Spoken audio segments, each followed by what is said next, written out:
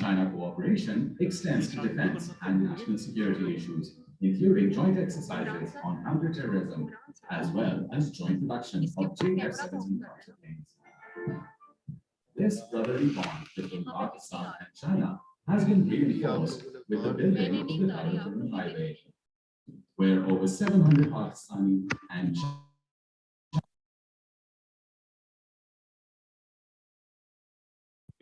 an engineering marvel, often called the eighth wonder of the world. Whether it's the coronavirus pandemic or natural disasters like the earthquake and floods in the past, Pakistan and China always stand together, helping each other as all-weather friends. Hence, President Arif Alvi especially flew to Beijing at the height of the pandemic to express Pakistan's solidarity with China.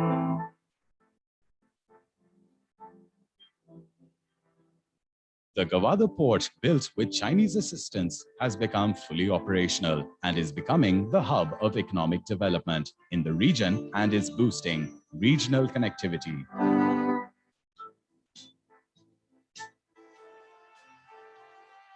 Premier Li Keqiang, in his visit to Pakistan in May 2013, first talked about CPEC and addressed the Senate of Pakistan. President Xi Jinping visited Pakistan in April 2015, marked the formal inauguration of China-Pakistan Economic Corridor, which has become the flagship project of the Belt and Road Initiative. Today, CPEC is providing a new dimension to Pakistan's quest for a better tomorrow, with empowerment of women as part of President Xi Jinping's historic Belt and Road Initiative. In order to promote CPEC, which has across-the-board above-party line support amongst political parties, a joint consultative mechanism of different political parties convened on 20th August 2020, where a consensus document emerged. There were letters of congratulations from President Arif Alvi and President Xi Jinping. The deep-rooted people-to-people bond is at the core of Pakistan-China relations.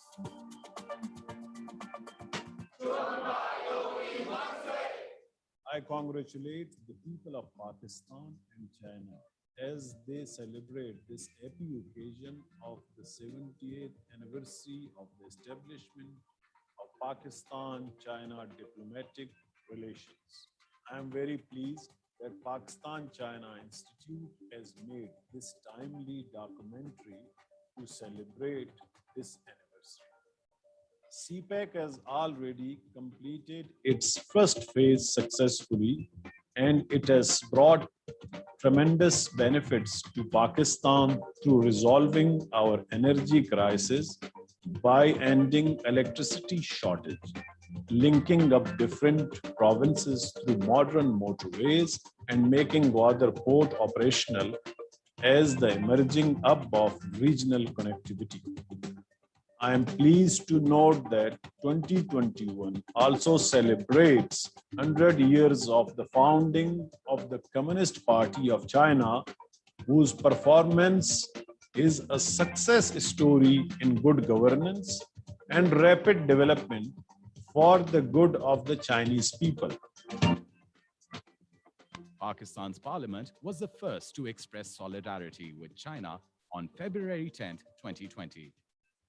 In order to enable the House to pass the resolution to express solidarity with the Chinese government on combating coronavirus. The Senate also wishes to place on record its appreciation of the leadership of President Xi Jinping, who is a great friend of Pakistan. Now the baton of Pakistan-China friendship is being passed on to the young generation, who are the nucleus of this fraternal bond. Love you, Pakistan!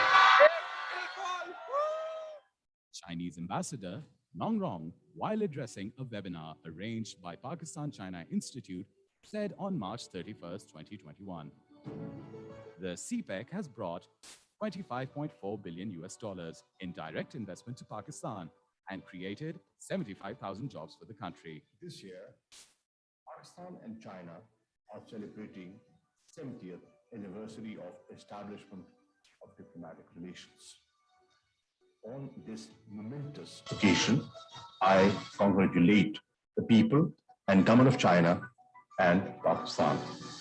China is our close friend and iron brother. While celebrating 70 years of Pakistan-China diplomatic relations, the Pakistani people share the joy and happiness of the Chinese people in the celebration of 100 years of Communist Party of China and its success in transforming China. CPC has indeed led from the front in promoting the cause of welfare of Chinese people as well as international community. Communist Party of China and China are two sides of the same coin. I would like to congratulate General Secretary, His Excellency Xi Jinping, and the people of China on the 100th anniversary of the founding of CPC. Our future, economic future, is now linked to China.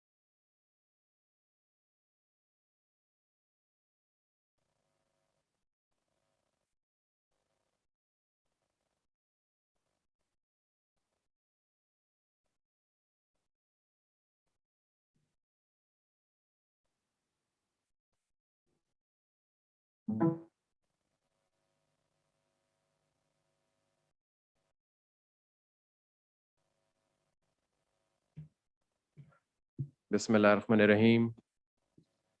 Zhao Shanghao, Tajahao, Waning. Welcome to the Pakistan-China at 70 International Conference hosted by the Pakistan-China Institute.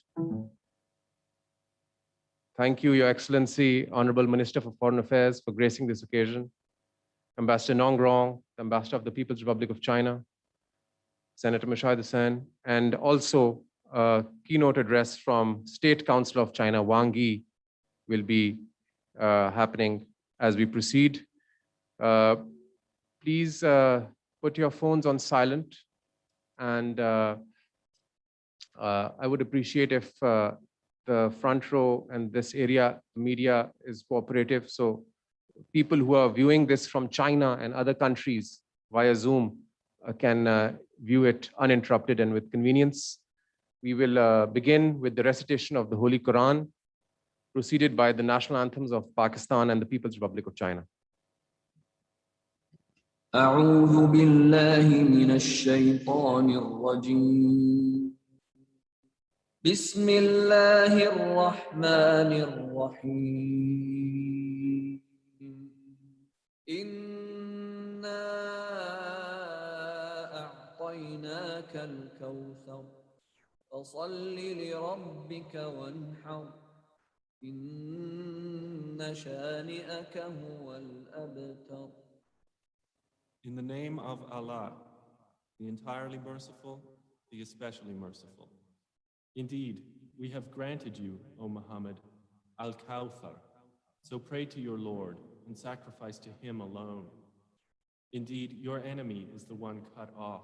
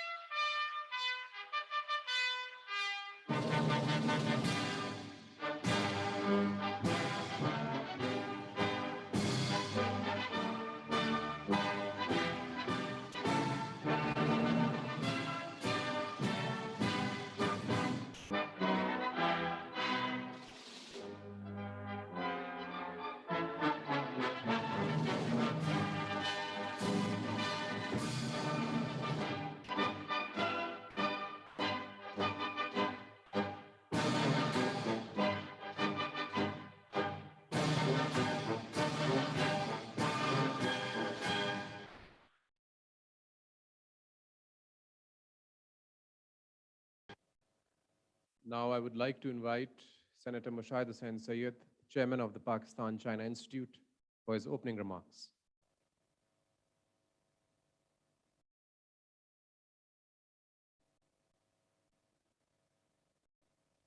Assalamu alaikum. Ni hao and good morning. In the name of the Almighty, the Lord of all mankind. The Honorable Foreign Minister of Pakistan, Makhdoom Shah Mahmood Qureshi Sahib, the Honorable Ambassador of the People's Republic of China, Ambassador Nong Rong, the Honorable Sayyid Fakhr Imam Sahib, Minister for Agriculture and Food Security, distinguished guests, Mustafa and the Pakistan-China Institute team, ladies and gentlemen. It gives me great pleasure to warmly welcome you and also extend a very heartfelt felicitations to both the people of Pakistan and the people of China on marking what is a special occasion for both these fraternal, time-tested iron brothers who have enjoyed the best neighborly relationship probably in the annals of international relations. And luckily this year, the new 70th anniversary also coincides with another very important historic anniversary. The 100 years of the establishment, the founding of the Communist Party of China, which started its journey, as the Chinese saying goes, of 1,000 miles in July 1921 from Shanghai, with a handful of people, in 30 or 40, including the young Chairman Mao Zedong. And then this journey went on to liberate China from the yoke of feudalism, from the yoke of foreign domination. And today, China, under the leadership of the Communist Party and President Xi Jinping, is a shining example of a country that has risen peacefully and that has changed the lives, the destinies of almost 1/5 of humanity that resides in China, including, excuse me, 800 million people who have been lifted out of poverty in little over a generation. And we are very fortunate that President Xi Jinping is also a great friend of Pakistan, because he launched the Belt and Road Initiative, which is without doubt the most important diplomatic and developmental initiative of the 21st century, bringing together 140 countries in different continents: Asia, Africa, Latin America, Middle East, Europe, through connectivity, ports, pipelines, economy, energy, roads, railways. And Pakistan is particularly fortunate that the pilot project, the flagship project of the Belt and Road Initiative, the China-Pakistan Economic Corridor, is now at the centerpiece of this global initiative to promote corridors, culture, and connectivity. You have seen the documentary that we produced. This documentary shows that there are 3 or 4 issues in Pakistan which enjoy across the board national consensus and full support among all the political parties, whether in parliament or outside parliament, whether in government or in opposition. CPEC, Pakistan-China relations, is at the forefront of that. And yesterday, those of you who witnessed the CPC, Communist Party of China's World Political Party Summit, in which we were also participating, and there were participation all across the Pakistan political spectrum, you could see that broad consensus formulated very clearly and expressed very vocally. Yesterday, President Xi Jinping made a very important speech. And since we were also here with the audience, and some of you were also here yesterday, and we were also seen by the way our window was open in Beijing and the world over, and I got a lot of messages because for a few seconds, they saw us also waving and also expressing solidarity as part of Pakistan-China relations. President Xi Jinping made it very clear that China will always be part of the developing world. And China has promoted distribution and dissemination of vaccines without discrimination as a global public good, for which we thank China very profusely.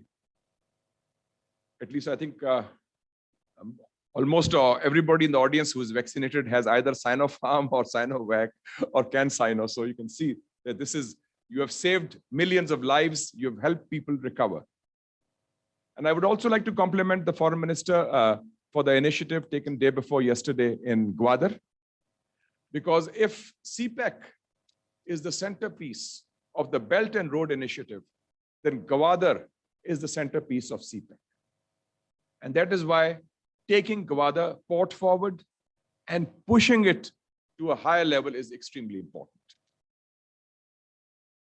In his speech also, President Xi Jinping mentioned that openness, inclusiveness, and balance and win-win results and building a high-quality belt and road is the key. And he also said that China will never seek any hegemony or sphere of influence.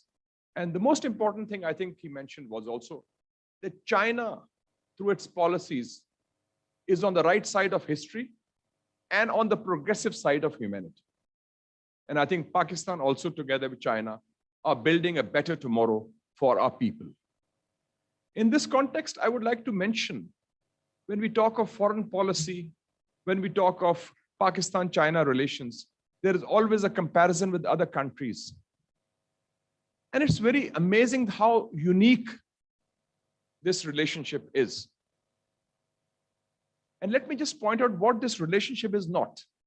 It is not transactional, that it's based on giving something or getting something in a certain context. It is not tactical. It is not linked with a situation that exists in the region and somebody, China needs us and we need China, and then we collaborate and then we part company. And also, most important, it is not against anybody, not against any country. It is inclusive and it is for our people. And I think normally the word is not used, but I'd like to use it. This is not used in diplomacy. There is an altruism in the Pakistan-China relations. We really care for each other and we really support each other. And this documentary has shown China's support for Pakistan on our core interests and our support for China. And let's not forget, today is the 7th of July. 50 years ago, Dr. Henry Kissinger arrived in Islamabad. And he flew the next day secretly on a PIA plane from Islamabad to Beijing to have conversations with Chairman Mao and Premier Zhou Enlai. And we were the bridge. Pakistan was the bridge. And here I see a lot of Foreign Office professionals here.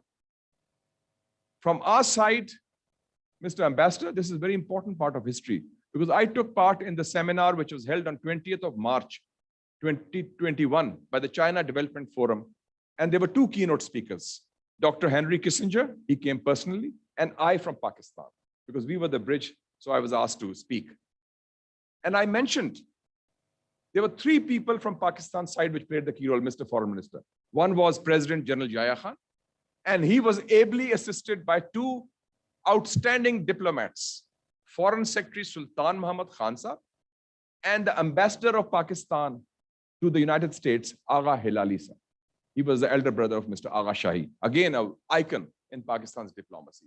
And these three, through secret diplomacy, there was no intelligence, there was no other special thing. It was done, handwritten notes were exchanged.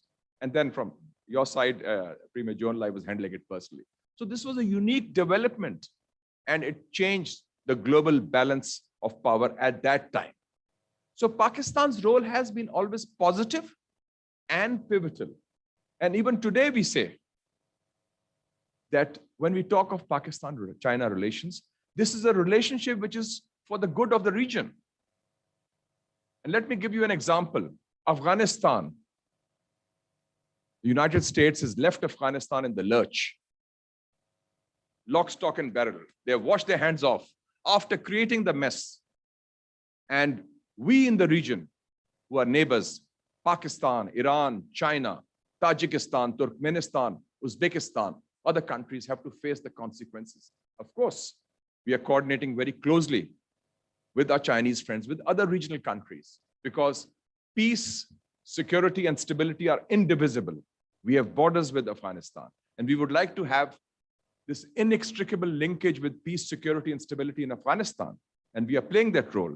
And the foreign minister has been very active, going to Kabul, going to Doha, going to different capitals, even Istanbul, Moscow, Beijing, and negotiating, talking to the Americans. And it's important that we do that. In this context, I would like to mention that people say we are faced with choices. Let me remind people, and Adnan Aurangzeb is here. He's the grandson of Field Marshal Ayub Khan, who was the architect of Pakistan-China relations, together with his foreign minister that period, Mr. Bhutto. And let me remind you what the founding fathers had said about Pakistan-China relations. In 1959, when Chairman Mao appointed a very great Chinese leader, who was the mentor of President Xi Jinping, General Geng Biao, as ambassador of China to Pakistan, Chairman Mao told him, look after Pakistan. Pakistan is China's window to the West. Look at the vision of Chairman Mao at that time. And Field Marshal Ayub Khan. People say there are choices. In November 1965, he went to Washington. It was after the 65 war. He had a conversation with President Johnson. And this is recorded now in the US State Department documents. I've quoted it many times. Johnson was very angry. He said, Pakistan is having a flirtation with China. Then they called it flirtation, because they said flirtation is supposed to be very bad in those days. Now it's much beyond. So he said, Pakistan is having, and you must really review your relationship.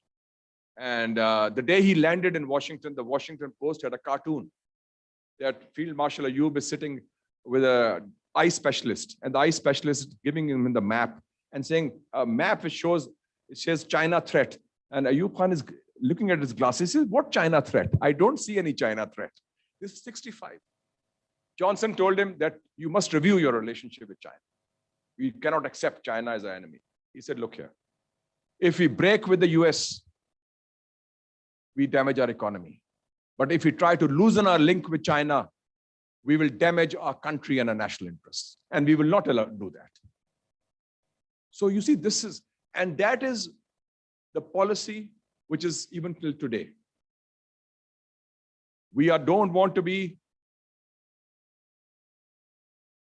on one side in the so-called new Cold War. We will tell our friends in the West, those hawks who are talking of a new Cold War, that this is not in their own interests.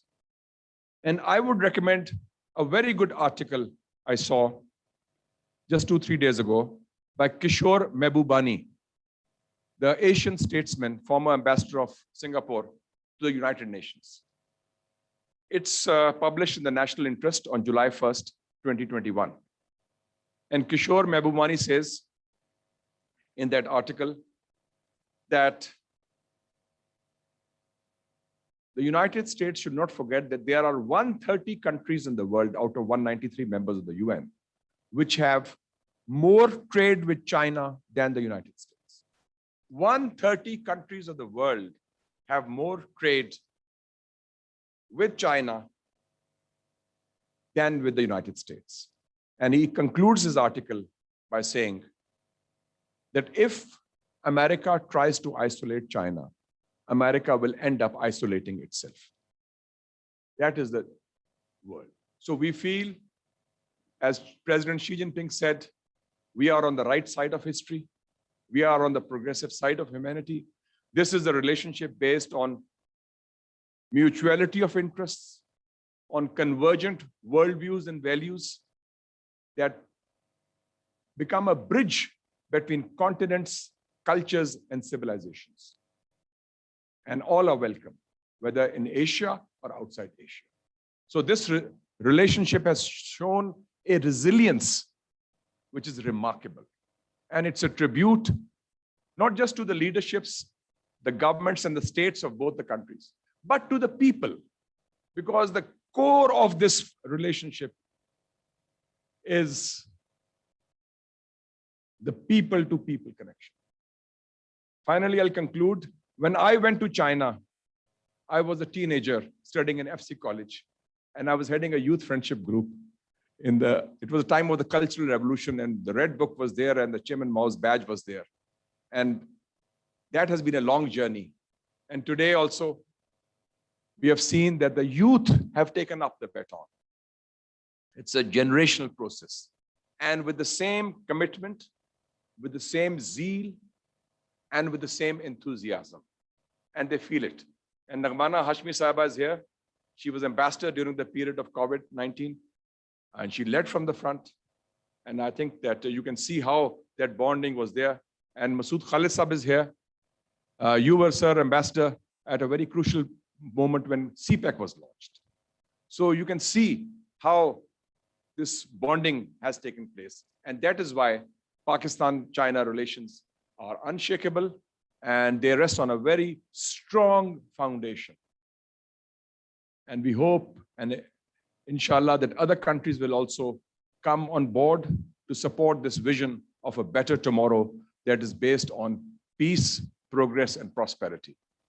I would like to especially thank the Honorable Foreign Minister for taking time off from your busy schedule. And you have been extremely busy. Your hands are full. And when I was chairman of the Senate Foreign Affairs Committee, we had an excellent rapport and relationship with the foreign minister, very cooperative, always forthcoming. And we look forward to continue that cooperation between parliament and government for the greater good of Pakistan and Pakistan-China relations. Long live Pakistan-China friendship. Thank you very much.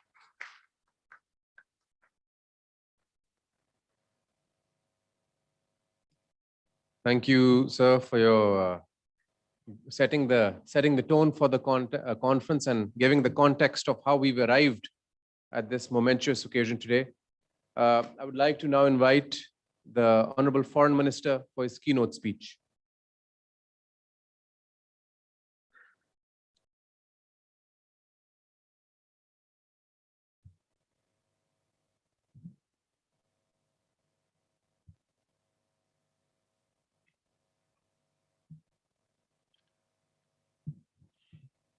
Bismillah ar-Rahman ar-Rahim.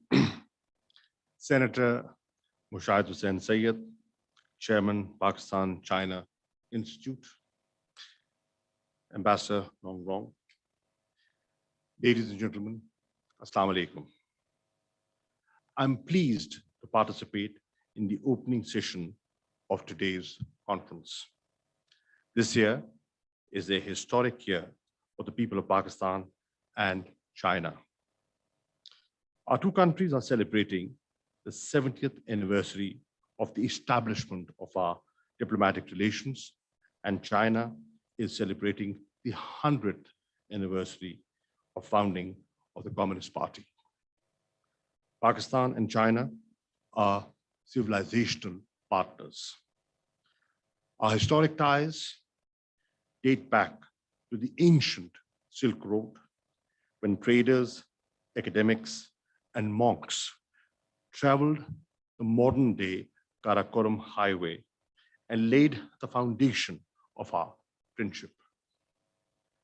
Our 7-decade journey has been one of greater solidarity, deeper confidence, mutual trust, and mutual understanding. Our deep-rooted and ironclad friendship has been nurtured by successive generations of leaders and people of both countries. We support each other on our respective core issues. Pakistan has always upheld one China policy and supported China on Taiwan, Tibet, Xinjiang, Hong Kong, and South China Sea issues. China has stood by Pakistan in supporting our key strategic, economic, and developmental priorities, while maintaining the principled and just stance. China has supported Pakistan on Jammu and Kashmir dispute.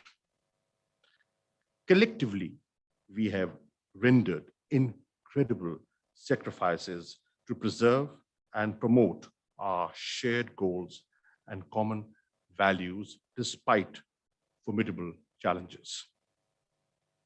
Our all-weather strategic cooperative partnership has become an anchor for peace and stability in the region. Ladies and gentlemen, Pakistan-China friendship is rooted deeply in the hearts and minds of the people of the two countries. We have the finest tradition of standing by each other through difficult times. In line with this tradition, our cooperation against COVID-19 pandemic remained exemplary. After the outbreak of COVID-19, Pakistan immediately dispatched essential medical supplies to China for its fight against COVID-19. President Dr. Arif Alvi traveled to Beijing at the peak of the pandemic to express solidarity with China in its efforts to contain the pandemic. In global fight against COVID-19, Pakistan supported China's initiatives both at regional and global fora, including President Xi's declaration of making COVID-19 vaccine a global public good. Similarly, China provided us over 60 plane loads of medical relief goods to contain the pandemic.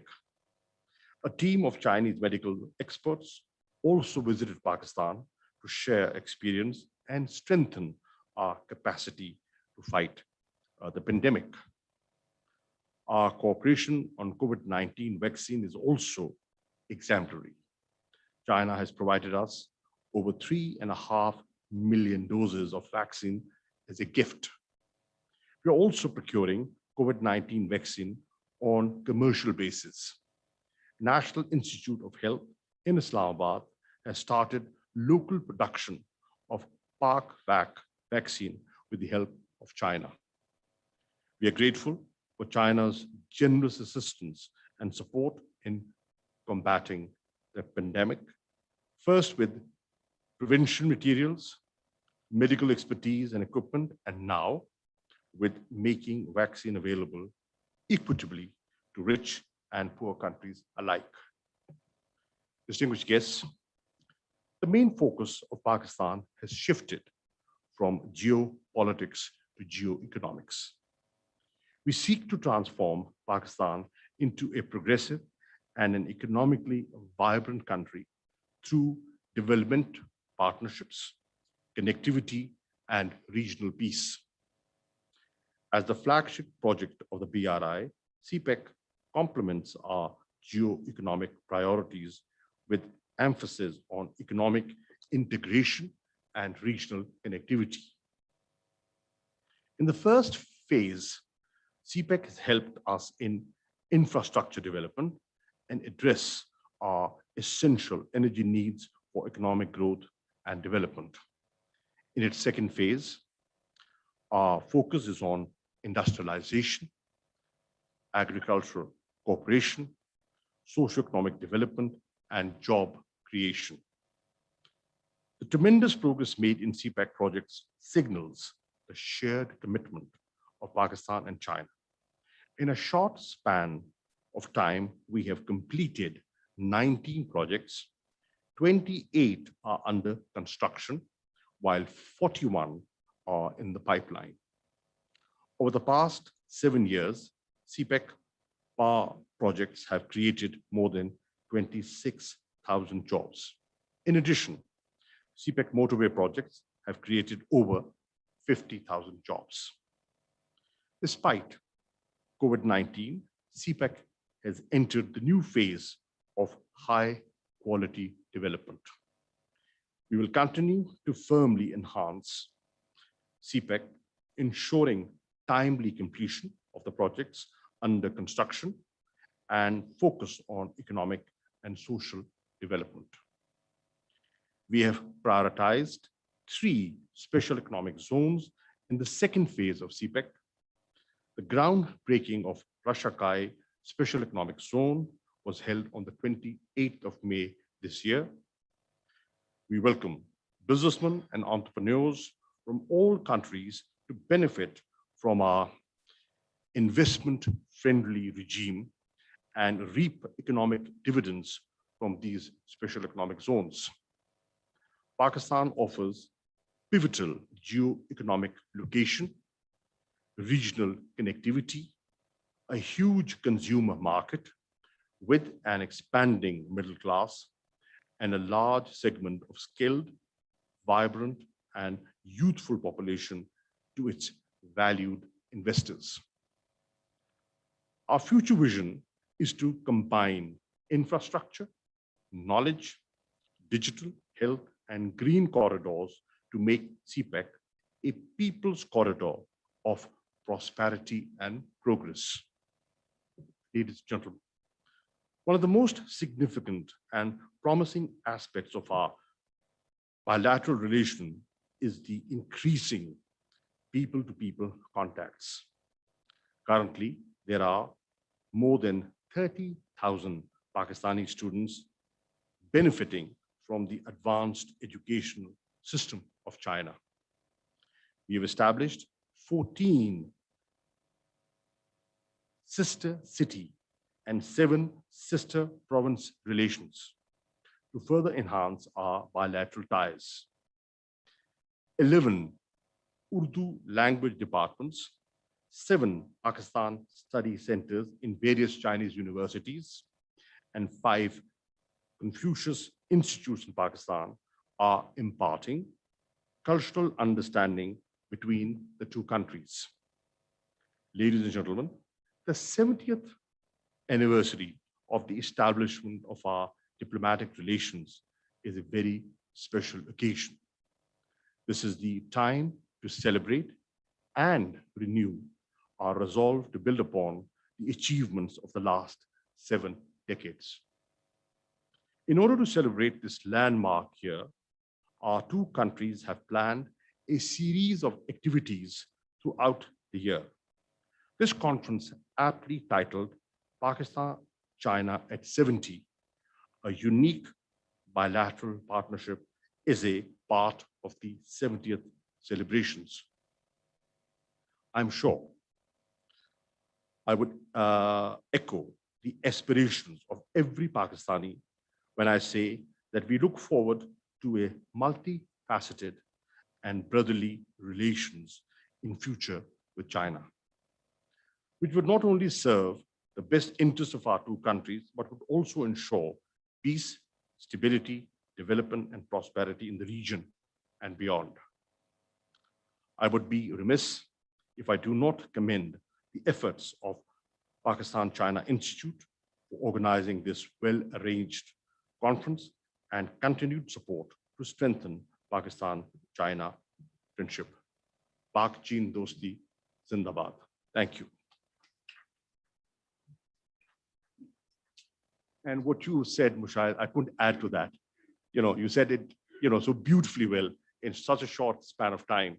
You absolutely ran us through the evolution of our relations. Thank you for doing so.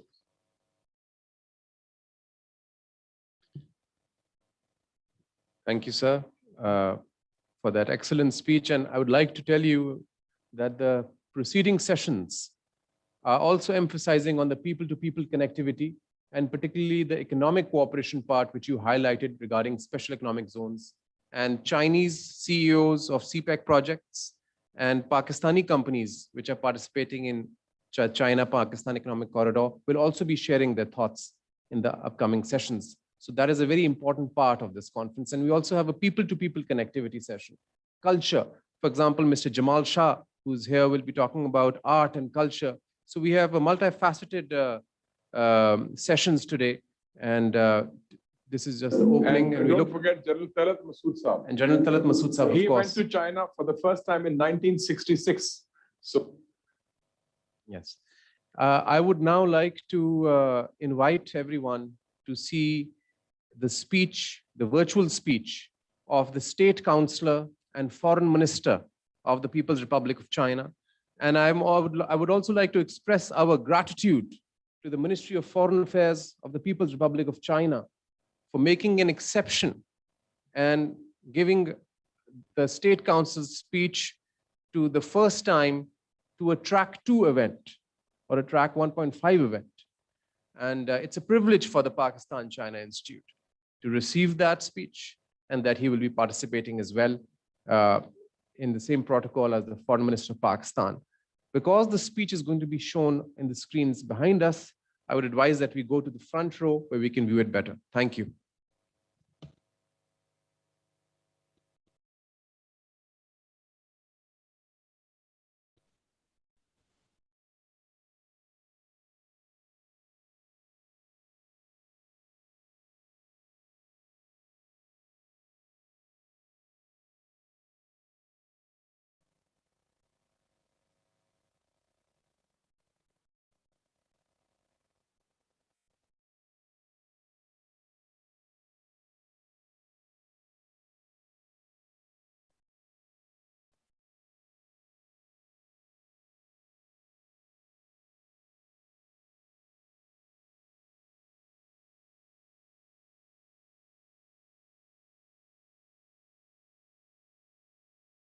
尊敬的库里西外长、各位嘉宾、各位朋友，大家好！很高兴同我的好朋友库里西外长一道出席中巴建交70周年研讨会。两国有识之士在此齐聚一堂，共同回首中巴关系70年走过的不平凡历程，共同谋划两国关系下一个70年美好前景，具有十分重要的意义。感谢穆沙希德参议员为研讨会举办所做的积极努力。借此机会，我也要向长期以来支持中巴友好的两国各界朋友们致以最诚挚的问候和最衷心的感谢。History is a mirror. It helps us observe the present and look far into the future. 70 years of solidarity and collaboration and 70 years of progress through thick and thin between China and Pakistan have forged a unique iron-strong friendship, rock-firm political mutual trust, and most valuable strategic asset. China and Pakistan are equal friends who understand and respect each other.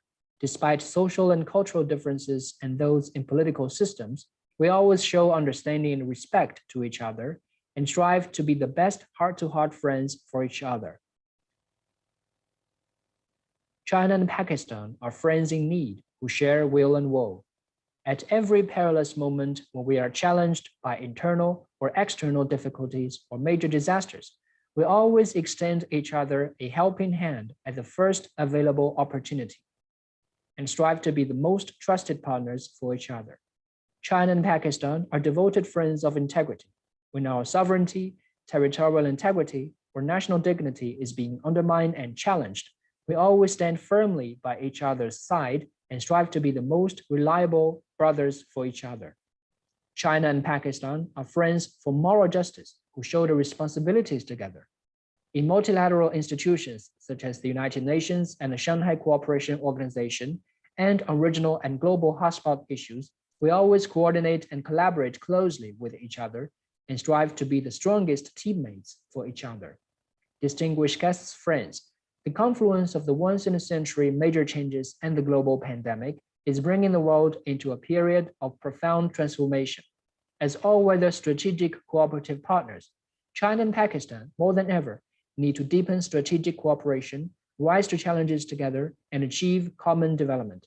And we more than ever need to step up the efforts to build a closer China-Pakistan community of shared future in the new era.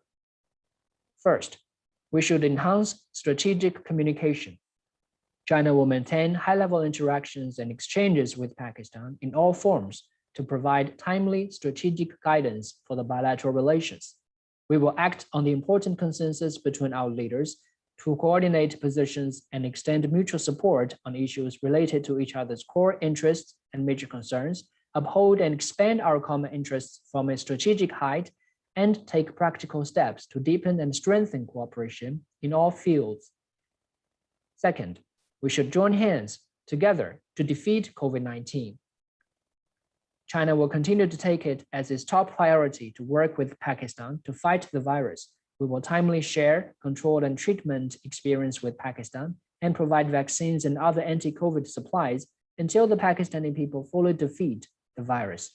The two countries should further strengthen coordination and collaboration in COVID-related efforts at the international and regional levels, support the WHO in playing an active role in the global fight against the pandemic, oppose vaccine nationalism and political manipulation of international cooperation on COVID-19 origin tracing, and jointly contribute to humanity's early victory against the virus.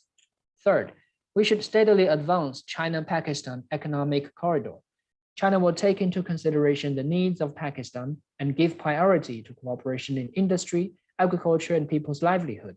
We will help Pakistan's economy enhance its capacity for self-reliant development, promote high-standard, people-centered, and sustainable development, and make the CPEC a fine example of high-quality Belt and Road cooperation. We will work closely with Pakistan to identify priorities for the next stage of the CPEC, and we will actively explore CPEC cooperation with third parties and extend CPEC to other neighboring countries so as to lend fresh impetus to its future development. Fourth, we should join hands in safeguarding regional peace. The future of the Afghan issue is a practical challenge to both China and Pakistan. China will, together with Pakistan, continue to support the parties in Afghanistan in seeking a political solution through dialogue and eventually achieving national reconciliation and enduring peace. We will encourage other stakeholding countries to strengthen communication and collaboration, effectively contain spillover of security risks, and especially prevent regional and international terrorist forces from wreaking havoc and prevailing so as to ensure overall stability in the region. Fifth, we should practice true multilateralism. China stands ready to step up cooperation with Pakistan on international affairs and make global governance more just and reasonable. Together, we should champion the common values of mankind of peace, development, equity, justice, democracy, and freedom. We should together oppose zero-sum game and Cold War mentality, oppose creating exclusive and confrontational blocs, and oppose the attempts to force other countries to choose sides. We should together uphold the UN-centered international system and the international order based on international law. Friends, China just celebrated the centenary of the Communist Party of China. Prime Minister Imran Khan and many Pakistani friends from various sectors have extended their warm felicitation in different ways. We deeply appreciate this. On July the 1st, General Secretary Xi Jinping made an important speech at the ceremony marking the centenary of the CPC. He comprehensively reviewed the glorious 100 years of struggle of the CPC and the remarkable accomplishments of the Chinese people rallied and led by the CPC, and solemnly announced that China's national rejuvenation has become a historical inevitability. Under the strong leadership of the CPC Central Committee with Comrade Xi Jinping at the core, the 95 million plus CPC members and 1.4 billion Chinese people will work with one mind, uphold and develop socialism with Chinese characteristics, and stride forward confidently along the path we have chosen for ourselves. Globally, we will advocate peace, development, and win-win cooperation, and continue to safeguard world peace, contribute to global development, and preserve international order. We will endeavor to build a new type of international relations and a community with a shared future for mankind, and provide the world with new opportunities through China's new development progress. As an all-weather strategic cooperative partner and iron friend, China genuinely wishes Pakistan greater unity, stability, development, and strength. This serves the fundamental interests of the Pakistani people It is also the best wishes of the Chinese people and conducive to peace, stability, and sustained prosperity of the region and beyond. No matter how the world may change, China will stand shoulder to shoulder with Pakistan and firmly support Pakistan in upholding its national independence, sovereignty, and territorial integrity, in finding a development path suited to its national conditions, and in attaining the great vision of a Naya Pakistan. I hope that our distinguished guests and friends will make the best use of this opportunity to exchange views, build consensus, and contribute your wisdom and strength to a closer China-Pakistan community of shared future in the new era, to an all-weather strategic cooperative partnership at new heights, and to a brighter future of China-Pakistan relations. I wish the conference a full success. Thank you.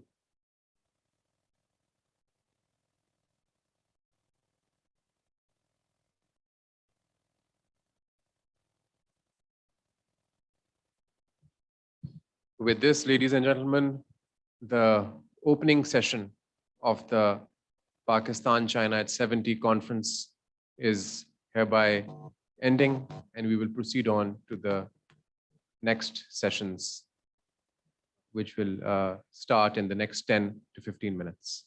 Thank you very much.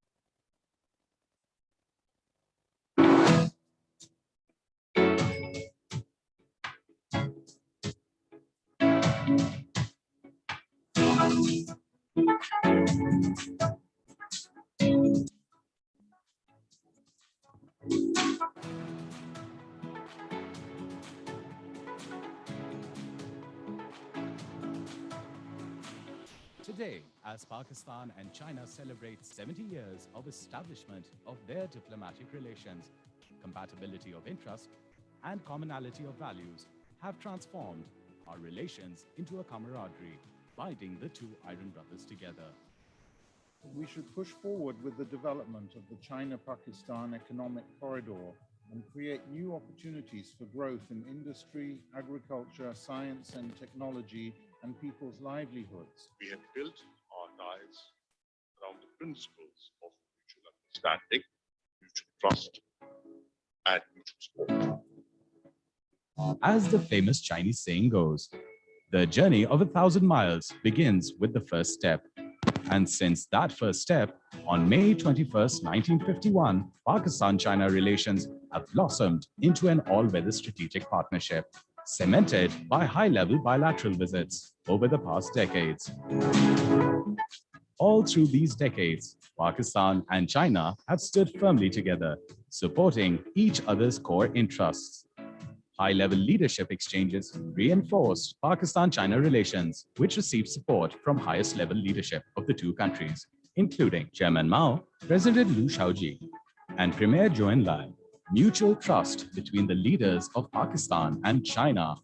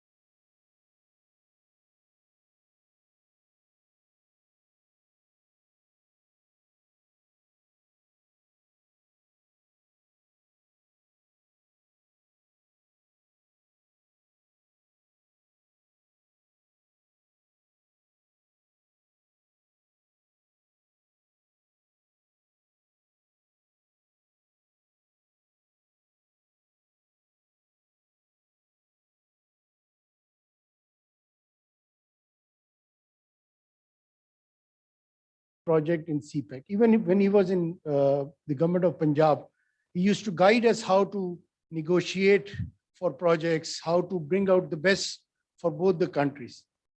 So thank you very much, General Saab, sir, for being here. I would now request General Talat to, in his time, allotted time, to speak about this great relationship between the two countries and some lessons for perhaps the younger generation.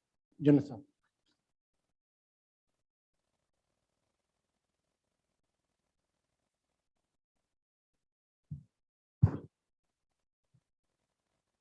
Bismillahirrahmanirrahim. Senator Mushaid Hussain sir, first let me thank you for giving me this opportunity of addressing such an august gathering, and also allowing me to sort of reminiscence, the past, and at the same time contribute in a very humble and a modest way our relationship with China as to how we can build further bonds and put it on the right path. Well, I think I was extremely fortunate in the sense that I have been going to China ever since 1966. And I've been to China from 1966 onwards right up to now, maybe about 20 to 25 times. But I think every time that I have been to China, China has changed. China is not the same. And the transformation that has taken place in China over the last 30 to 40 years has been, which no country in the world has changed that much in 1,000 years. So I think the greatest contribution that what the Chinese have done and shown to the world and to Pakistan is that how a nation can transform itself, from what it was to what it is today. So I think this is the greatest lesson that we have to learn. When we talk about relationship with nations, we also should understand that the relationship should not be only of the material kind. It should also be of an intellectual kind. It should also be based upon what we can learn from them, learn from their good things, learn from their mistakes, because great nations like China have also learned from their mistakes. Now, to begin with, when I went to China in 1966, the Cultural Revolution was at its peak. And why was I sent to China? That is the first question that must be in your mind. I was supposed to be somewhat a specialist as far as tank technology was concerned. And I was very familiar with the tank technology, and the tanks that we had were the American origin tanks, the M47 and the M48s and others, and their guns and so on. So I had been to America a few times and I knew about American systems.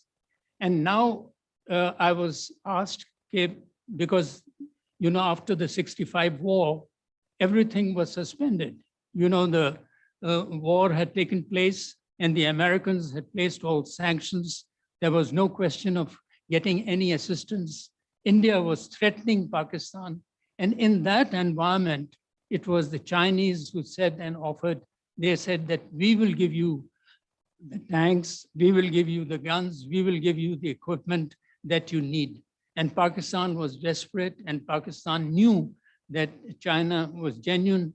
And so I was very lucky that I was sent to China to sort of study the tanks, study the systems, and then come back. So I was there for about 6 months.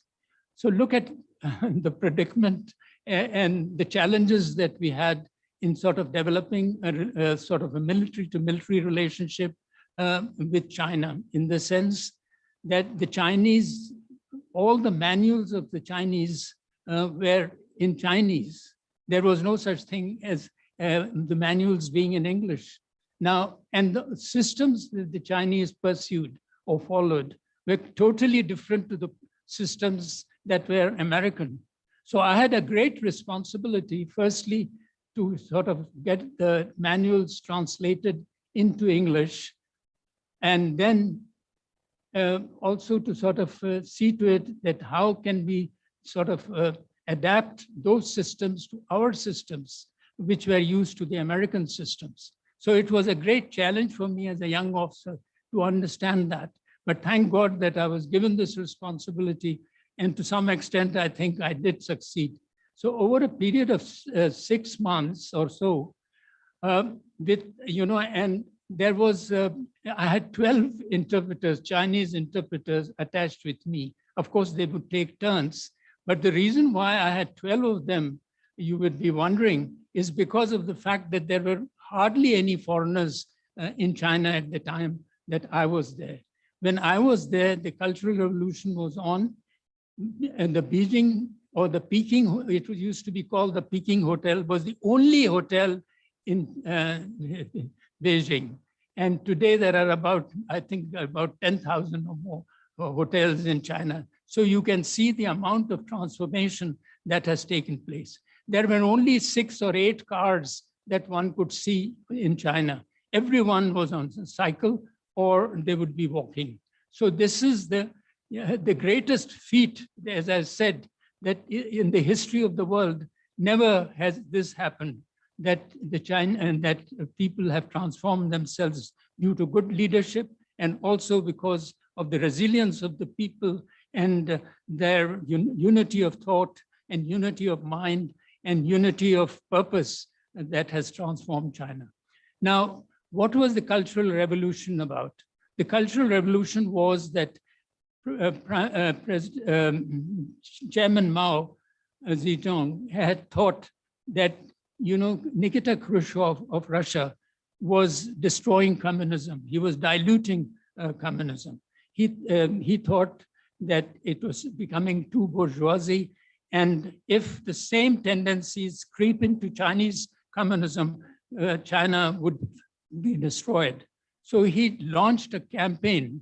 And in this, he thought that the older generation would not be very helpful. So he had the young Red Guards with him. And those Red Guards, of course, started destroying also a lot of things in China. They went on a rampage.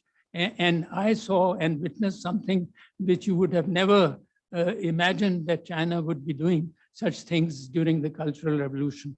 For instance, where I was staying, that place, was commanded by something like a general, full general, and that formation. And although they didn't wear the ranks, but he had that equivalent rank without wearing it. And he was overnight thrown, and he was made to sort of look after the basketball ground. I still remember that. It was so humiliating, but that is what was done. The CEO of the hospital where I was staying in that cantonment, he was also removed overnight and he was made to do. Many of those people who were heads of farms and institutions, they were all removed overnight. There was such a huge sort of a shake-up of the rest of the leadership of China. And there was so much of confusion, so much so that the Red Guards would go and sort of destroy even very sort of historical buildings also. So I think this went on for a while. But the whole purpose of the Cultural Revolution was to strengthen communism and also to bring about a certain level of unity, although I think there were also weaknesses. But that apart, that phase has been over, because as I said, that I've been several times, what is important to understand is that Chinese are the most resolute people. They really believe, having set an aim for themselves, they work towards it and they achieve it. And that is what is needed for Pakistan as well. I would also say that, their emphasis on education, on science, on technology is extraordinary, because this is what they thought should be the priorities of a nation. And they worked on that. And that is why you find that that progress has been so phenomenal. Now, the thing is that if, what is the present situation? The present situation is that the Americans are genuinely scared and feel threatened that China would overtake them. And obviously, no country wants to be anything less. If a country is a superpower, it wants to retain its superiority. And I think it is this struggle which is going to be the most challenging. What are the challenges for Pakistan in a context like this? Are big questions. I think Pakistan has formulated very balanced policy. It will not be a party to any of these conflicts. It will side with, it will continue to have excellent relations of a very deep and a wide strategic nature with China, but at the same time, it wants to continue its good relationship with America or with US. I think this is a good policy and needs to be pursued relentlessly and exactly the way that it is pronounced. Although it would be very difficult, because it's very difficult to balance relationships, especially when the Americans are pushing you and have also are using India in a context which could be very detrimental to the interests of Pakistan. But having said that, Pakistan has the ability to sort of navigate its policies, in very difficult situations. Pakistan has done that in the past. Pakistan can do it in the future and in the present. So I'm quite confident that we will continue to sort of pursue policies which are good for Pakistan, which will not get involved in this conflict. And I think this conflict is understandable because America is genuinely threatened. The Chinese are determined to sort of move ahead. But as the president of China has repeatedly said that he does not want to sort of have a conflict with US. They want to sort of have a good relationship with the US, at the same time move ahead. And there can be a bilateral relationship whereby both the countries can progress and both the countries can also have a competition in terms of economic competition, but at the same time do not necessarily get into a conflict.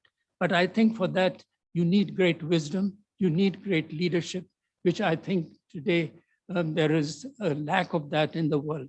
But for the betterment of the world, for more peace in this world, what we need is some sort of a balance in the relationship, some sort of an understanding that you cannot have a monopoly of everything in this world, and you cannot retain it forever. There are also other countries which also have the right to sort of move forward and also to take precedence in many other things that you may be at the moment in the lead. So I think this tussle will go on, and Pakistan will obviously have to face certain difficulties. But Pakistan, as I said earlier, is used to this. And I feel that the future of China-Pakistan relationship is great, and Pakistan is also quite capable and competent to have a reasonably good relationship with other countries. But everything else will depend how internally we are strong, both in terms of our economy, in terms of our political stability, and in terms of our strategic outlook. Thank you.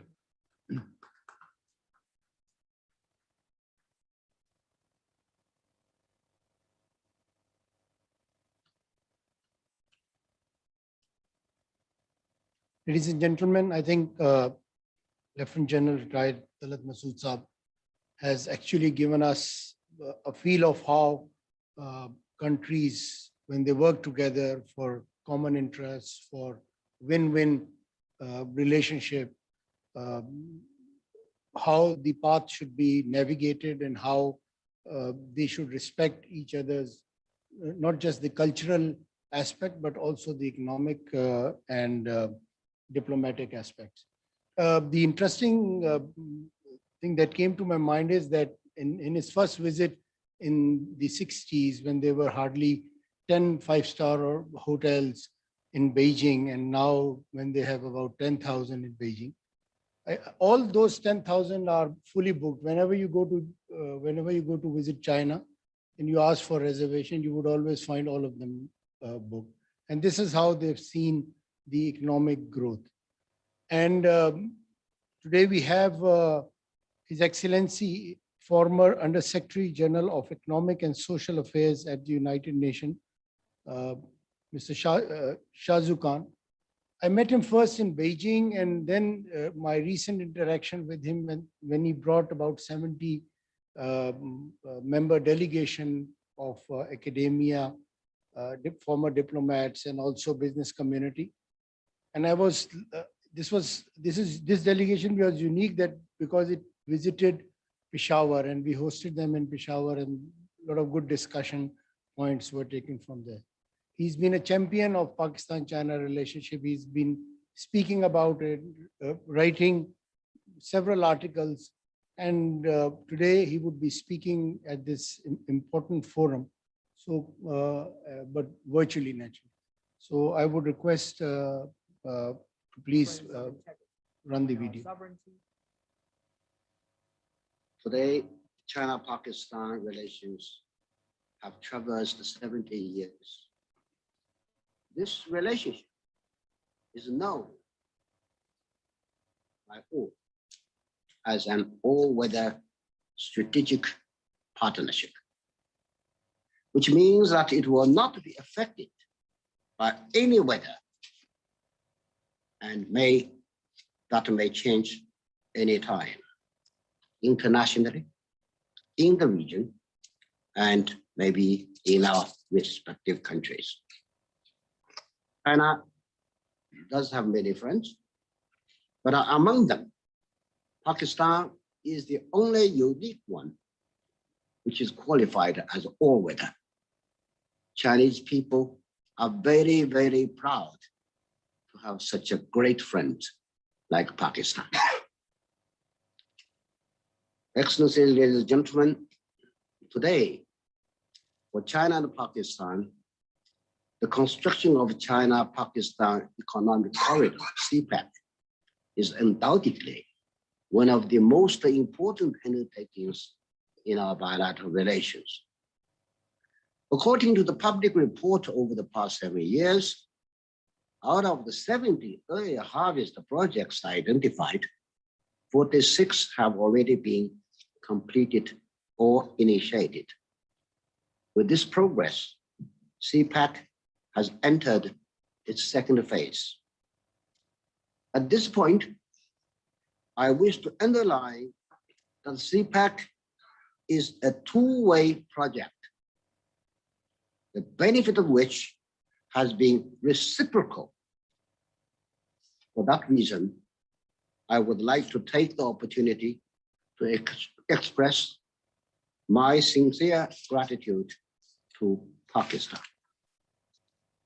Ladies and gentlemen, the Belt and Road Initiative, BRI, is a public goods provided to the international community by the Chinese government. It would be fair to say that the BRI is something new in the sense that we all lack due experience. China takes the CPEC as the forerunner of BRI, a flagship project. It is for that matter, we should regularly assess its progress, sum up experiences or lessons, if any, so as to guide the construction of BRI elsewhere. Ladies and gentlemen, personally, I believe that Pakistan is the most important country in the region for China, and one of the largest and most important country in the Muslim world. Success of CPEC will set examples to other developing countries, particularly by Muslim countries involved in building BRI. I also believe that the BRI construction, by its nature, guided by the principles of extensive consultation, joint contribution, and shared benefit, will definitely succeed against all odds. So will CPEC. Any attempt by any forces, no matter coming from any corner, to undermine CPEC shall be futile.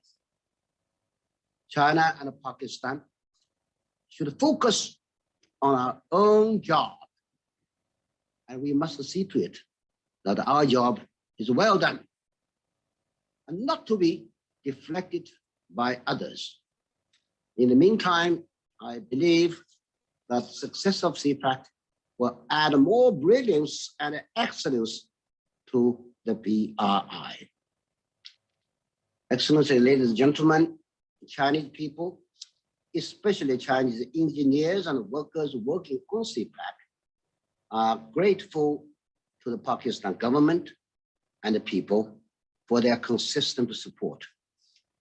They are especially grateful to the Pakistan military for their efforts and sacrifices to safeguard the safety and security of major CPEC projects. On the occasion of 70th anniversary of the establishment of China-Pakistan relations, as a professional diplomat of China for 45 years, I cannot but recall with reminiscence the closest cooperation and unconditional support given to me and to my colleagues by Pakistan counterparts during my long diplomatic career. Whenever I had difficulties, I would first run to Pakistan diplomats for help. Today,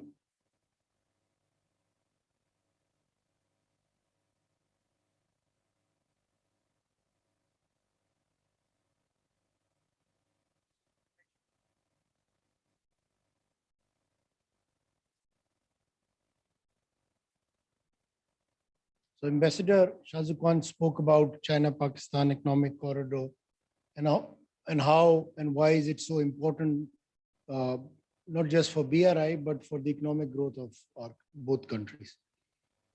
Today, we also are privileged to have with us Dr. Jahan Zeb, and he's one person who's been speaking about China-Pakistan economic corridor, who's been actually working during his visits to China and working on all the infrastructure, optical fiber and all projects that today we call China-Pakistan economic corridor. And I was just following him earlier this week, and he was, I think, in Gwadar also, looking at the progress of the projects there. We've had several discussions when I was also in the planning commission. He was my boss there. He's been speaking about how these projects should be taken in an incremental manner through various transitions, and also how important this is for not just Pakistan, but also our neighboring countries, including Iran and Afghanistan. So I will let him speak more, and Dr. Saab.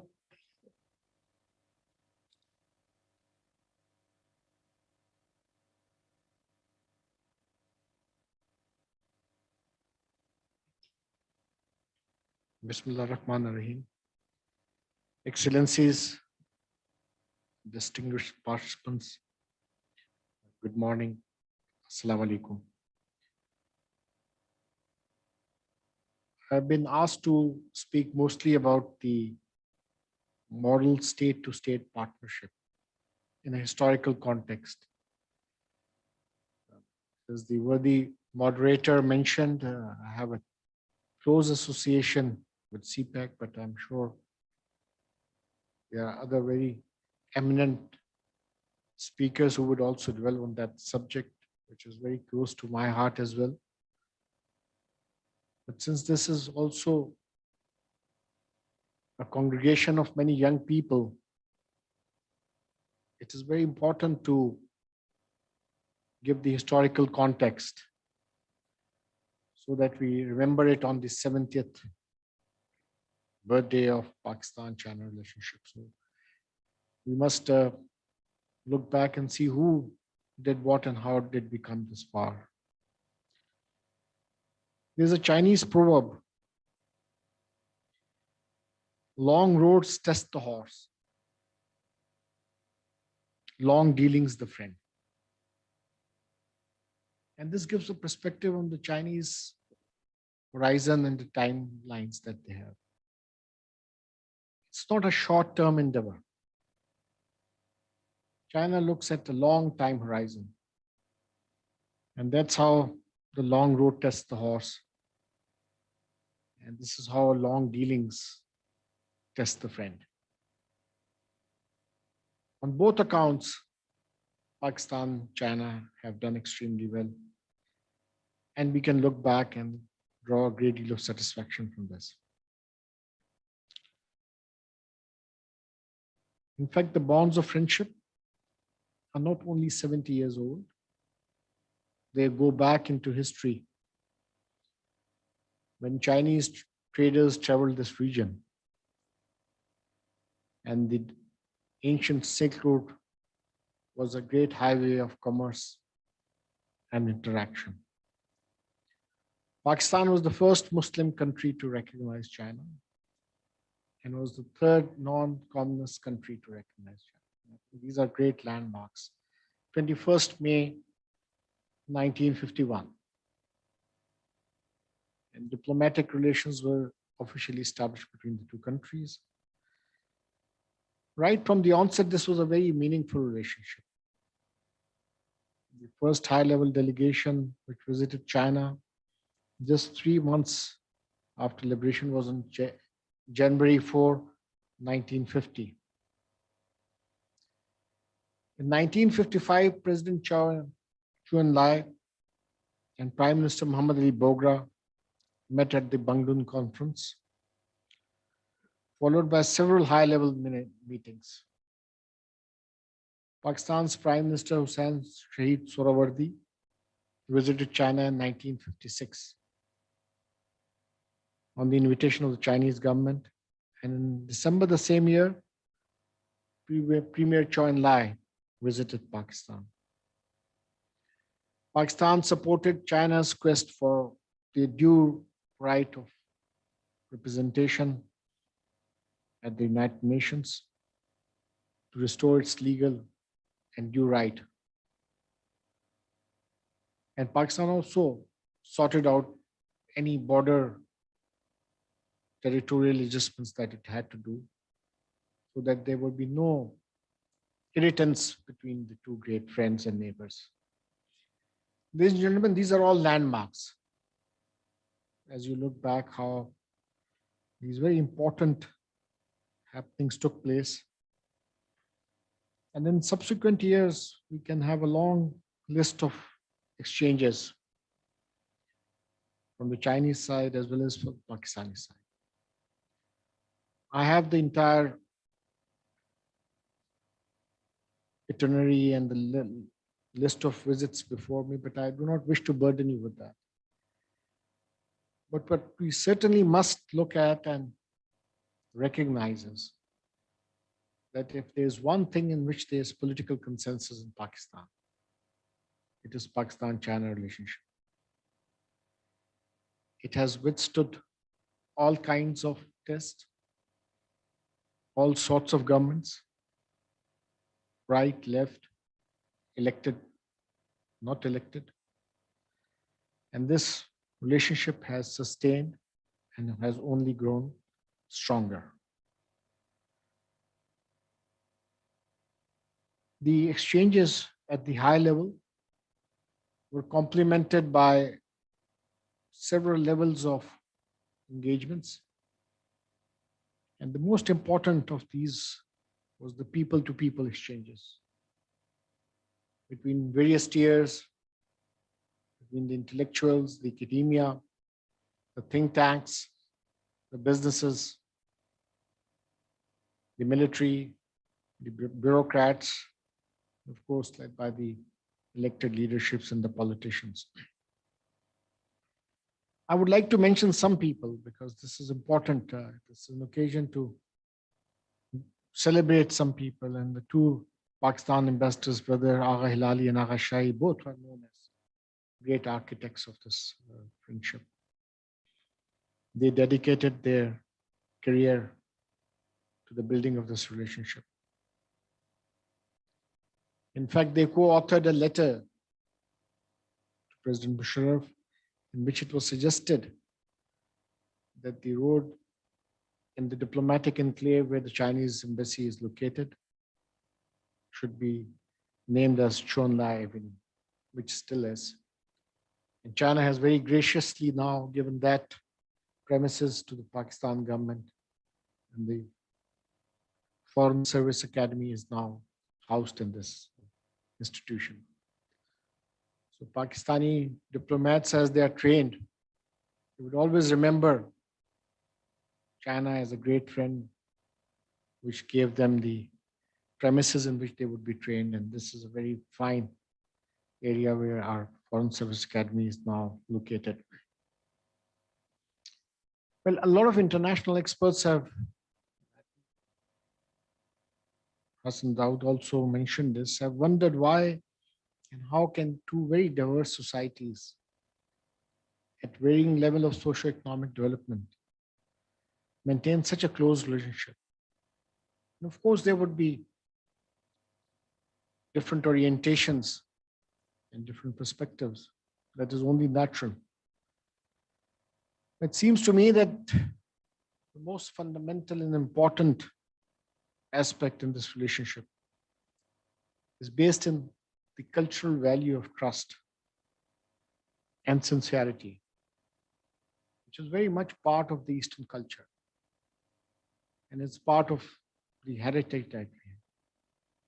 And anything which is built on heritage, long culture and civilization endures beyond any particular generation or regime.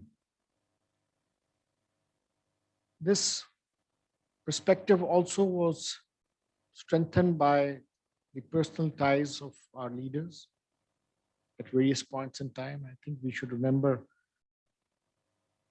President of China, Jiang Zemin, who worked here in the heavy mechanical complex.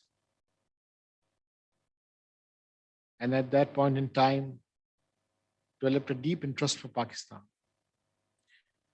I should also recall one of my predecessors, Dr. Akram Sheikh, who also worked there. Later on, did a great deal of work, spade work, and the conceptual work on development of CPEC in the early 2000s. So what we see of CPEC today did not happen overnight. And there were many people who toiled and worked hard to bring this concept together. 2001 marked the 50th anniversary of Pak-China relationship. And this was a moment of great joy for both countries. A lot of very colorful ceremonies were held and celebrations took place between both the countries. It was in 2013 that CPEC was formally established, the project, and a certain number of projects and interventions were put together. At that point in time, it was mentioned that this was worth about US dollars 46 billion. Subsequently, more projects were also added. The number went up to 64 billion US dollars. What was CPEC trying to achieve? For many, it might appear that these were projects of infrastructure, energy, railways, ports, etc. But it is important to mention that this was a very well integrated and is a very well integrated framework of development between two countries. It begins by strengthening the infrastructure. As we all know that in 2013-14, energy crisis was at its peak. China helped us with intervention in that direction to overcome that huge crisis, without which we would not have been able to do other economic activities. In Pakistan, there was a historical lag on infrastructure. In particular, in the underdeveloped regions of the country, the infrastructure deficit was high, and that was brought into sharp focus, and those infrastructure developments have taken place. All of these infrastructure development take us to the next phase, where business, commerce, industry, agriculture, and services can be provided through this infrastructure. This was a necessary prerequisite.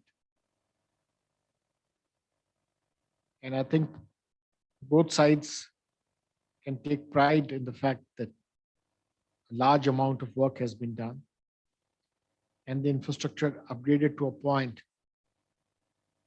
where the next phase can now move at a faster pace. The next phase is extremely important because this would bring the economic benefits of these investments. They would bring huge dividends to the Pakistan's economy and society, and as well as open new areas for the Chinese economy to flourish, new routes established, and provide conduit for China from its western part. So this project of CPEC is based on win-win benefits. It is also based on long-term partnership and very well-defined long-term indicators and achievements. There is a CPEC long-term plan. And of course, this would also evolve as it moves forward. But as I mentioned at the beginning of my statement, that this is not a short haul. This is an enduring partnership. The gentleman, Prime Minister Imran Khan, has repeatedly underscored the importance of the relationship. It just happens that he was in Gwadar just a couple of days back. I also toured Balochistan in the, just before the previous week and was in Gwadar. A lot is happening. And the Prime Minister, while addressing the Communist Party of China and the World Political Party Summit, emphasized that Pakistan and China are iron brothers, and that President Xi Jinping's vision of shared prosperity for the Belt and Road Initiative had made a major impact on global sustainable development and provided the credentials, proved his credentials as a world statesman. In particular, the Prime Minister said that the President Xi's declaration of making COVID-19 vaccine a global public good is reflective of his compassion and fairness.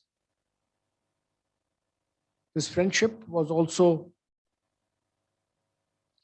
came into highlight during the pandemic, when Pakistan, with its own meager resources, went to help China when the pandemic started.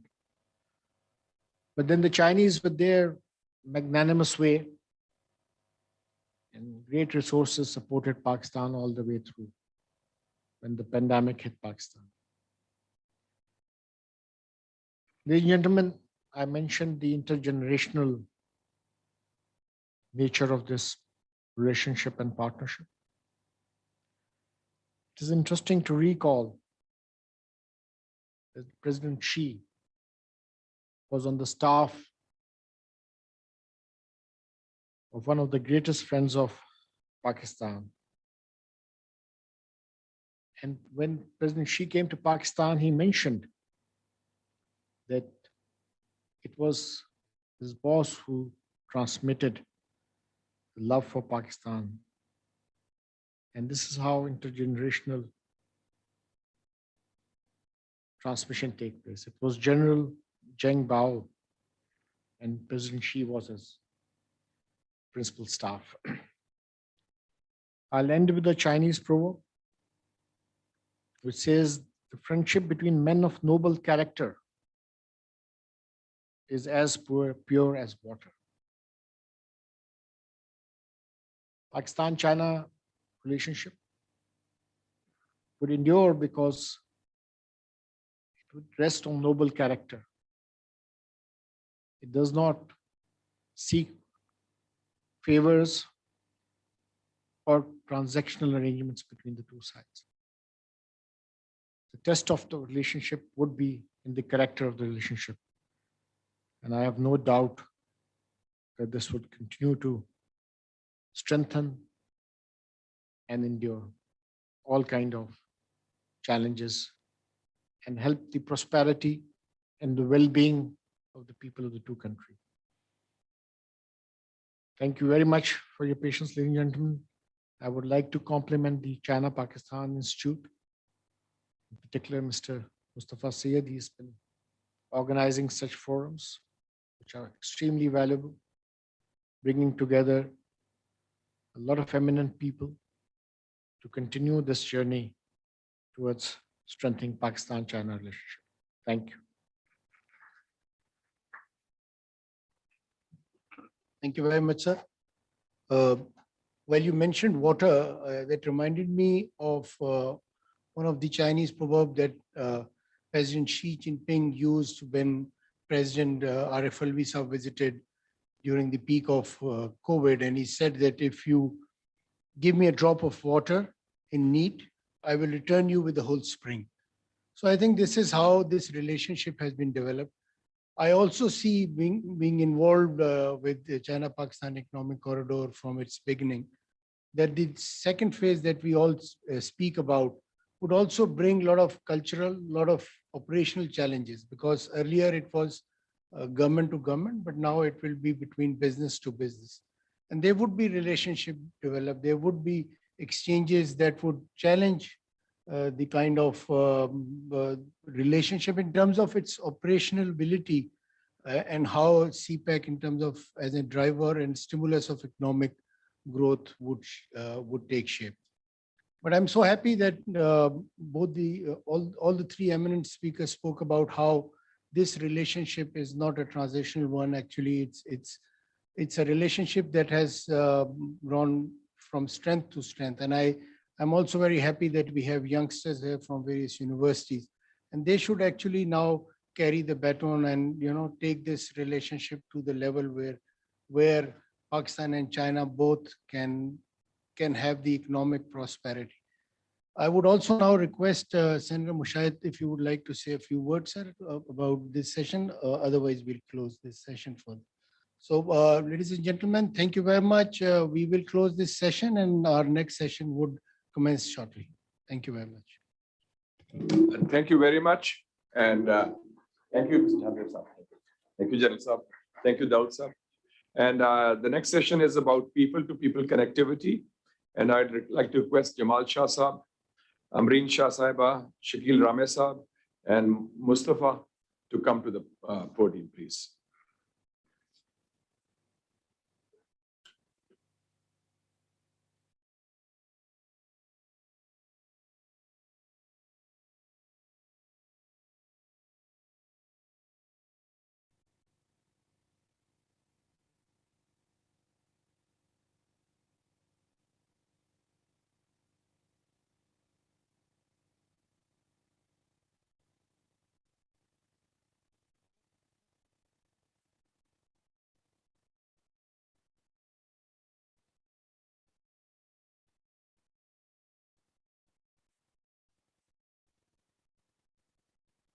Assalamu alaikum.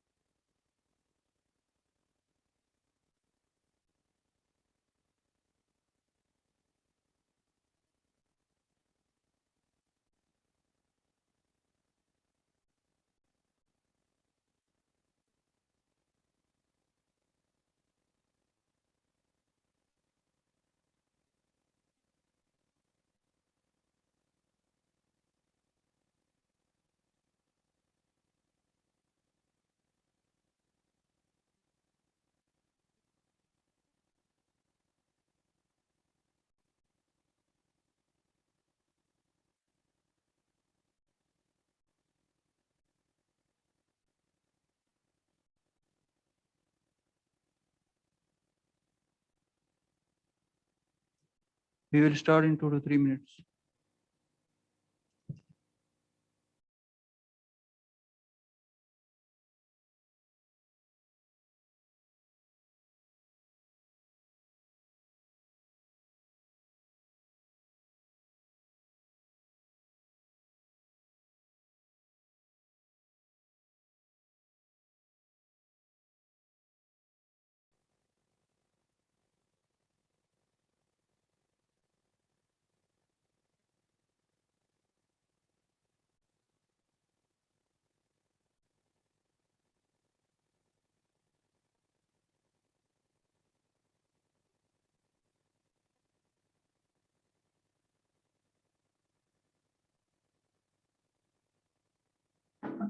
Bismillah Rahman Rahim. Very good afternoon. I think it is afternoon now, it's 12 past 12. So now we will be talking about, I think, the key area, the key element of relationship. If the relationship is without people, that means that relationship is not sustainable. For sustainability, we need to work with people, especially with the common people.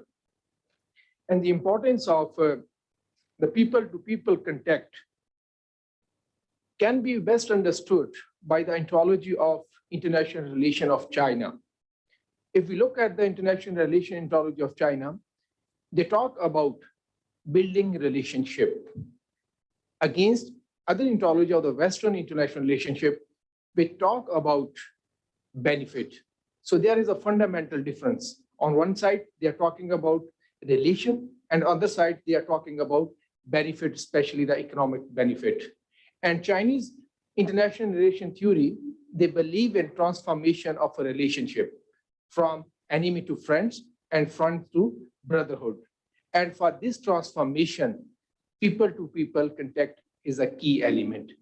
By keeping in mind this, I congratulate China, APAC China Institute to organize this important panel on this subject. So we will be discussing more in this panel. I will start with Mr. Mustafa Haider Saeed, Executive Director, Pakistan-China Institute. He will be delivering his opening remarks and his thoughts on the concept of people-to-people connectivity, the foundation of Pakistan-China relationship.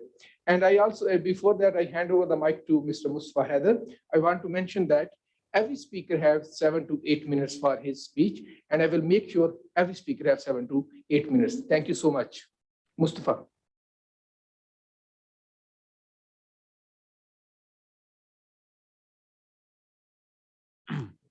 Bismillah ar-Rahman ar-Rahim. Thank you, my dear friend, Mr. Shakil Rame, Mr. Jamal Shah, Madam Ambreen Shah. It's a pleasure to be here among such a distinguished audience, and thank you very much for everyone for staying, because what happens a lot of the time is that after the opening session, we see the withering away of the audience, and I can see that people have been steadfast, like the Pakistan-China relationship, and stayed in their seats. So thank you for staying and listening, and we look forward to your feedback. I think, as my friend Mr. Shakil Rame said, that while people-to-people connectivity may not sound as glamorous as CPEC and as geopolitical relationship of China and Pakistan in the region, it's a very fundamental pillar of the Pakistan-China friendship. And as some of the earlier speakers said, that the uniqueness of this relationship is that it is rooted in the people of Pakistan and in the people of China. And regardless of the party or government in power in Pakistan, regardless of which genre or which side of the political spectrum you belong to, which profession you are from, there is strategic clarity in the people of Pakistan that Pakistan's best friend is China. And I'd like to refer to a Pew poll, which was, Pew is, by the way, the best polling top-level think tank based in Washington, which does polls all over the world and collects data to analyze trends. And when the Pew conducted a poll and asked people in Pakistan, the ordinary people, who is your best friend? Which foreign country is your best friend? But the top-rated country at #1 was China. So, and also as the Deputy Chairman of the Planning Commission said in the earlier session, that there is a contribution, a consistent and steadfast contribution from the foreign secretaries, from political leaders, from professionals, from civil society over the past many decades, which has brought us to today's 70th anniversary, where we are celebrating 70 years of Pakistan-China relations and a strategic iron brotherhood with China. So it is something which started a long time ago, and it is today's point is a culmination. We've arrived at this after consistent contribution from all sections of society and all institutions and sections of the government and the state. So that's very important. When we talk about people-to-people connectivity, it would be very important to mention the role of think tanks. And I would like to take this opportunity to share the humble contribution of the Pakistan-China Institute in this regard. We have, as a think tank, mobilized a lot of young people who are aspiring to connect to China, who are aspiring to learn more about China. And it was a targeted effort, an effort where those young people who have talent, who have a passion, but who do not have an opportunity to go to China, who do not have an opportunity to go and see the economic development miracle. A lot of people who had not left some of their own cities, who had not gone to major cities in Pakistan, had the opportunity to go to China. And we're very proud that one of the colleagues, Mr. Faizan, is an essay competition winner. He's here, and we are very grateful you've come all the way. He also has visited China for the first time because of this essay competition. And this essay competition had people from Karachi, from Gilgit-Baltistan, a person who, Mr. Tehzeeb is here, who is now an employee at the Pakistan-China Institute. And he won the Urdu prize of the essay competition to China with Love. And he visited China. There was a girl from Karachi who won the English prize. And there was a concert of very dynamic, brilliant young people who were given this opportunity on merit after winning the essay competition. So the top winners got the opportunity to go to China. And after that, we led delegations. We took 3 delegations of young political leaders to China from different political parties. And we also mobilized people from different professions, young businessmen, young professionals who were part of that delegation. So Pakistan-China Institute has been at the forefront of this people-to-people connectivity. And recently, we had an important seminar on when we talk about the 70 years of Pakistan-China relations and celebrate where we've arrived. It's also very important to pass the baton to the next generation and to make them understand what is this very valuable and important relationship and how it is their responsibility, the responsibility of Generation X, so to speak, to inherit this relationship and take it forward. And in order to take it forward, they have to understand the contours of this relationship. So we held last month a conference on the people-to-people connectivity on the youth level. And in that, the role of women. How can women contribute and women empowerment under the China-Pakistan Economic Corridor? I'm sure my friend Amreen is also going to talk a little bit about that. So this is some of the things that we've been doing. And also, when you talk about people-to-people connectivity, the role of travelogues is very important. It's now a little dated, but it was a very unique travelogue that we asked Mr. Mustansir Hussain Tarar to write. Lahore se Yarkand tak. It was in Urdu. And he traveled to Xinjiang and beyond from Lahore. And he penned it in this travelogue in Urdu.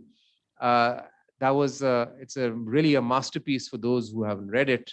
And those who are interested, we can give you a copy. And similarly, we've had summer camps of Pakistan-China youth with the Tsinghua University in Hunza, where our friend who will speak, Professor Li Shiguang, the Dean of the Pakistan Study Center of the Tsinghua University, he brought his whole class of students from Tsinghua University, and they crossed over the border through Gilgit-Baltistan. And the Pakistan-China Institute and the chairman of the PCI, Senator Mushayed, and other colleagues hosted them in Gilgit-Baltistan. And there was a summer Pakistan-China summer camp.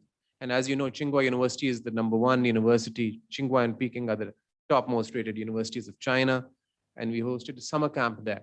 So this is an effort which is an ongoing effort. It's an effort that we have been continuing and we will continue. And we would love for people here to get involved, to give their input, and to be a part of this beautiful process.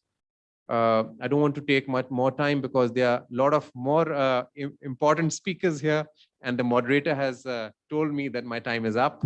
So thank you very much, and I look forward to the other speeches. Thank you, Mustafa, for your very comprehensive and I think the wise comments. I just only want to add one thing here. The people in Pakistan, they can differ with the ideology or the political choices of Mr. Mishah Hassan Sayyid. But nobody can deny the role of Mr. Mishah Hassan Sayyid for strengthening China-Pakistan economic relation. Rather we can feel proud so that what role he has played, especially from the 1970s when he took the first delegation to China, when nobody was talking about China actually. Thank you so much, Mustafa. Our next speaker is, I think we have the recorded message from the Professor Li. If somebody is here who can run his recorded message. Oh, he wears with a very beautiful Chitrali cap. Professor Li, please run it. Assalamu alaikum. My speech will focus on how old is China-Pakistan friendship. Later this month, I will take 25 students leaving Beijing, going to Karakoram Mountain and the source of Indus River.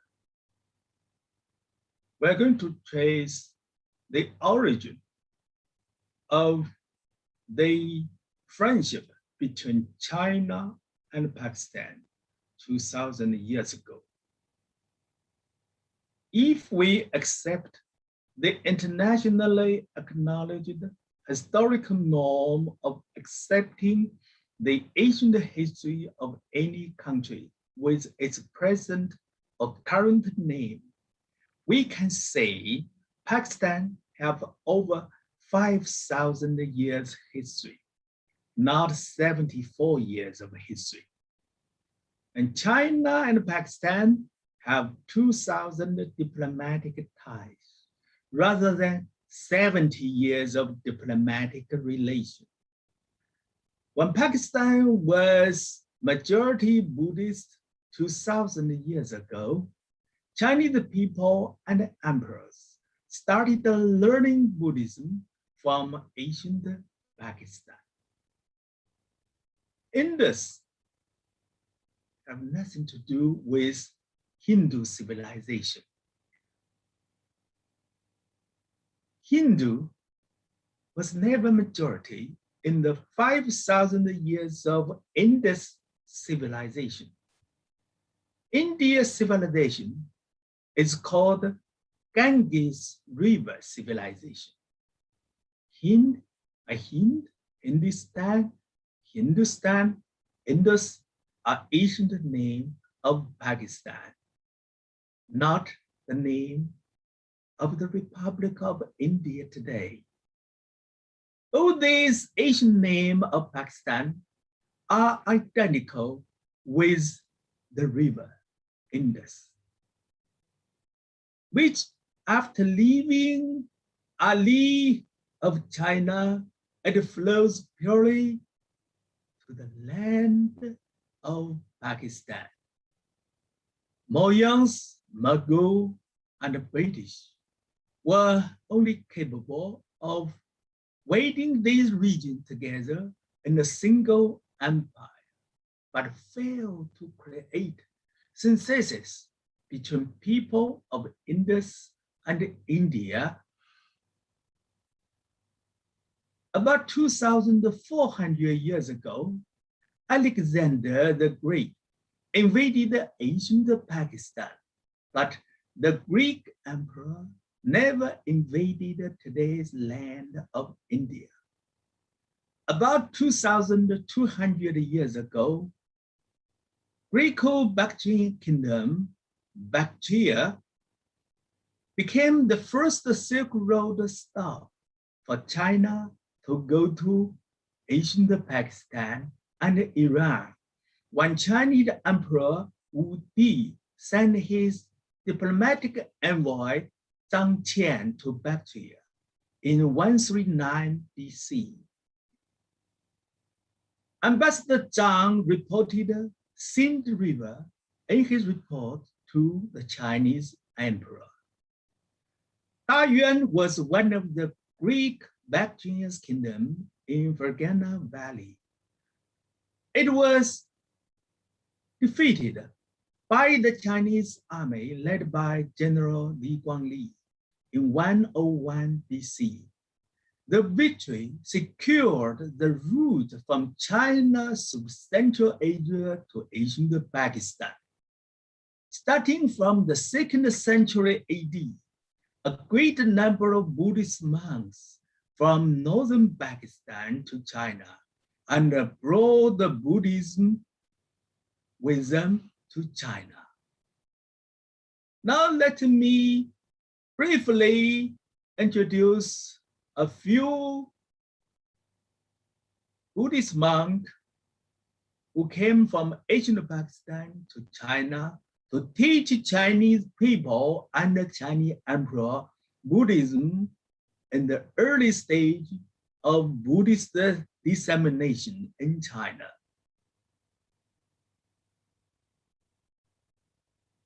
Lucas Sima was born in Gandhara, northwestern part of Pakistan, at a time when Buddhism was actively sponsored by Emperor Kanishka of Kushan Empire, and he opened the way for missionary travels from ancient Pakistan to China. Like Sima traveled to China during the Han Dynasty, he translated the Buddhist texts into Chinese. He is an important figure in Chinese Buddhism. We have another Pakistan monk. His name was Zhi Yao. Zhi Yao was a student of Laka Sima. He translated a wide range of Indian Buddhist scripture into Chinese. He was the grandson of an immigrant from Pakistan, territory of Kushan Empire. And another figure, his name was Zhi Qian. Zhi Qian came also from northern Pakistan.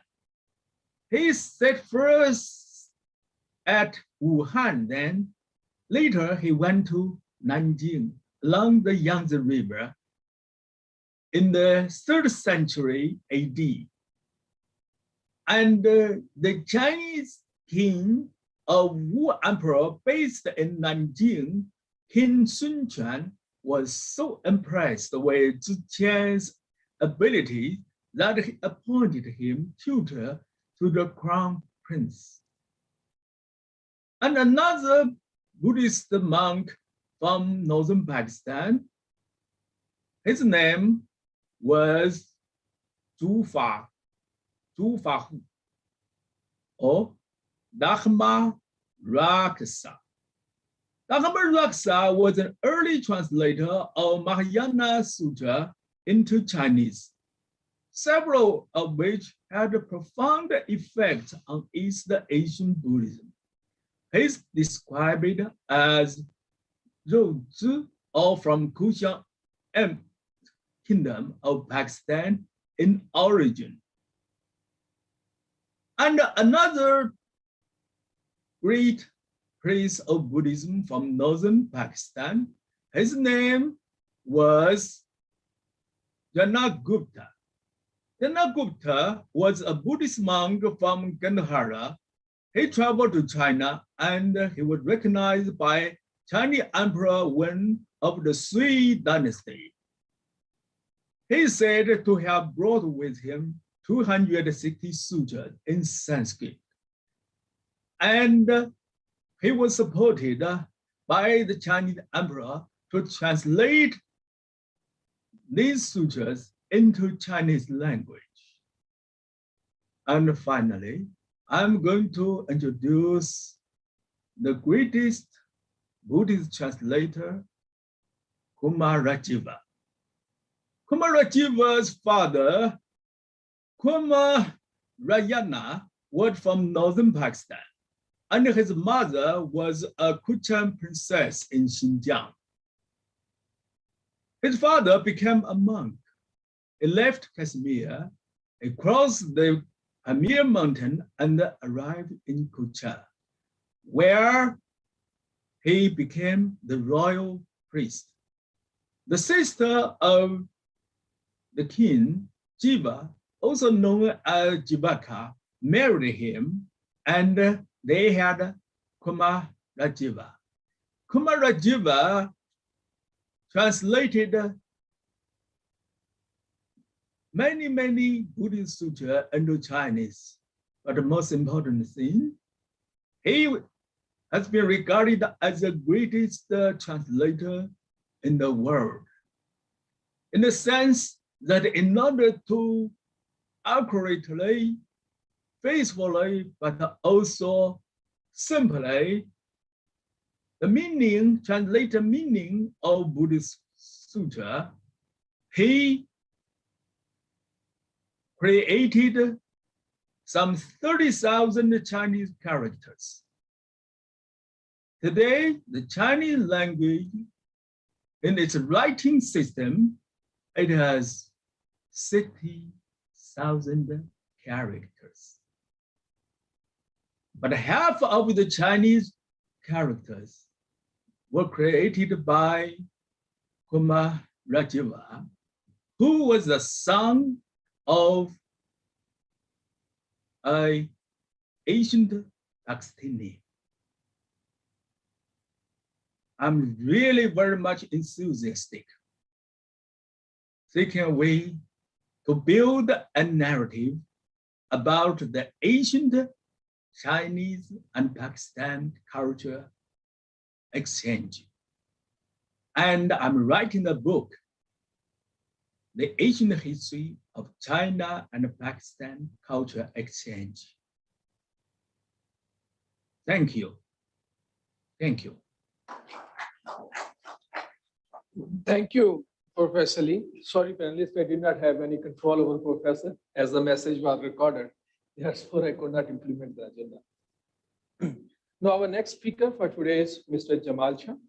He is a famous personality in Pakistan. You can talk about any form of art and culture. He is there. And art and culture are, I think, provide the foundation to build the people-to-people connectivity. Sir, floor is yours.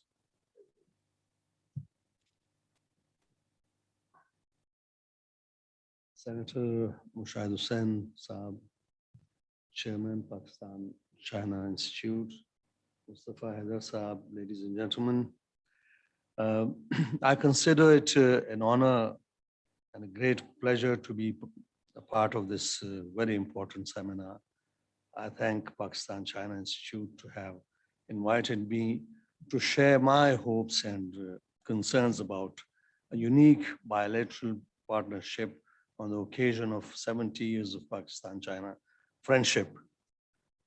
An all-weather friendship which is rightfully referred to be as deeper than oceans, higher than Himalayas, sweeter than honey, and stronger than steel because of its overwhelmingly popular support and ownership by the people of Pakistan. The foundation of this extremely engaged, exemplary engagement is essentially people-to-people contact between the proud custodians of two most enviable cultures and heritage. Honored guests, being an artist, I believe art and culture has a unique capability of engaging people with their surroundings in an intimate relationship and encouraging them to develop a deeper awareness and understanding of themselves and their surrounding, which includes their natural as well as built environment. It is an engagement or a relationship which is intimate, creative, and critical at the same time. Hence, logically triggers a reciprocal cycle of learning and sharing in society. It is the intimacy of this dialectical relationship that informs the individuals about their situation, that is their history, heritage, their living culture and the land, its potential and complexity of the challenges faced by their milieu. The process thus enables the individual to achieve clarity by virtue of this critically analyzed intimate information. It is an intimately informed mind turns the individual into liberated, clear, secure, brave, generous, productive beings and decision makers, as opposed to insecure, stingy, and selfish individuals.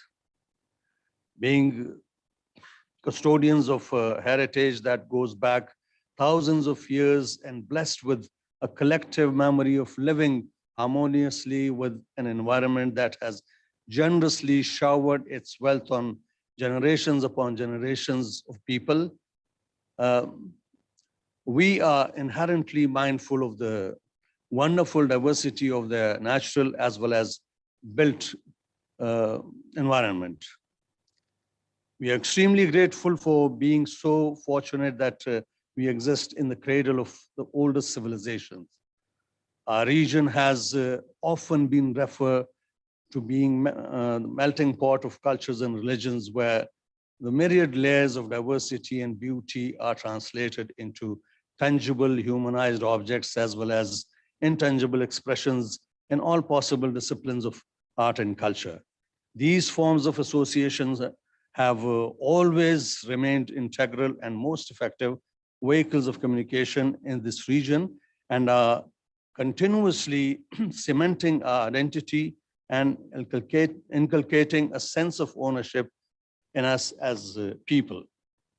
It is the reciprocity of this learning, its continuity, renewal, and innovation that turns individuals into informed decision makers and agents of change, which in case of Chinese society is evident because the said process never stopped there and was never and was further enhanced with the success of cultural revolution. I wish our cultural heritage had also been given a fair chance of turning us into agents of change as a nation. But we as fragmented people of Indian subcontinent have been subjected to repeated colonial onslaughts for long periods. And the consequent insecure decision-making by self-imposed decision makers for the past 7 decades. However, we should not accept our situation as our absolute fate and learn from Chinese example to persevere, start believing in ourselves and struggle for getting rid of the culture of non-representative and self-imposed decision-making. The reason why people-to-people contact is important is obvious, because people are the owner of whatever surrounds them, and their decisions should be informed. As a nation, we must be realistic, properly informed, and clear about our strengths and weaknesses so we can reflect upon the mistakes of past decades and situate ourselves in the region with political clarity and future vision. Our geography should not make us voiceless and subservient to the West. Our colonial past is an open book of ruthless exploitation that has robbed us of our identity and freedom. US, on the other hand, have also proved to be a ruthless and exploitative, unequal partner. As opposed to the Western powers, China have always responded to the needs of a friend and neighbor. We have ages-old cultural ties with China and have all the reasons to not just remain stronger than steel, sweeter than honey, higher than Himalayas, and deeper than oceans for each other metaphorically, but also prove it and even go beyond that. Because soon we will be surrounded by the most unfriendly world from all sides. The situation in Afghanistan is particularly alarming because the hasty US and NATO allies withdrawal is paving the way for a newer planned destabilizing of the region, which targets China. I'm sure China can take care of the challenges, but if we do not reciprocate to China's time-tested efforts of genuine friendship, we will be helping the greedy world powers to turn Pakistan into hell. So the country should take an informed decision owned by the people of Pakistan instead of repeating the non-representative decisions of the Zia era and Musharraf and digging our own graves into the most, in the most destructive manner. The importance of people-to-people contact between Chinese and Pakistani people, therefore, will be even more crucial in the near future, as the world is changing very fast due to American dictates, and the entire West is totally focused on stopping the incredible rise of China, hence pressure on Pakistan becomes heavier. We therefore will have to take a wise and bold stance to tell the world that our friendship is truly reflective of the famous Pakistan-China friendship slogan. I'm not the best judge of defense, trade, and economic ties, but cultural ties between Pakistan, between China and Pakistan. You'll have to excuse me if I pass the allotted time because I've written script. Please.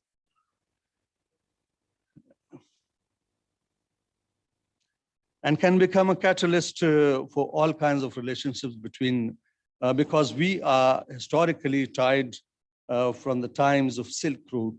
Therefore, Silk Route has to be revived according to the vision of President Xi, and CPAC as the flagship project of Belt and Road should not be left at the mercy of the greedy and insecure West. We have a golden chance of transforming our culture and tourism sector along with the other sectors, the entire realm of art and culture generally, but some disciplines like music, dance, cinema, and media particularly has the ability to reach mass audiences, then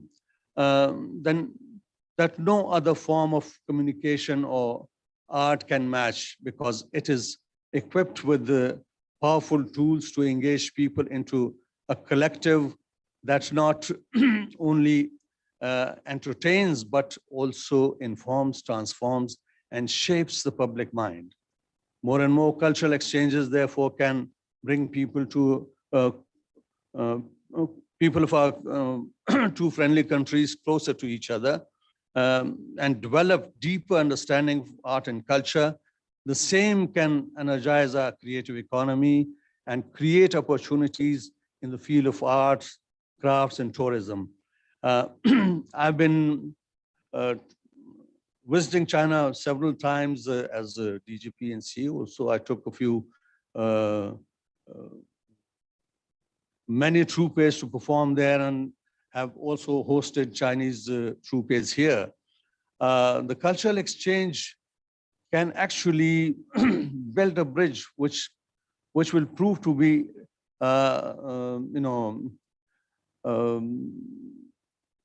everlasting.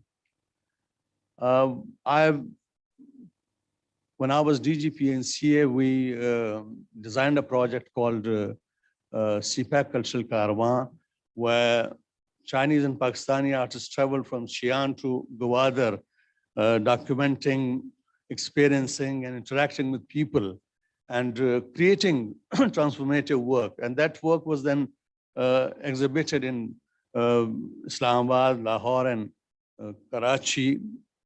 I took a miniature painting workshop to Xi'an, where one of our most renowned artists, Bashir Ahmed, gave a workshop there to 15 artists selected from all over China. And that was a 15-day workshop, which was very, very successful.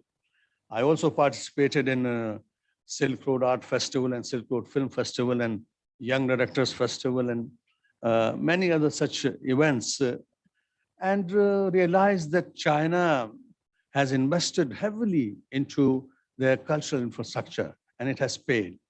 Unfortunately, we have not done that, and we are facing the consequences every day in our lives.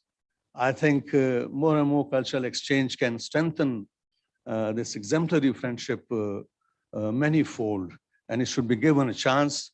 And it's about time that our decision makers allow informed decision making so that better decisions are taken for our future. Thank you very much.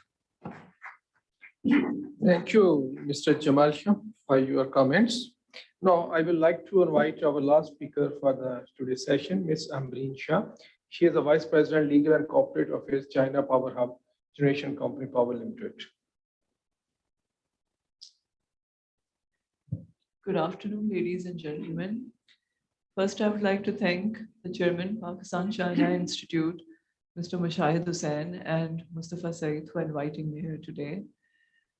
There are a lot of things that I can share with you, but since a lot has been said about, the Pakistan-Chinese friendship and many aspects have been covered and the time is short. So I would confine my part of what I want to share with you to the experience I've had of working with the Chinese. I have been working as a vice president with China Power Hub Generation Company, which is one of the largest 3 CPEC IPPs in Pakistan. And I've been with them for 5 years now. And this is prior to this, I'll tell you a little about myself and a little about the company to give the proper background to what I'm sharing with you, as it may help some, especially the youngsters who are interested in working in these multinational companies, and Chinese companies and the power sector. So prior to this, I have worked as a director legal in Coca-Cola, which was an American company. I was hired from an American company by the Chinese. And before that, I was a general counsel, head of legal for ICI Pakistan, a European company. I've also worked for the Pakistani government after doing my CSS for over 10 years. So coming from this diverse background of varied experience, when I started working with the Chinese from April 2016 till now, I've been with them. And honestly, it's been a very interesting and a very comfortable time that I've had with them. We've learned things from each other, because when we talk about people and connectivity, isn't that really the fundamental, the basis for everything? For any relationship to flourish, what we do need is to understand oneself and to understand others. And when we understand others, we connect, and connections are what forms the basis for any flourishing relation. And when I joined the Chinese, there was this language impediment, obviously there were translators. I was talking to the CEO whom I was reporting to in English, and there was somebody translating, and really one language cannot really be translated into another properly. So from that, we've come to a point where they understand my English and I understand their Chinese, without having to take any learning language courses. So, and, things that I noted about them that I actually liked. I mean, they're very positive, they're very progressive. They're also very humble. If there's something that they realize that someone has, which is good, or something that they feel they need advice on, they're very open to it. It doesn't matter if you're a junior or a senior or whoever you may be. This is a company I joined as a director legal, and I got promoted to vice president, and I'm heading 2 departments.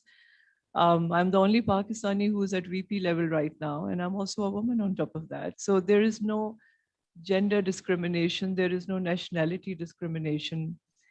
They hire and they give importance to people based on merit only and performance, which is something that I really respect. Trust and respect and loyalty is important to them, and it is for me too. So, so these common grounds helped us understand each other. And another very good thing about them is that they value the participation of women as a very good resource. Even Chairman Mao said that women hold up half the sky, which is true, because half the population of any country is women, and most countries don't have enough participation in professional fields from women. They're still in the houses. So we are wasting a very good resource.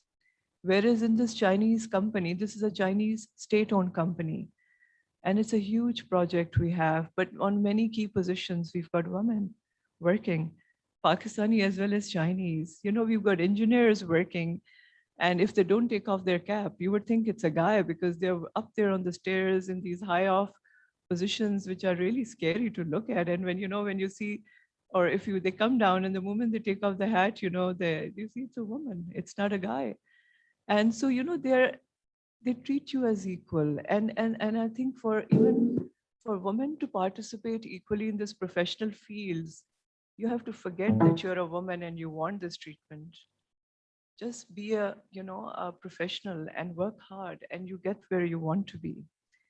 So, for the Chinese, this thing is good. They value the participation of women and men equally. There's no gender biases, and they're very good strategic planners. Their planning is always long term. They don't have any short term ad hoc benefits that they look at. They always look at long term benefits, long term planning. So, among the things that I learned from them is patience.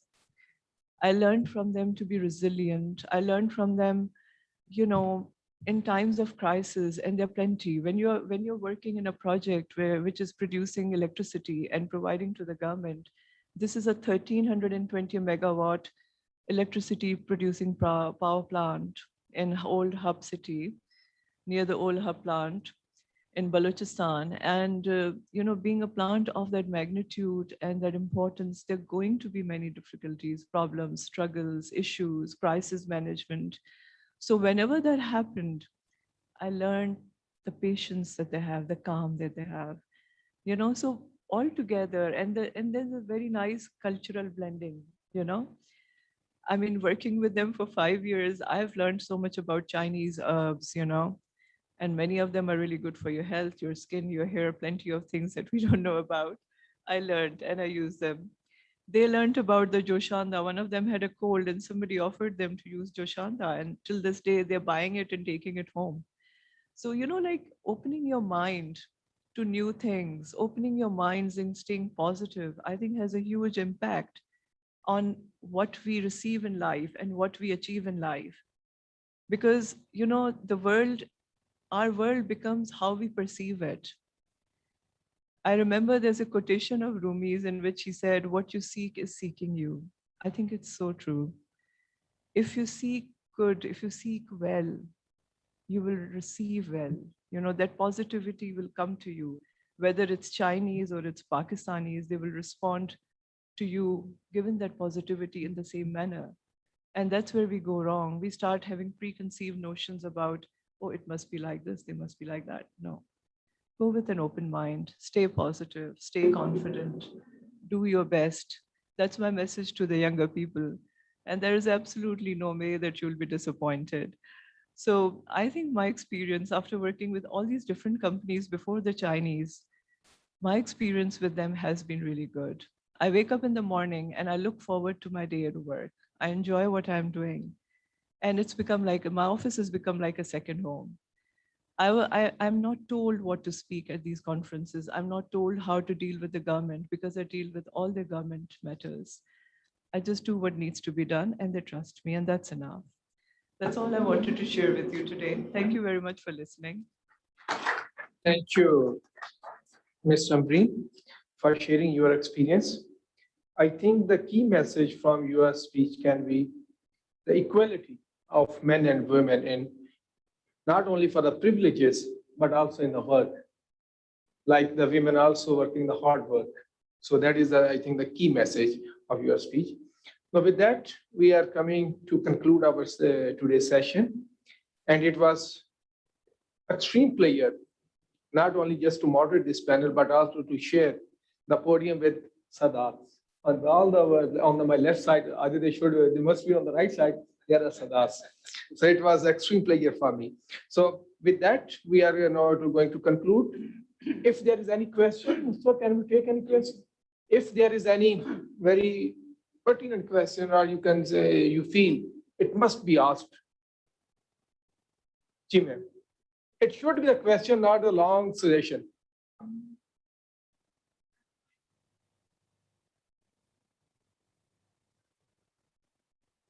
Okay, thank you.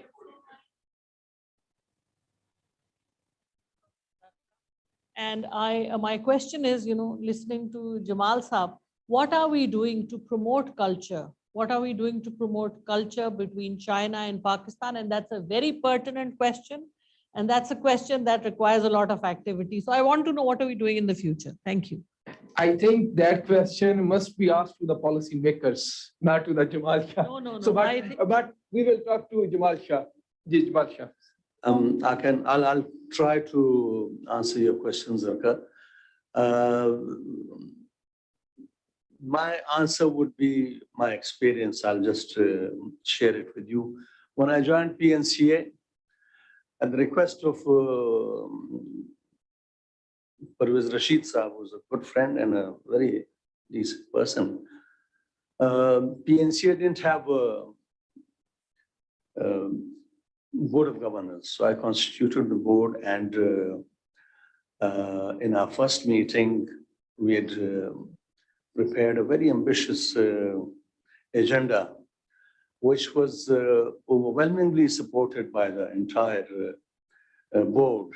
I was very happy that, I've succeeded in trying to, start a process of truly making PNCA as a free entity, as an autonomous institute, the apex art body PNCA. Believe me, the minutes of the meeting, which was sent to the ministry, which is just 5 minutes drive from my office, the minutes were returned after 2.5 years.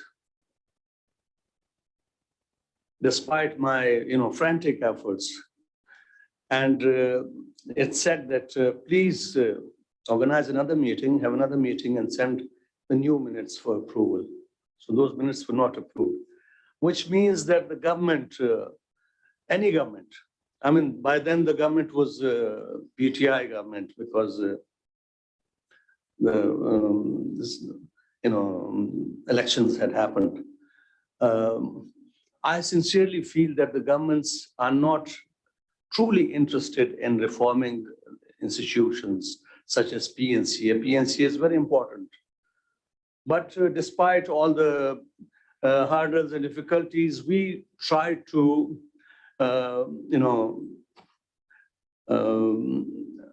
design exchanges with China. As I said, I took many troupes there, and many troupes came from there. I took a few workshops there. I, in my own capacity, co-produced a film called Baathi Girl. Baathi Girl is, it means friendly girl or Pakistani girl. Baathi is Pakistani. And this film is about a small football team of girls, young girls, from a very rough region. And this team eventually proves to be very effective in trying to, mediate between two tribes. Let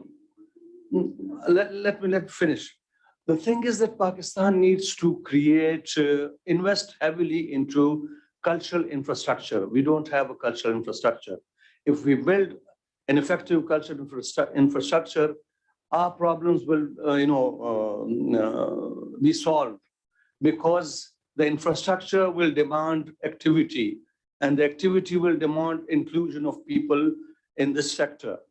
This creative sector can actually energize a creative economy, which can complement, so many other things. And, cultural exchange with China can be very, very productive, because especially in the field of cinema, because China has become the biggest market in the world now. Pakistan doesn't have any place to show their films. If we get a niche in Chinese market and start showing our films, our industry will grow. So cultural exchange is very important, and it is for the decision makers, to do something about it seriously before, we are doomed. Thank you, Jamal Shah Saab. I think now we can conclude with that question. And if we want, Dwani Saab, you want to ask a question? Okay, please, sir, go ahead. Much. You see, it happens so often after a discussion like this that the moderator wants you to ask a very brief question and not make a remark. So over a period of time, one has developed a certain expertise how to convert one's remarks into finally a question. I'll do that, inshallah. But essentially, I got up because the last 45 minutes that I've attended this, but has never heard such substantial, opinions on a subject like Pak-China before. Usually we go and talk about, how magnificent the relation have been, deeper and higher and so on and so forth. And in the process, very rarely one hears someone trying to point out the deficits or the challenges. And the speakers that I've heard and also the historian there, I thought I read something in their messages, and all of you, that you were just trying to convey to us that it may be a very good relationship that we've had, but the future is going to be very challenging. If I have understood it correctly, please someone try and say if I did.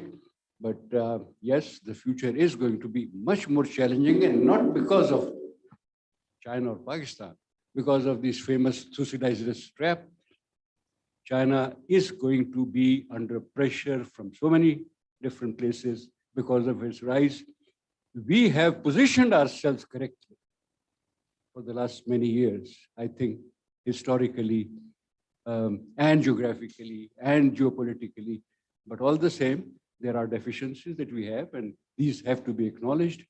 Are we up to now playing the so-called new great game? That's going to be a question. If someone wants to answer it, I'll be very grateful. Even if you don't, please don't mind my, rambling on with some subject that one has been so obsessed with for the last 10, 15, 20 years. Thank you. Thank you, General Sir.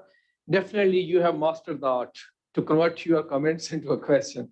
So should we, anyone, what do you want to answer, or we can take it to the lunch? Respond to Durrani Sahab briefly. Durrani Sahab, I'd been invited in Tsinghua University. There's a think tank to talk about, art and culture. And I voiced similar fears there. This lecture happened in 2018. And I told them that CPEC is going to face a lot of challenges. And I explained why don't want to repeat, my lecture here. I think we should be alert, and we should give a chance to informed decision-making in this country. That's the only solution. There's no other solution. And culture, art and culture prepares us for that. Thank you, sir. Yep. I think just wanted to add that General Durrani, firstly, I'm very grateful to General Durrani because he never misses an event of the Pakistan-China Institute, and he always asks a question and he always contributes. So I'm very grateful to you, sir. Secondly, I think from my nascent experience, no match with you, of course, I think that there's nothing in this world which has no challenges. So whenever we say that there are going to be many challenges ahead for the Pakistan-China relationship, or for CPEC, or for the Belt and Road, or for our regional initiatives, or for our foreign policy, there are always going to be challenges. And there always will be challenges. And I think that if we look at the record of how when our relationship transformed from just a strategic relationship to an economic relationship as well in 2013 with CPEC, there were multiple challenges to not only anti-state elements or from neighboring countries who want to harm Pakistan-China relations, but there were issues with CPEC projects. I'm sure Amreen has been, and we've talked about it, and you've come to Islamabad, and there've been problems with CPEC projects, but they've been addressed. And they are addressed, and they've been, firstly, when there was a change in government, which Jamal Shah Saab mentioned, everyone thought that CPEC what will happen to CPEC? There were a lot of these pundits coming on TV, and Shakil Saab was one of those who said that regardless of who will come into power, there might be teething problems. There might be, baby steps which a government takes when it comes into power.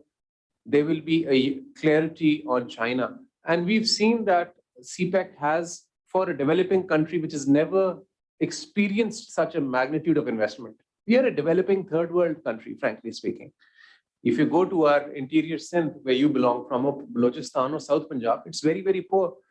So we've done, I think, very, very well by accomplishing $32 billion of CPEC investment on the ground. And I think, Amreen, since you're here and you're the vice president of a power project, the PCI has been doing this in the past, and we should again plan to take some of the people here to the CPEC projects. Because what happens is that in Lahore, Islamabad, and Karachi, we don't get the same visibility that one would if you actually go to the projects. So seeing is believing. And when I spent 2 nights at the Port Qasim power plant in Karachi, it's like a mini city. I played table tennis there. I had Chinese breakfast in the morning, and I'm sure your project is similar. So I think when we come out of our comfort zones and out of these beautiful halls and chandeliers with air conditioners and go to these projects, I think then we will really understand what's happening. So I think that there are certainly challenges, and I think that so far we have been dodging the bullets astutely, and we've been moving forward, at least to my satisfaction. Thank you. Thank you, Mustafa, for your comments. And now we will conclude our session. And I just we will talk more on the lunch because it's the time now. So we will more talk about that. I think the key messages are the area to work are to repeat the actions in the future are the 2 characters of Chinese culture. One, their humbleness. Second, their love for peace. I think these 2 characters help them to grow peacefully, and they did not indulge in any type of the conflicts or something like that, level of the wars or something like that. And it is also apparent from a very old saying of China. China went to Africa. They came back with the giraffe and friendship, not with the gold or the slaves. So Chinese culture talk about this thing about peace and humbleness. I think Pakistan and China should work together on that. And being a moderator, I also want to take this opportunity to present my book to the chairman, Pakistan-China Institute. Sir, if you can join us on the podium.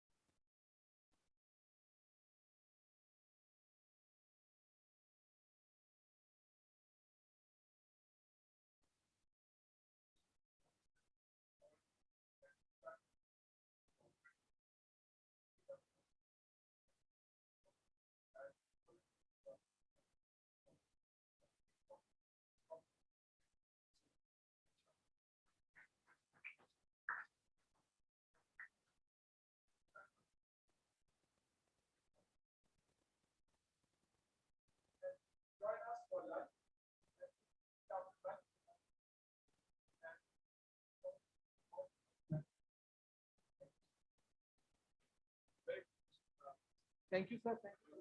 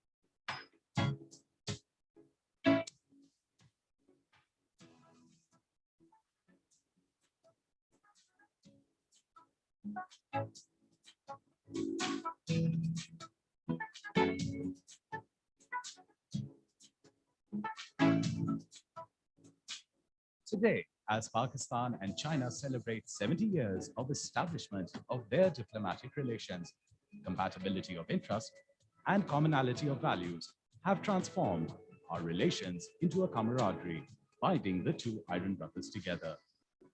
We should push forward with the development of the China-Pakistan economic corridor and create new opportunities for growth in industry, agriculture, science and technology, and people's livelihoods. We have built our lives around the principles of mutual understanding, mutual trust, and mutual support.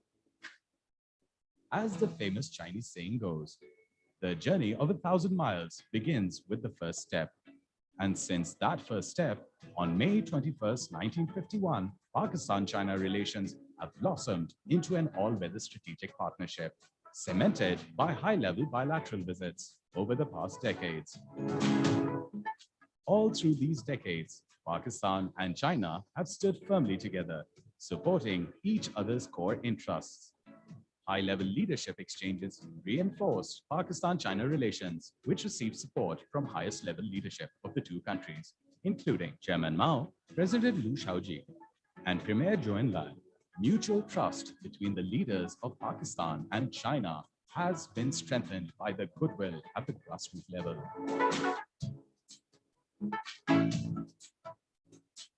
It is my great pleasure to extend heartiest congratulations and facilitation to the people of Pakistan and the people of China on this historic 70-year anniversary of Pakistan-China relations.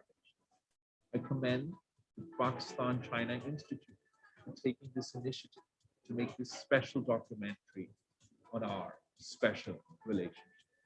The Pakistan-China relationship is indeed a special relationship that has no parallel in contemporary international relations.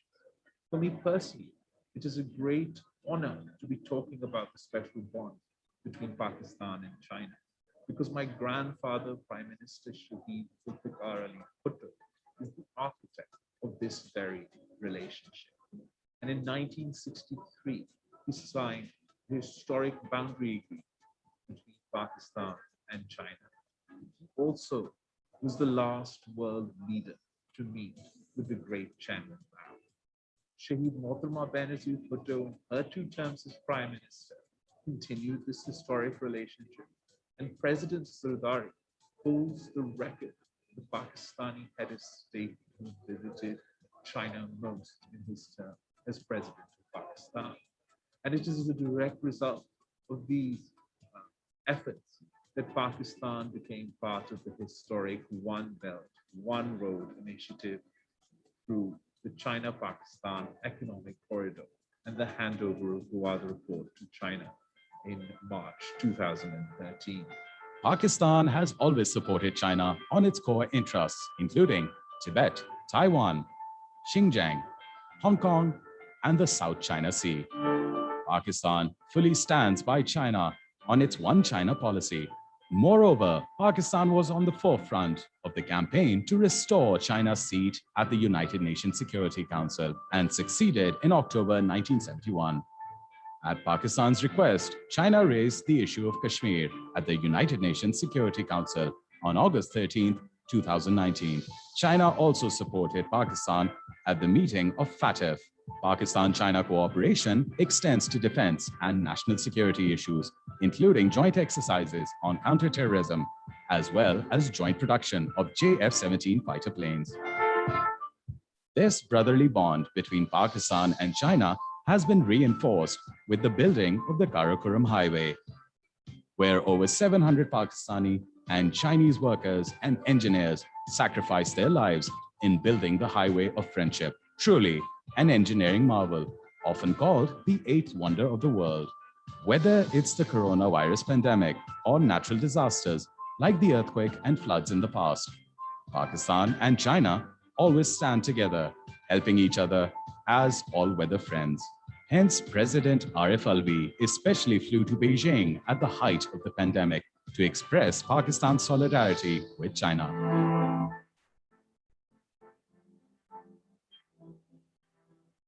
The Gwadar port, built with Chinese assistance, has become fully operational and is becoming the hub of economic development in the region and is boosting regional connectivity.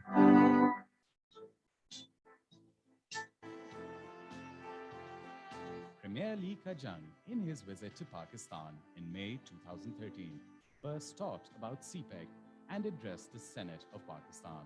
President Xi Jinping visited Pakistan in April 2015, marked the formal inauguration of China-Pakistan Economic Corridor, which has become the flagship project of the Belt and Road Initiative. Today, CPEC is providing a new dimension to Pakistan's quest for a better tomorrow, with empowerment of women as part of President Xi Jinping's historic Belt and Road Initiative. In order to promote CPEC, which has across-the-board above-party line support amongst political parties, a joint consultative mechanism of different political parties convened on 20th August 2020, where a consensus document emerged. There were letters of congratulations from President Arif Alvi and President Xi Jinping. The deep-rooted people-to-people bond is at the core of Pakistan-China relations.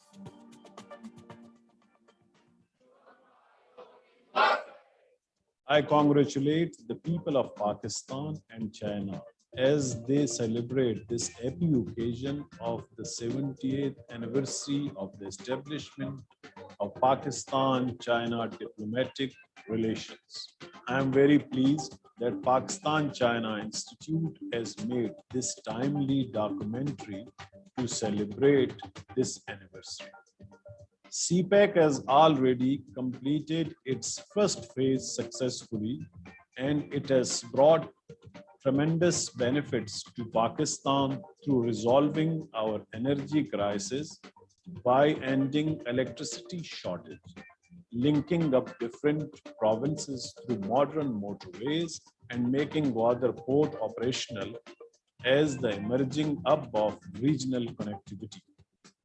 I am pleased to note that 2021 also celebrates 100 years of the founding of the Communist Party of China, whose performance is a success story in good governance and rapid development for the good of the Chinese people.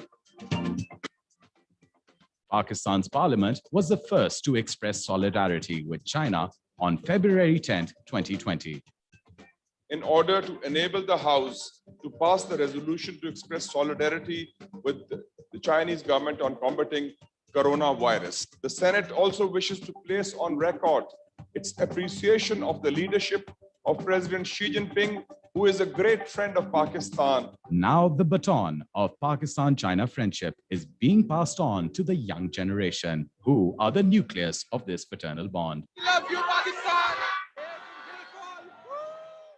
Chinese Ambassador Long Rong, while addressing a webinar arranged by Pakistan-China Institute, said on March 31, 2021, the CPEC has brought $25.4 billion in direct investment to Pakistan and created 75,000 jobs for the country. This year, Pakistan and China are celebrating 70th anniversary of establishment of diplomatic relations. On this momentous occasion, I congratulate the people and government of China and Pakistan. China is our close friend and iron brother. While celebrating 70 years of Pakistan-China diplomatic relations, the Pakistani people share the joy and happiness of the Chinese people in the celebration of 100 years of Communist Party of China and its success in transforming China. CPC has indeed led from the front in promoting the cause of welfare of Chinese people as well as international community. Communist Party of China and China are two sides of the same coin.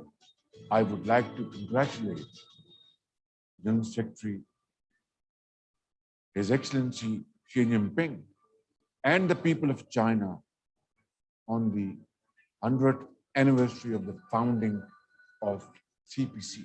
Our future, economic future, is now linked to China.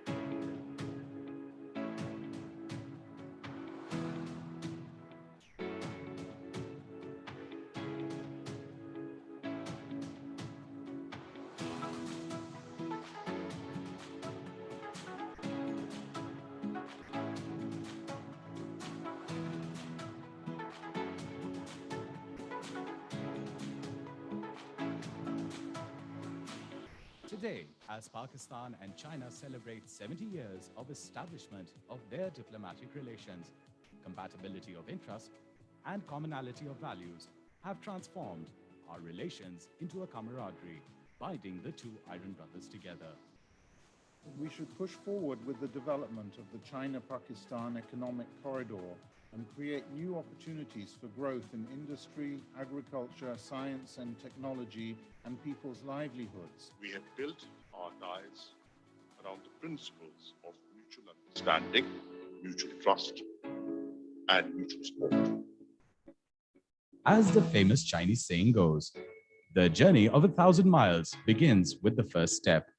And since that first step, on May 21st, 1951, Pakistan-China relations have blossomed into an all-weather strategic partnership, cemented by high-level bilateral visits over the past decades.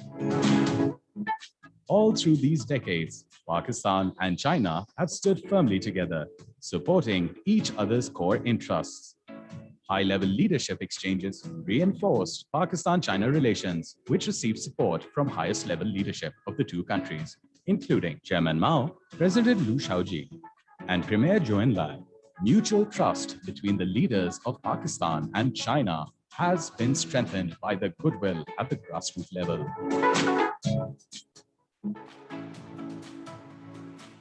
It is my great pleasure to extend the heartiest congratulations and felicitations to the people of Pakistan and the people of China on this historic 70-year anniversary of Pakistan-China relations.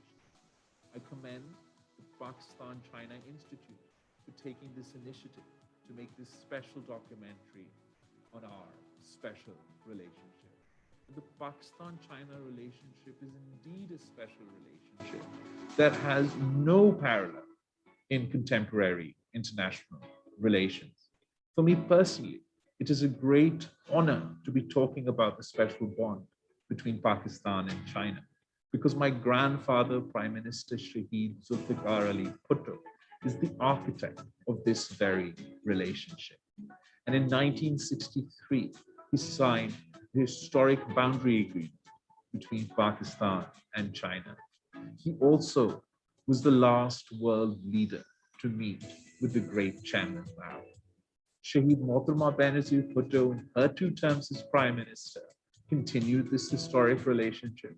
And President Zardari holds the record for the Pakistani head of state who visited China most in his term as President of Pakistan.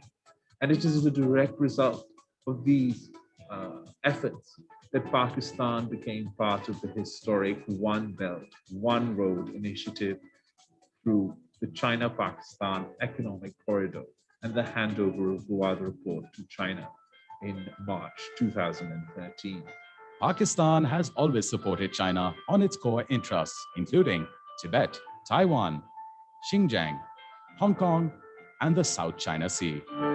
Pakistan fully stands by China on its One China policy. Moreover, Pakistan was on the forefront of the campaign to restore China's seat at the United Nations Security Council and succeeded in October 1971. At Pakistan's request, China raised the issue of Kashmir at the United Nations Security Council on August 13, 2019. China also supported Pakistan at the meeting of FATF, Pakistan-China cooperation extends to defense and national security issues, including joint exercises on counterterrorism, as well as joint production of JF-17 fighter planes. This brotherly bond between Pakistan and China has been reinforced with the building of the Karakoram Highway, where over 700 Pakistani and Chinese workers and engineers sacrificed their lives in building the highway of friendship. Truly an engineering marvel, often called the eighth wonder of the world.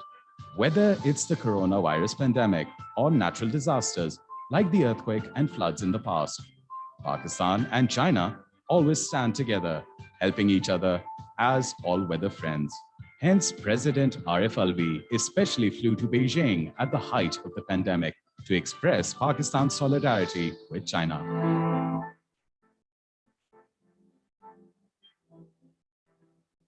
The Gwadar port, built with Chinese assistance, has become fully operational and is becoming the hub of economic development in the region and is boosting regional connectivity.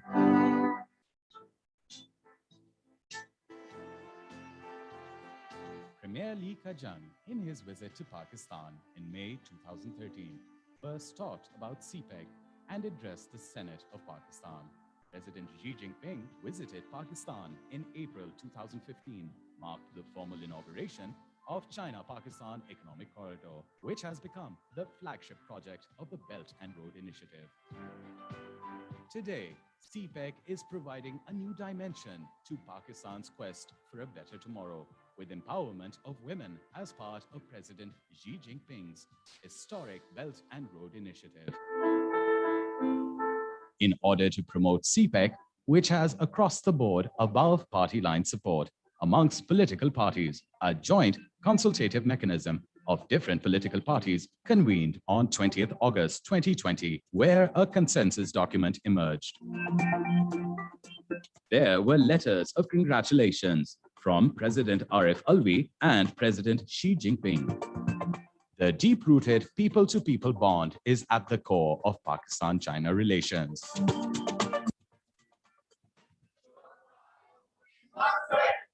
I congratulate the people of Pakistan and China as they celebrate this happy occasion of the 70th anniversary of the establishment of Pakistan-China diplomatic relations. I am very pleased that Pakistan-China Institute has made this timely documentary to celebrate this anniversary. CPEC has already completed its first phase successfully, and it has brought tremendous benefits to Pakistan through resolving our energy crisis by ending electricity shortage, linking up different provinces through modern motorways, and making Gwadar port operational as the emerging hub of regional connectivity. I am pleased to note that 2021 also celebrates 100 years of the founding of the Communist Party of China, whose performance is a success story in good governance and rapid development for the good of the Chinese people. Pakistan's parliament was the first to express solidarity with China on February 10, 2020. In order to enable the House to pass the resolution to express solidarity with the Chinese government on combating coronavirus, the Senate also wishes to place on record its appreciation of the leadership of President Xi Jinping, who is a great friend of Pakistan. Now the baton of Pakistan-China friendship is being passed on to the young generation, who are the nucleus of this fraternal bond. We love you, Pakistan! Chinese Ambassador Nong Rong, while addressing a webinar arranged by Pakistan-China Institute, said on March 31st, 2021, the CPEC has brought $25.4 billion in direct investment to Pakistan and created 75,000 jobs for the country. This year, Pakistan and China are celebrating 70th anniversary of establishment of diplomatic relations.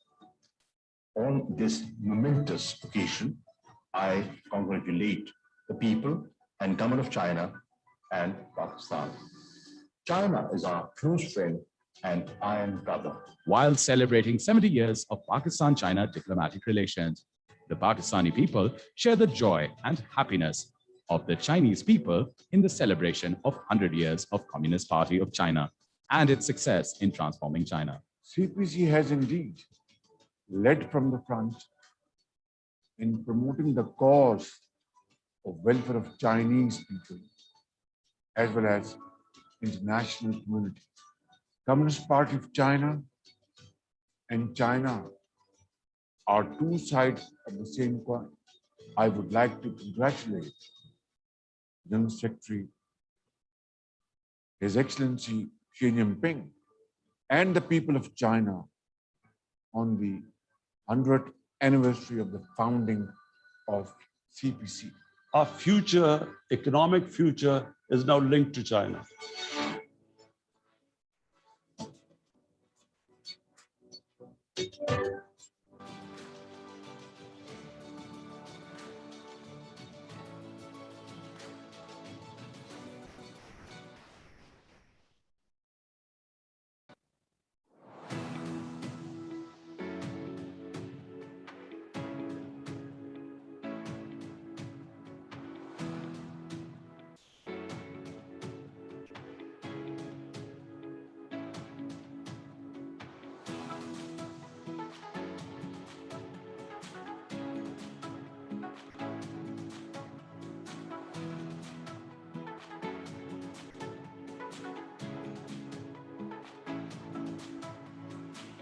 Today, as Pakistan and China celebrate 70 years of establishment of their diplomatic relations, compatibility of interest and commonality of values have transformed our relations into a camaraderie, binding the two iron brothers together.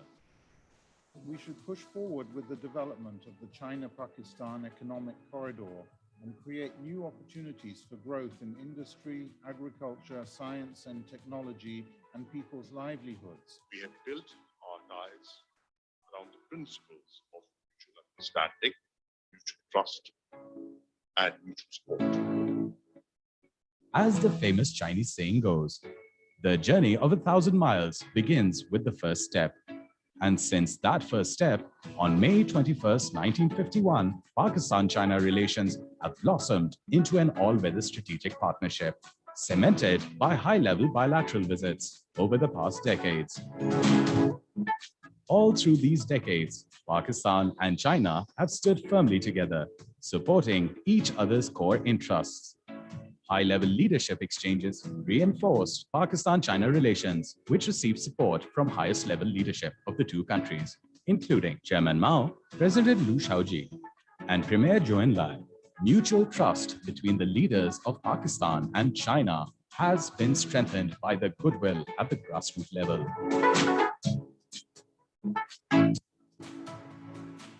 It is my great pleasure to extend heartiest congratulations and facilitation to the people of Pakistan and the people of China on this historic 70-year anniversary of Pakistan-China relations.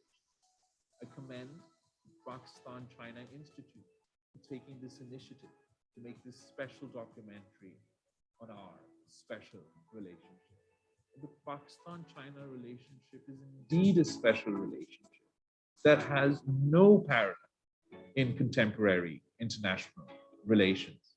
For me personally, it is a great honor to be talking about the special bond between Pakistan and China, because my grandfather, Prime Minister Shahid Zulfikar Ali Bhutto, is the architect of this very relationship. And in 1963, he signed the historic boundary agreement between Pakistan and China. He also was the last world leader to meet with the great Chairman Mao. Shahid Mohtarma Benazir Bhutto, in her 2 terms as Prime Minister, continued this historic relationship, and President Zardari holds the record of the Pakistani head of state who visited China most in his term as President of Pakistan. And it is a direct result of these efforts that Pakistan became part of the historic One Belt, One Road initiative through the China-Pakistan Economic Corridor and the handover of Gwadar Port to China in March 2013. Pakistan has always supported China on its core interests, including Tibet, Taiwan, Xinjiang, Hong Kong, and the South China Sea. Pakistan fully stands by China on its One China policy. Moreover, Pakistan was on the forefront of the campaign to restore China's seat at the United Nations Security Council and succeeded in October 1971. At Pakistan's request, China raised the issue of Kashmir at the United Nations Security Council on August 13, 2019. China also supported Pakistan at the meeting of FATF. Pakistan-China cooperation extends to defense and national security issues, including joint exercises on counterterrorism, as well as joint production of JF-17 fighter planes. This brotherly bond between Pakistan and China has been reinforced with the building of the Karakoram Highway, where over 700 Pakistani and Chinese workers and engineers sacrificed their lives in building the Highway of Friendship. Truly an engineering marvel, often called the eighth wonder of the world. Whether it's the coronavirus pandemic or natural disasters like the earthquake and floods in the past, Pakistan and China always stand together, helping each other as all-weather friends. Hence, President Arif Alvi especially flew to Beijing at the height of the pandemic to express Pakistan's solidarity with China.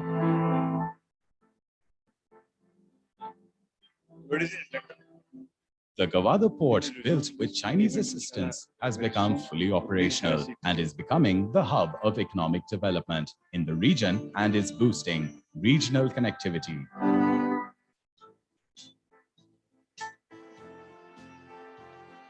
Premier Li Keqiang, in his visit to Pakistan in May 2013, first talked about CPEC and addressed the Senate of Pakistan. President Xi Jinping visited Pakistan in April 2015, marked the formal inauguration of China-Pakistan Economic Corridor, which has become the flagship project of the Belt and Road Initiative. Today, CPEC is providing a new dimension to Pakistan's quest for a better tomorrow, with empowerment of women as part of President Xi Jinping's historic Belt and Road Initiative. In order to promote CPEC, which has across-the-board above-party line support amongst political parties, a joint consultative mechanism of different political parties convened on 20th August 2020, where a consensus document emerged. There were letters of congratulations from President Arif Alvi and President Xi Jinping. The deep-rooted people-to-people bond is at the core of Pakistan-China relations.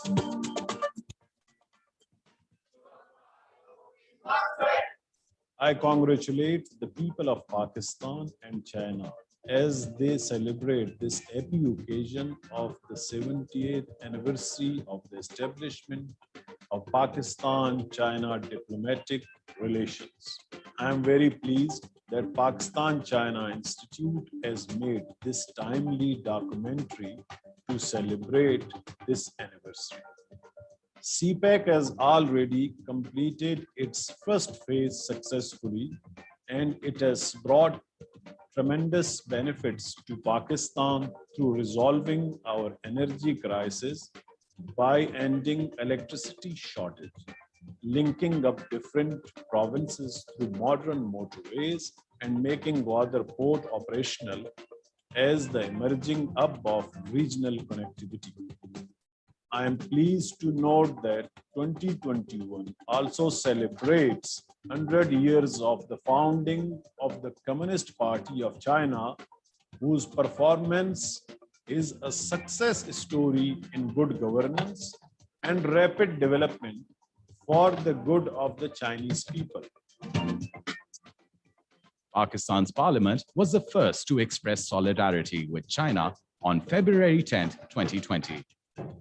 In order to enable the House to pass the resolution to express solidarity with the Chinese government on combating coronavirus, the Senate also wishes to place on record its appreciation of the leadership of President Xi Jinping, who is a great friend of Pakistan. Now the baton of Pakistan-China friendship is being passed on to the young generation, who are the nucleus of this fraternal bond. Love you, Pakistan!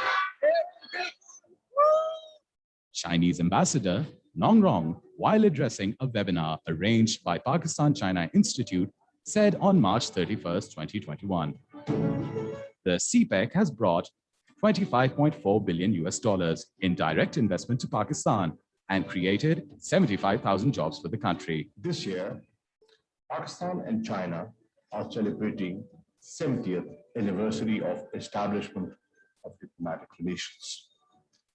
On this momentous occasion, I congratulate the people and government of China and Pakistan. China is our close friend and iron brother.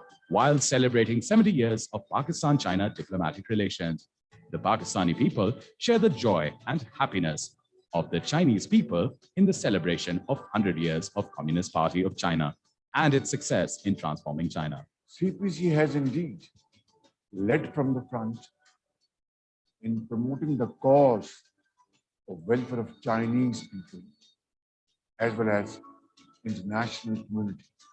Communist Party of China and China are two sides of the same coin. I would like to congratulate General Secretary, His Excellency Xi Jinping, and the people of China on the 100th anniversary of the founding of CPC. Our future, economic future, is now linked to China.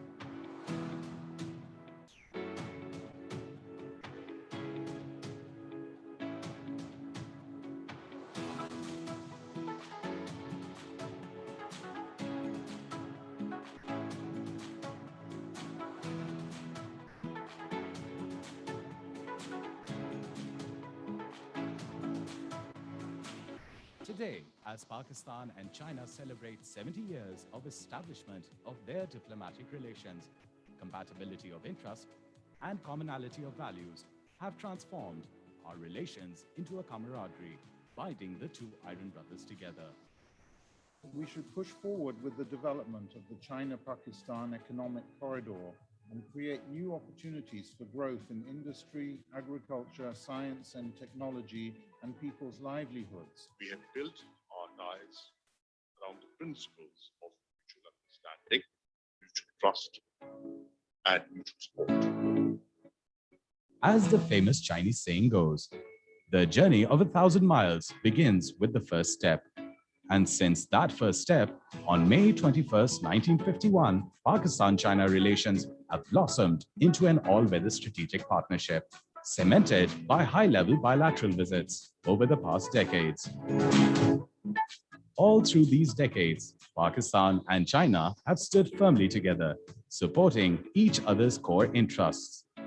High-level leadership exchanges reinforced Pakistan-China relations, which received support from highest-level leadership of the two countries, including Chairman Mao, President Liu Shaoji, and Premier Zhou Enlai. Mutual trust between the leaders of Pakistan and China has been strengthened by the goodwill at the grassroots level.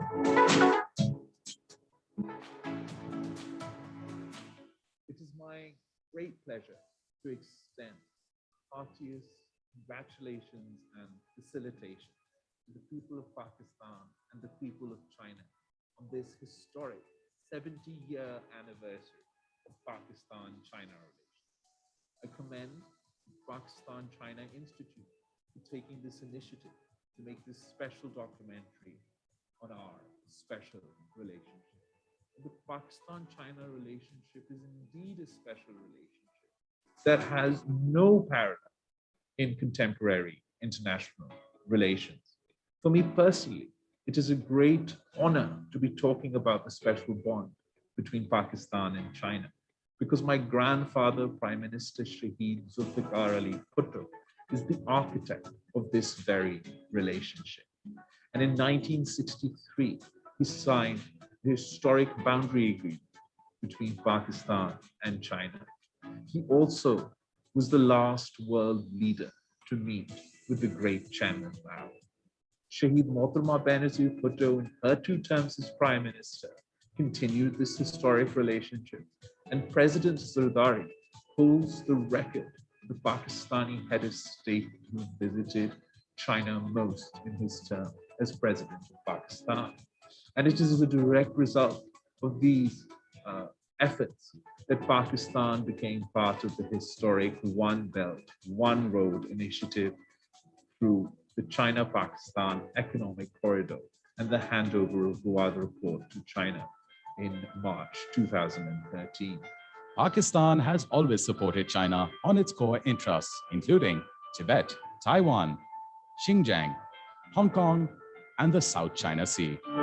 Pakistan fully stands by China on its One China policy. Moreover, Pakistan was on the forefront of the campaign to restore China's seat at the United Nations Security Council and succeeded in October 1971. At Pakistan's request, China raised the issue of Kashmir at the United Nations Security Council on August 13, 2019. China also supported Pakistan at the meeting of FATF. Pakistan-China cooperation extends to defense and national security issues, including joint exercises on counterterrorism, as well as joint production of JF-17 fighter planes. This brotherly bond between Pakistan and China has been reinforced with the building of the Karakoram Highway, where over 700 Pakistani and Chinese workers and engineers sacrificed their lives in building the highway of friendship. Truly an engineering marvel, often called the eighth wonder of the world.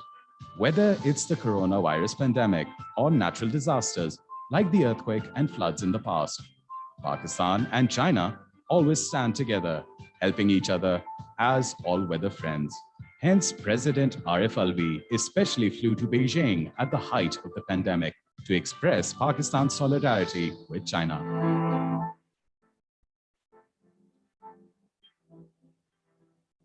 The Gwadar port, built with Chinese assistance, has become fully operational and is becoming the hub of economic development in the region and is boosting regional connectivity.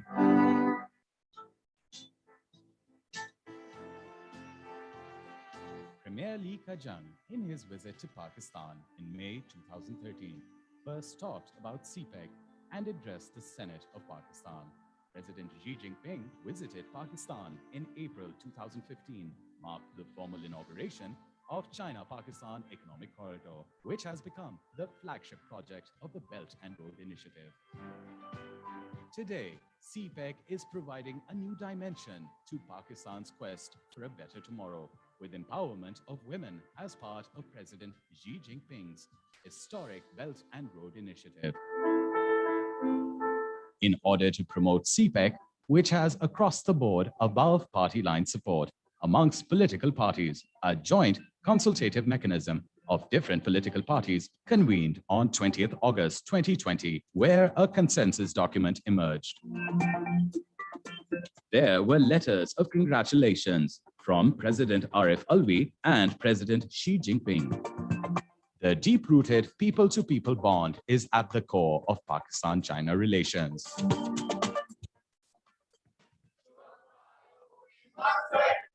I congratulate the people of Pakistan and China as they celebrate this happy occasion of the 70th anniversary of the establishment of Pakistan-China diplomatic relations.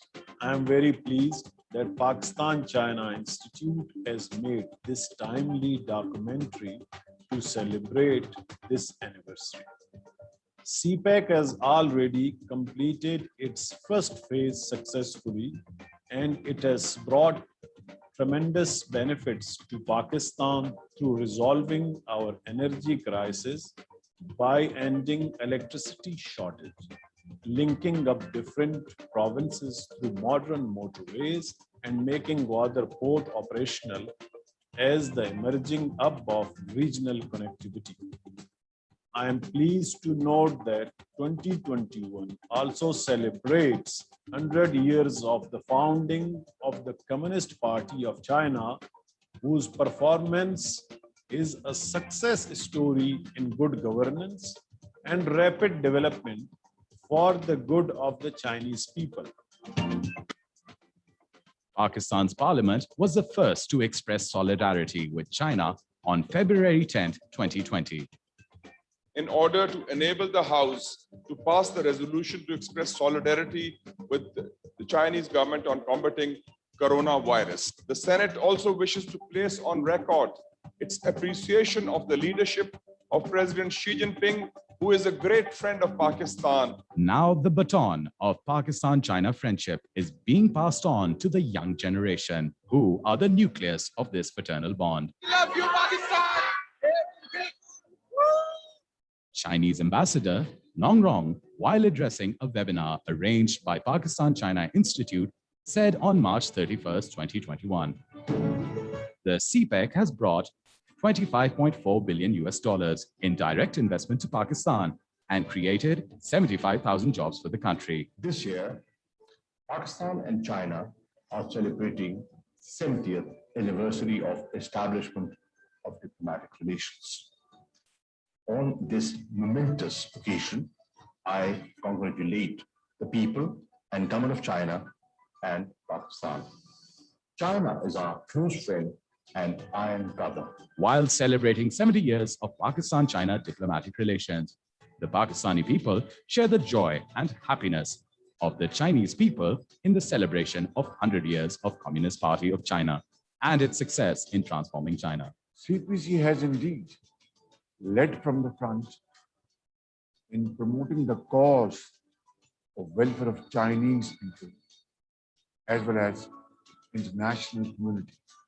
Communist Party of China and China are two sides of the same coin. I would like to congratulate General Secretary, His Excellency Xi Jinping, and the people of China on the 100th anniversary of the founding of CPC. Our future, economic future, is now linked to China.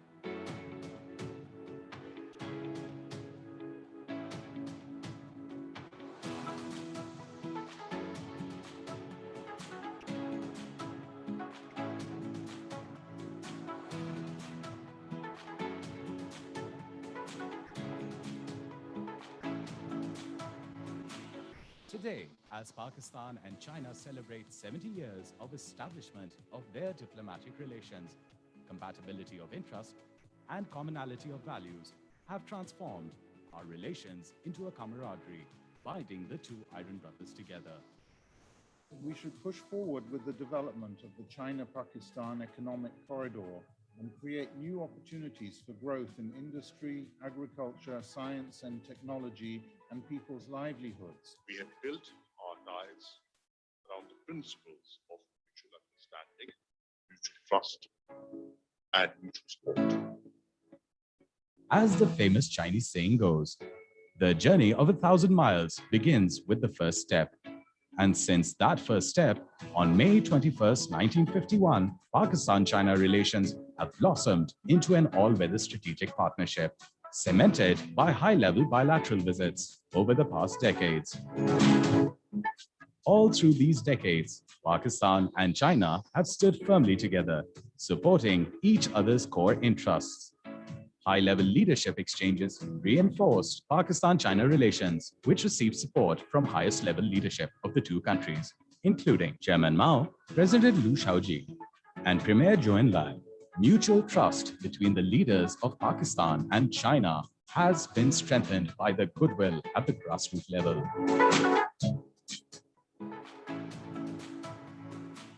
It is my great pleasure to extend heartiest congratulations and facilitation to the people of Pakistan and the people of China on this historic 70-year anniversary of Pakistan-China relations. I commend the Pakistan-China Institute for taking this initiative to make this special documentary on our special relationship. The Pakistan-China relationship is indeed a special relationship that has no parallel in contemporary international relations. For me personally, it is a great honor to be talking about the special bond between Pakistan and China, because my grandfather, Prime Minister Shahid Zulfikar Ali Bhutto, is the architect of this very relationship. And in 1963, he signed the historic boundary agreement between Pakistan and China. He also was the last world leader to meet with the great Chairman Mao. Shahid Mohtarma Benazir Bhutto, in her 2 terms as Prime Minister, continued this historic relationship. And President Zardari holds the record of the Pakistani head of state who visited China most in his term as President of Pakistan. And it is a direct result of these efforts that Pakistan became part of the historic One Belt, One Road initiative through the China-Pakistan Economic Corridor and the handover of Gwadar Port to China in March 2013. Pakistan has always supported China on its core interests, including Tibet, Taiwan, Xinjiang, Hong Kong, and the South China Sea. Pakistan fully stands by China on its One China policy. Moreover, Pakistan was on the forefront of the campaign to restore China's seat at the United Nations Security Council and succeeded in October 1971.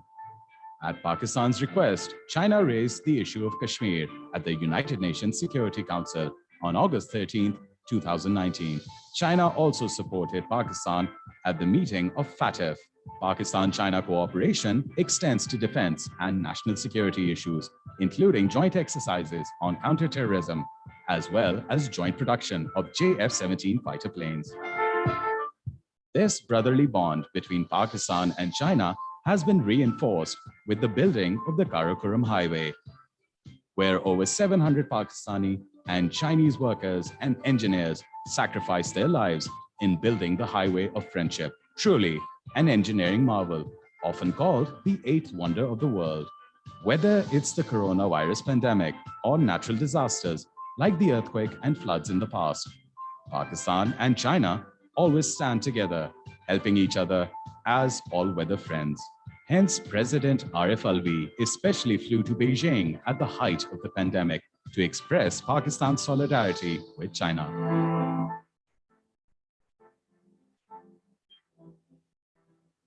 The Gwadar port, built with Chinese assistance, has become fully operational and is becoming the hub of economic development in the region and is boosting regional connectivity.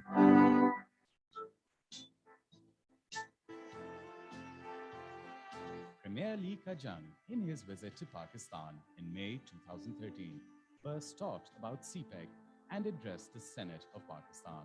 President Xi Jinping visited Pakistan in April 2015, marked the formal inauguration of China-Pakistan Economic Corridor, which has become the flagship project of the Belt and Road Initiative. Today, CPEC is providing a new dimension to Pakistan's quest for a better tomorrow, with empowerment of women as part of President Xi Jinping's historic Belt and Road Initiative.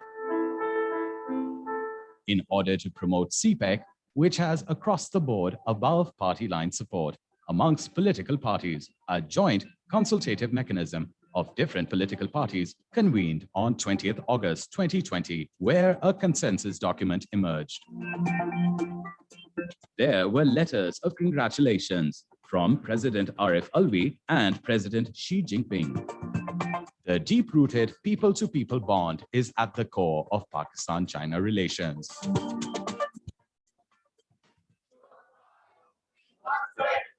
I congratulate the people of Pakistan and China as they celebrate this happy occasion of the 70th anniversary of the establishment of Pakistan-China diplomatic relations. I am very pleased that Pakistan-China Institute has made this timely documentary to celebrate this anniversary.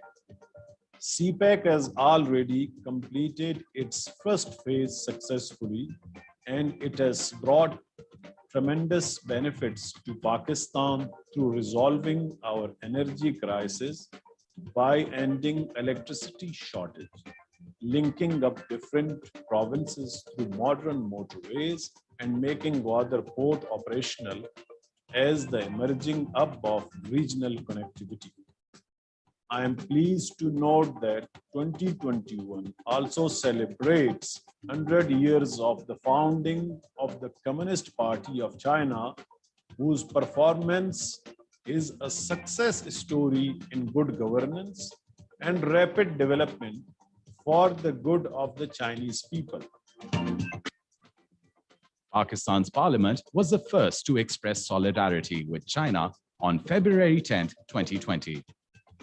In order to enable the House to pass the resolution to express solidarity with the Chinese government on combating coronavirus, the Senate also wishes to place on record its appreciation of the leadership of President Xi Jinping, who is a great friend of Pakistan. Now the baton of Pakistan-China friendship is being passed on to the young generation, who are the nucleus of this fraternal bond. We love you, Pakistan!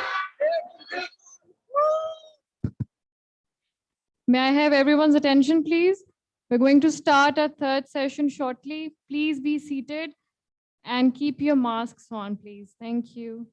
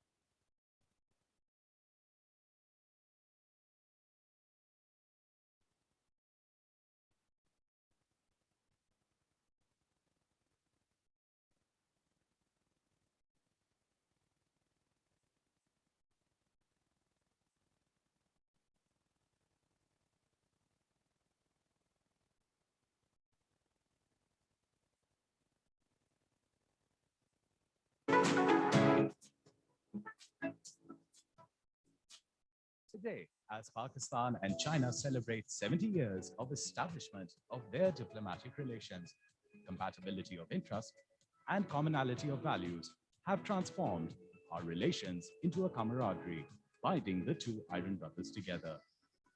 We should push forward with the development of the China-Pakistan economic corridor and create new opportunities for growth in industry, agriculture, science and technology, and people's livelihoods. We have built our ties around the principles of mutual understanding, mutual trust, and mutual support.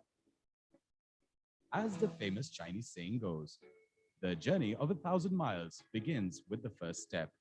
And since that first step, on May 21st, 1951, Pakistan-China relations have blossomed into an all-weather strategic partnership, cemented by high-level bilateral visits over the past decades. All through these decades, Pakistan and China have stood firmly together, support.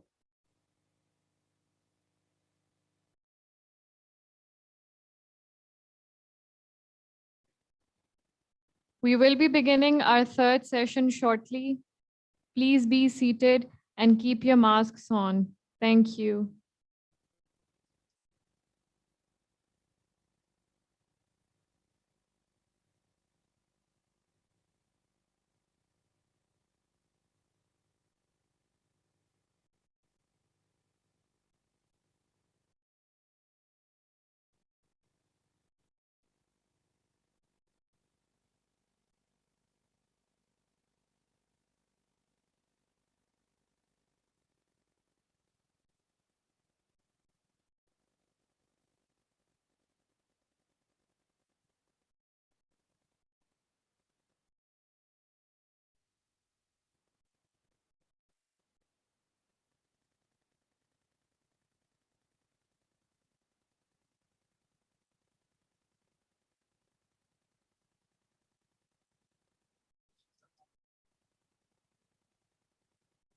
One way.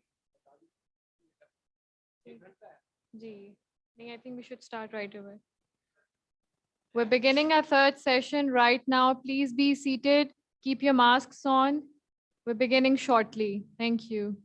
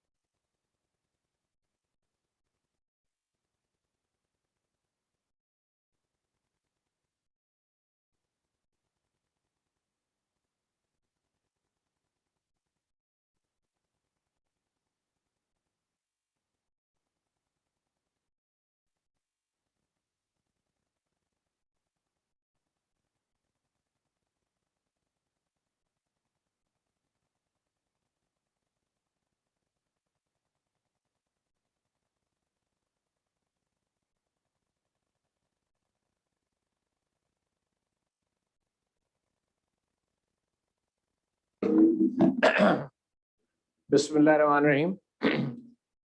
Thank you very much.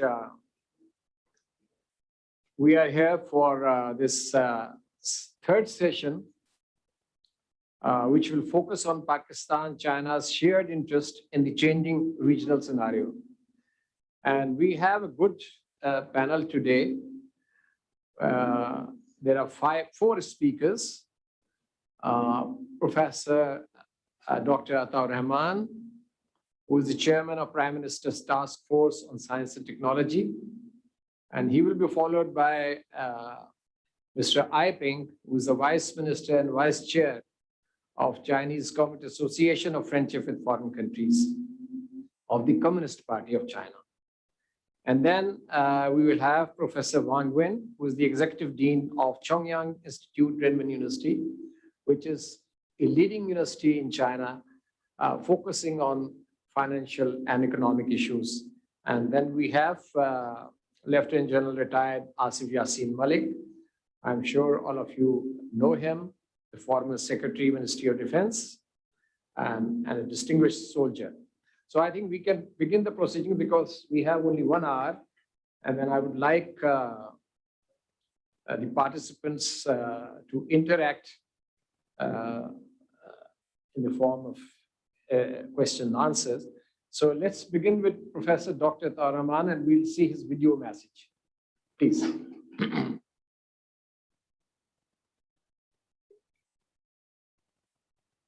Bismillahirrahmanirrahim. Good morning, everybody. Ni hao to my friends and colleagues from China. I would like to devote this particular talk to my former colleague, Professor Wang Yu, whose picture is now going to be shown. He invited me to China back in 1974, and Professor Wang Yu did the first synthesis of insulin. He was heading the Shanghai Institute of Organic Chemistry, and that in 1974 was the beginning of a lifelong love and friendship that I've had with the people of China. Over the years, I have had many visits to China. We have developed a large number of collaborations with China, and I'm deeply grateful for all the help and assistance that China is providing to Pakistan today. Two famous professors from USA and from Britain are standing next to me in this function, which was held last year when His Excellency President Xi Jinping gave us the highest award of China on science and technology. This was the International Collaboration Award awarded to us on 10th January 2020. And this was one of many awards that I have won from China, which I cherish. I was elected as an academician of the Chinese Academy of Sciences also some years ago. And my dear friend, Professor Chun-Li Bai, who was the president of the Chinese Academy of Sciences, is seen here giving me this award. He has been to Pakistan on my invitation and has also visited various centers in Pakistan. And we have developed a very strong collaboration between various institutions in Pakistan with the institutions of the Chinese Academy of Sciences. Also, I was fortunate to get the Friendship Award of China from the President of China a few years ago. And this is a picture of that. And also centers of excellence have been set up in my honor and in my name. This, for instance, is a picture of the inauguration of a center on traditional medicine, which was established in at the University of Traditional Medicine in Changsha, Hunan, a couple of years ago. And this is called the academician Professor Taur Rahman Belt and Road Initiative.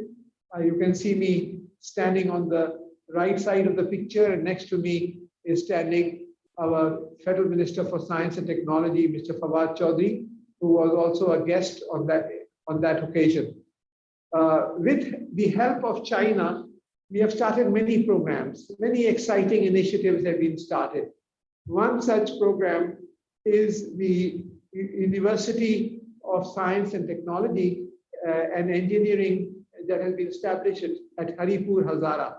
This was inaugurated by the Prime Minister of Pakistan in September last year, and it has 8 foreign universities collaborating.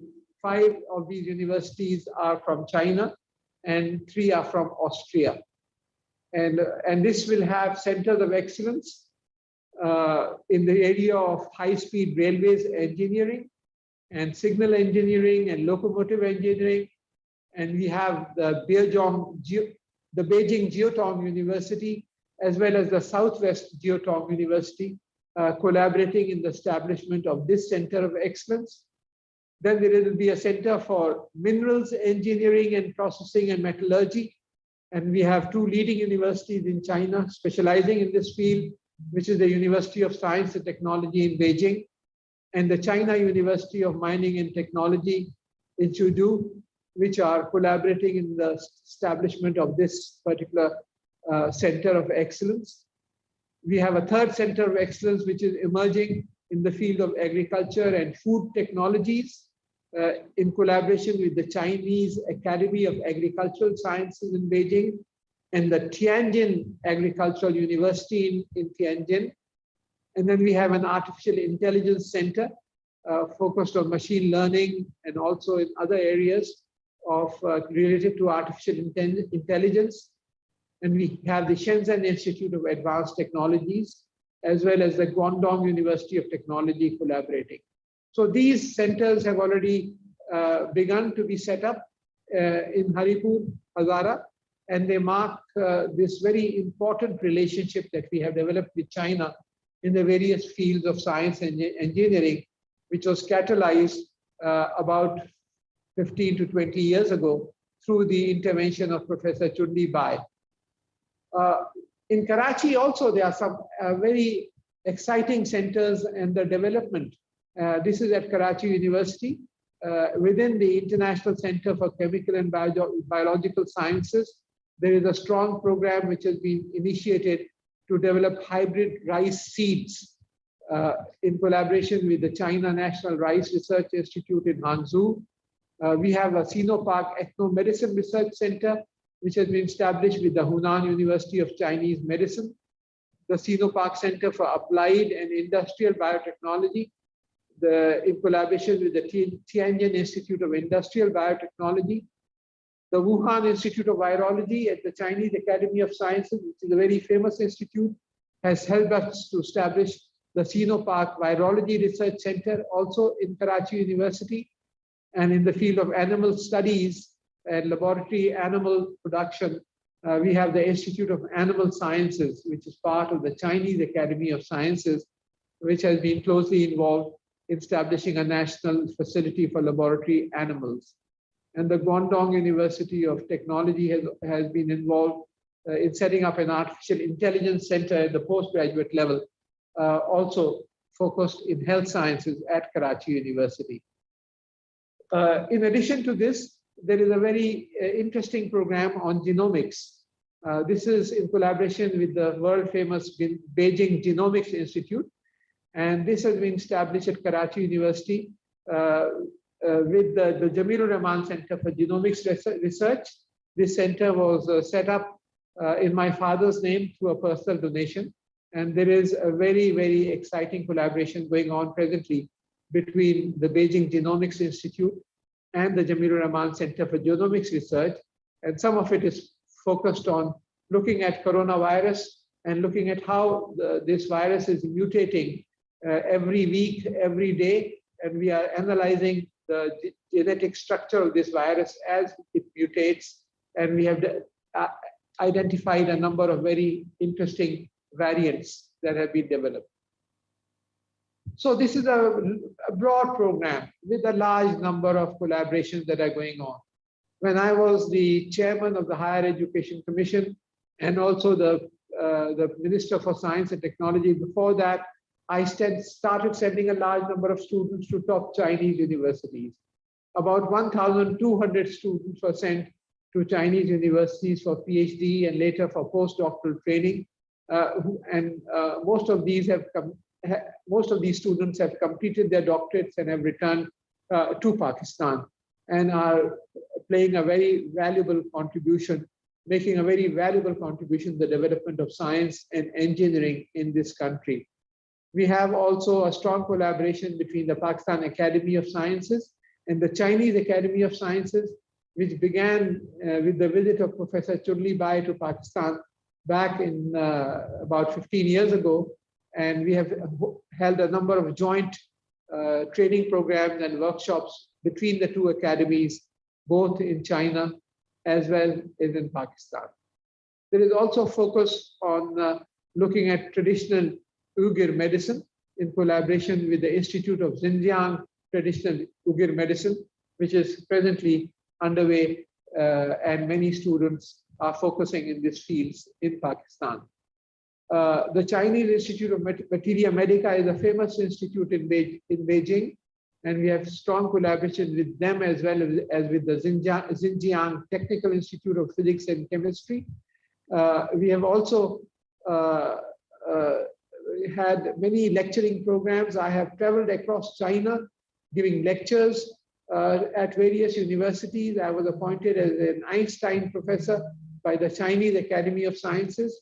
And we have therefore, I have had the opportunity of visiting many of the universities across China and have given lectures to our Chinese brothers and sisters and to students there. My book entitled The Wondrous World of Science has already also been translated into Chinese language and is used in courses in China. One exciting program that we have begun is with Sinopharm, a Chinese company which makes vaccines. And these the clinical trials for these vaccines have been done in Karachi very successfully and have been completed. And where there are some other 20 other universities and institutes with China, which I do not have time to go into, with which there is a strong collaboration going on.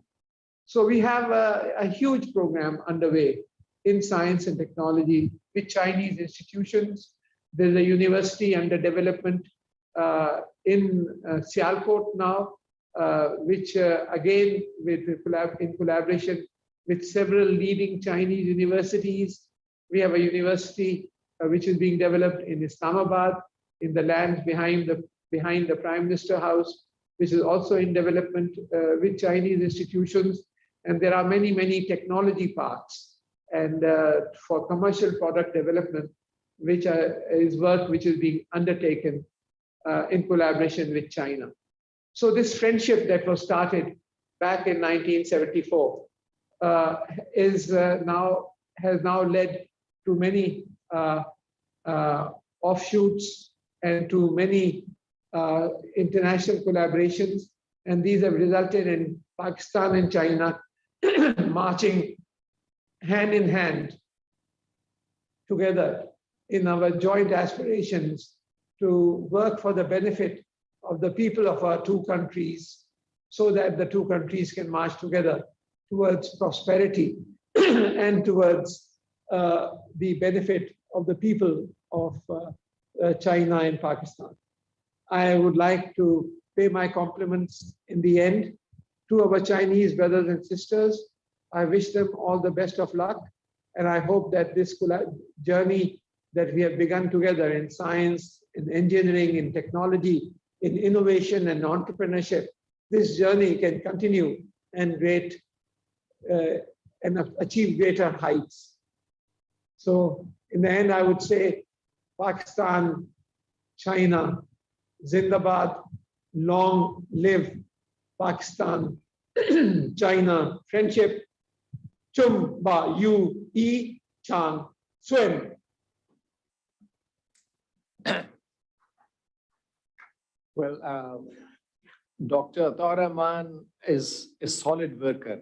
I have had the privilege of, knowing him and working with him in my capacity as first as an ambassador in South Korea, where he came and he was keen to develop linkages, and then in Malaysia, and finally in China. And I always found him to be a very sincere and very competent person who is a great patriot and wants to work for Pakistan. And he is highly reputed in China. And the fact that one center of excellence has been named after him shows how much esteem he carries there. And his collaboration, which he is trying to establish in the field of production of hybrid rice and corona vaccine, I think it will bring a lot of good to Pakistan. Thank you very much, Doctor. Now, our next speaker is His Excellency Mr. Ai Ping, the Vice Chair of Chinese Government Association of Friendship with Foreign Countries. We have a video message from him, please. It gives me great pleasure to be invited to record the speech for the third session of the conference, Pakistan-China 70, a unique bilateral partnership hosted by Pakistan-China Institute. Although I can't join you face-to-face due to COVID-19, our bond to Pakistan-China Institute remains close, and so does the friendship between the two peoples of China and Pakistan. This year marks the 100th anniversary of the founding of the Communist Party of China. Since its founding, the Communist Party of China has always been committed to the original mission of seeking happiness for the Chinese people and the rejuvenation of the Chinese nation.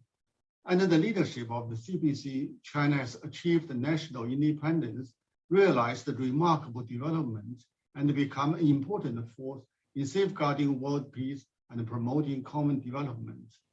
Since the 18th National Congress of the CPC, under the leadership of General Secretary Xi Jinping, the people of all ethnic groups in China have forged ahead, pioneered, and innovated. We strive to promote the development of various undertakings of the party and the country, actively promote the development of new type state-to-state relations and the building of a community with a shared future for mankind, and make greater contribution to the peace, development, and the progress of mankind. China actively participates in global governance, tackles unprecedented challenges with all our efforts, and demonstrates its historical responsibility as a responsible major country. CPC and the World Political Parties Summit was held yesterday, and the theme of for the people's well-being, the responsibility of political parties. CPC General Secretary and China President Xi Jinping attended the summit via video link and delivered a keynote speech. The summit strengthened the exchanges and the mutual learning from experience, from governance experiences between the CPC and the political parties worldwide in an effort to jointly respond to challenges brought by changes unseen in the century, including the COVID-19 pandemic. This year marks the 70th anniversary of the establishment of diplomatic ties between our two countries. Friendship between China and Pakistan is based on trust and mutual support, and we have been devoted friends through both good and hard times. Our friendship is a pace setter for amicable relations between the countries. The Pakistani people say that the China-Pakistan friendship is higher than the mountain, deeper than the sea, and sweeter than honey. And we Chinese fondly refer to the Pakistani people as our good friends, good neighbors, good partners, and good brothers. Since the establishment of our diplomatic ties, thanks to the commitment of successful Chinese and Pakistani leaders and concerted efforts of our two peoples, our two countries have forged an all-weather friendship and pursued all-round cooperation. Despite changes in the domestic and international environment, we have always extended sympathy to and supported each other on issues crucial to our respective core interests. Such friendship is truly unique. Pakistan was one of the first countries to recognize New China and the first Islamic country to enter into diplomatic relations with China. At the critical times when New China endeavored to break the blockade, resume its lawful seat at the United Nations, and explore ways to carry out reform and opening up, Pakistan always came forward with selfless and valuable assistance. When China was hit by natural disaster or faced difficulties, Pakistan always extended a helping hand. In 2008, when the devastating earthquake struck Wenchuan, China, Pakistan responded immediately and sent all its transport aircraft to ship its entire reserve of tanks to China. After the outbreak of COVID-19, Pakistan has provided diplomatic and material support to China. China has also provided the PPEs and vaccines for Pakistan to fight the pandemic. Today, China and Pakistan both shoulder the historical mission of achieving national renewal and delivering a better life for our people. More than ever, we need to work together to strengthen the traditional friendship, fully leverage on geographic proximity and economic complementarity to share opportunities, meet challenges head-on, pursue common development, and substantiate the China-Pakistan community of a shared future. This will enable us to create greater benefits to the Chinese and Pakistani peoples, contribute to stability and prosperity of our region, and lead the ways in building a community with a shared future in Asia. Pakistan is one of the first countries to support and join the Belt and Road Initiative proposed by President Xi Jinping. The China-Pakistan Economic Corridor is the flagship project of the Belt and Road Initiative. The corridor helped Pakistani people build infrastructure, meet energy needs, and create more jobs.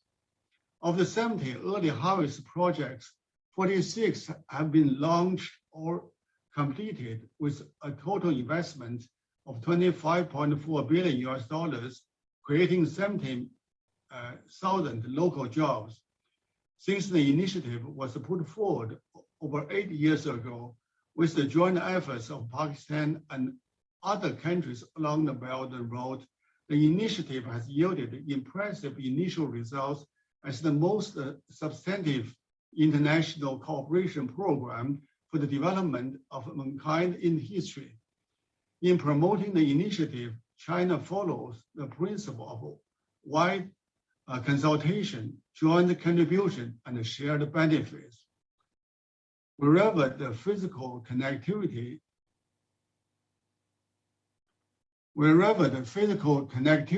enabled by the Belt and Road Initiative extends, the people-to-people bond follows. People-to-people connectivity has played an important role in supporting the implementation of the 5 guiding principles of BRI and development of infrastructure in many countries.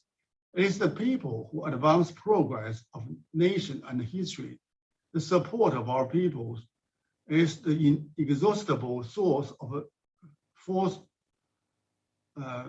fostering China-Pakistan all-weather friendship and all-round cooperation. We have conducted a lot of cooperation in people-to-people and cultural exchanges, greatly enhancing friendship between our two peoples. With the purpose of letting the world understand China and letting China understand the world, the Chinese Association for International Understanding, where I serve as a vice president, is committed to creating a high-end platform for dialogues among different civilizations. We are willing to further strengthen dialogues and cooperation with political circles, NGOs, and think tank of Pakistan and other countries. Our two countries share a common stake in security. China-Pakistan relations have gone well beyond the bilateral context. No matter how the international landscape may change, China will always approach its relations with Pakistan from a strategic and long-term perspective and give Pakistan high priority on its diplomatic agenda. To build a China-Pakistan community of shared destiny is a strategic decision made by our two governments and peoples. Let us work together to create an even brighter future for China and Pakistan. Thank you. Mr. Ai Ping is a known personality in China. When I was there, he was the vice minister in the international department of the party. And his father was also a very famous revolutionary.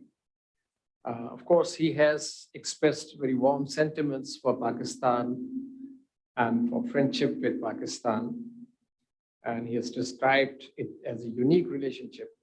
And one particular point which I want to mention, Chinese leaders and Chinese officials never shy away from specifically mentioning and reminding that when China was isolated completely, it was Pakistan which helped break that isolation. And of course, they give examples of, the first, the border treaty between Pakistan and China, 1963, 64, PIA being the first foreign airline to enable China lifting its air blockade, and then of course Kissinger's visit, and 71 we supported China's entry into the United Nations.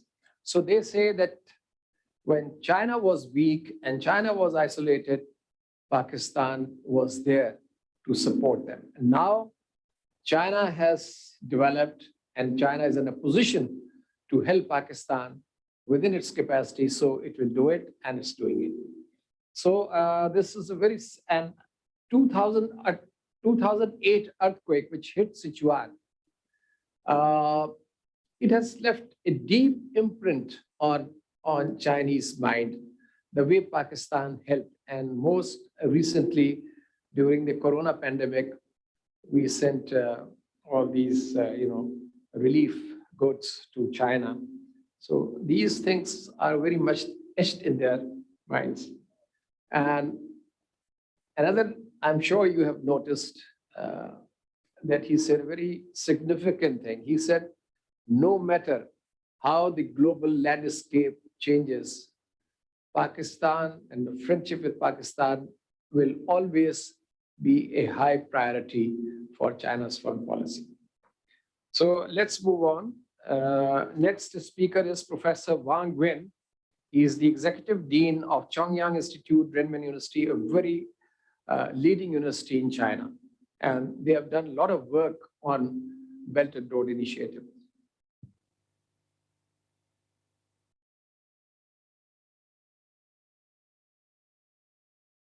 Hello, I'm Wang Wen, Executive Dean of Chongyang Institute, Renmin University of China. Thank you so much for inviting me to have a talk in such an important forum.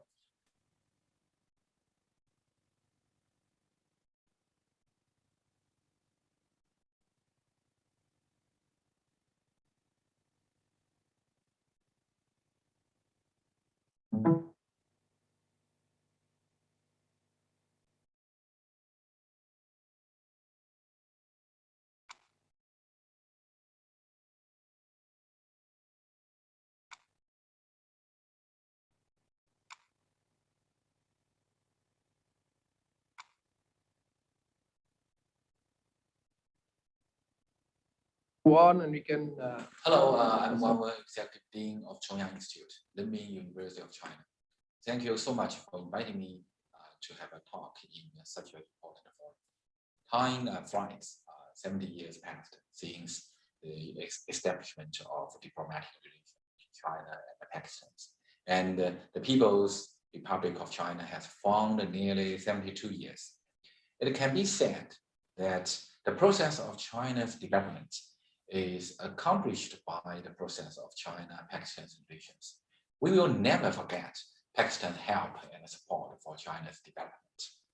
In China, Pakistan has been courted Bhatia, which Ba means Pakistan, and Tia means iron or means heart. So the nickname Bhatia shows that the relation between the two countries is unbreakable. In the past 70 years, whether it was in a Cold War or the international financial crisis or regional risks in recent years, so as well as the construction of the China-Pakistan economic corridor, historical process, historical practice has proved that no force can destroy and impact the ILO relationship between China and Pakistan. As a think tank scholar, I hope Pakistan's friends believe that China is the most sincere force to support Pakistan's development. Last year, because of the COVID-19, the global economy was seriously affected. The total bilateral trade value between China and Pakistan was $17.49 billion, a year-on-year decrease of 2.7%. But China exports to Pakistan fell by 4.9%. However, China's import from Pakistan increased by 17.5% year-on-year. Since 2014, China has maintained Pakistan's largest source of investment for 7 consecutive years.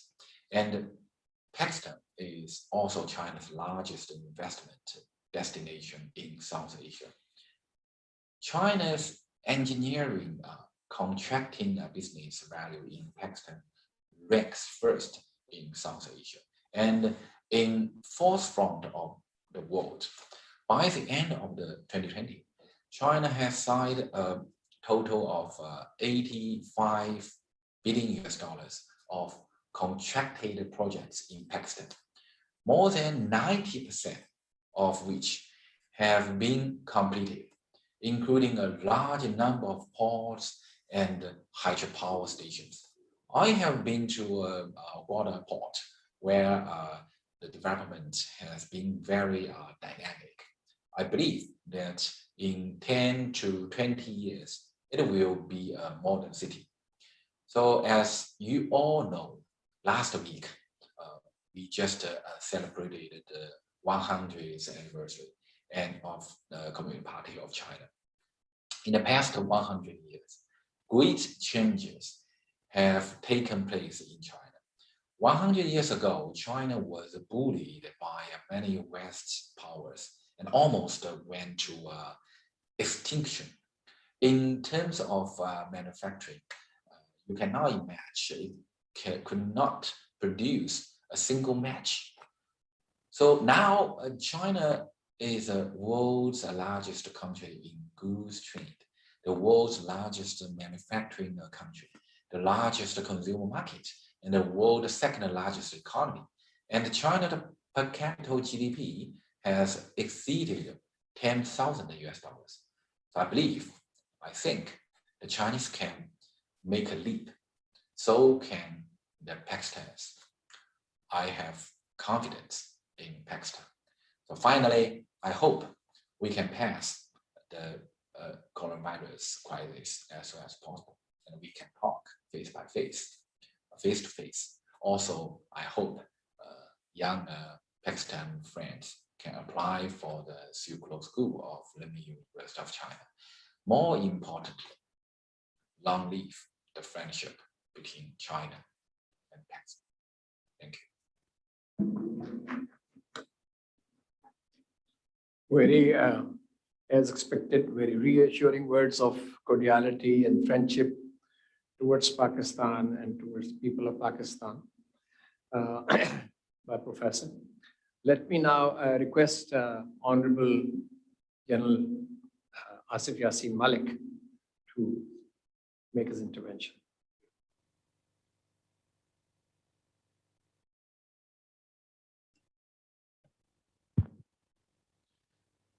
Bismillahir Rahmanir Rahim. Ladies and gentlemen, Assalamu alaikum and a very sleepy afternoon. If I was teaching students, I would ask them to get up and then sit down. But I'll wake you up with my view of relationships. I always say brothers are by compulsions and friends are by choice. You have brothers because your parents decided to have another son or daughter. But friends are by choice. So my view is that Pakistan-China friendship It's always been called friendship. It's not been called a brotherhood. Brotherhood is something like, like the mafia brotherhood or something like that. So I would always say that the Chinese are the best friends and all-weather friends. I've been asked to talk a little bit about the shared regional strategic interests of Pakistan and China. We know Pakistan's strategic interests. I'll just try to explain how the Chinese interests are helping Pakistan. To begin with, I think the West in particular and the world in general do not understand or comprehend the real depth of Chinese thought and vision. And that is the reason that they have not been able to understand where China is going, how far it is going, and how fast it is going. And as a consequence, they are sort of fiddling around with different strategies, each one to fail before it is launched. China is part of the region of the globe where nearly half of the globe's population lives. And within that also, it is the top country today. The Chinese vision cannot be understood. The Chinese capacity cannot be understood. I'll just name one, the Great Wall of China.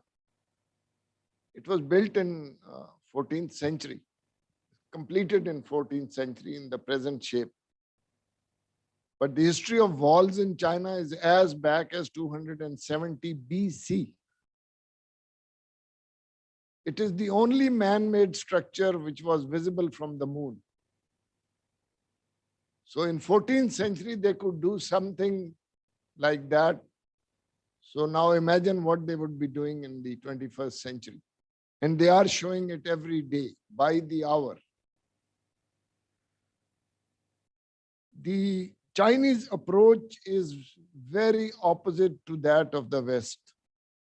They believe in winning hearts and minds rather than using guns and bullets.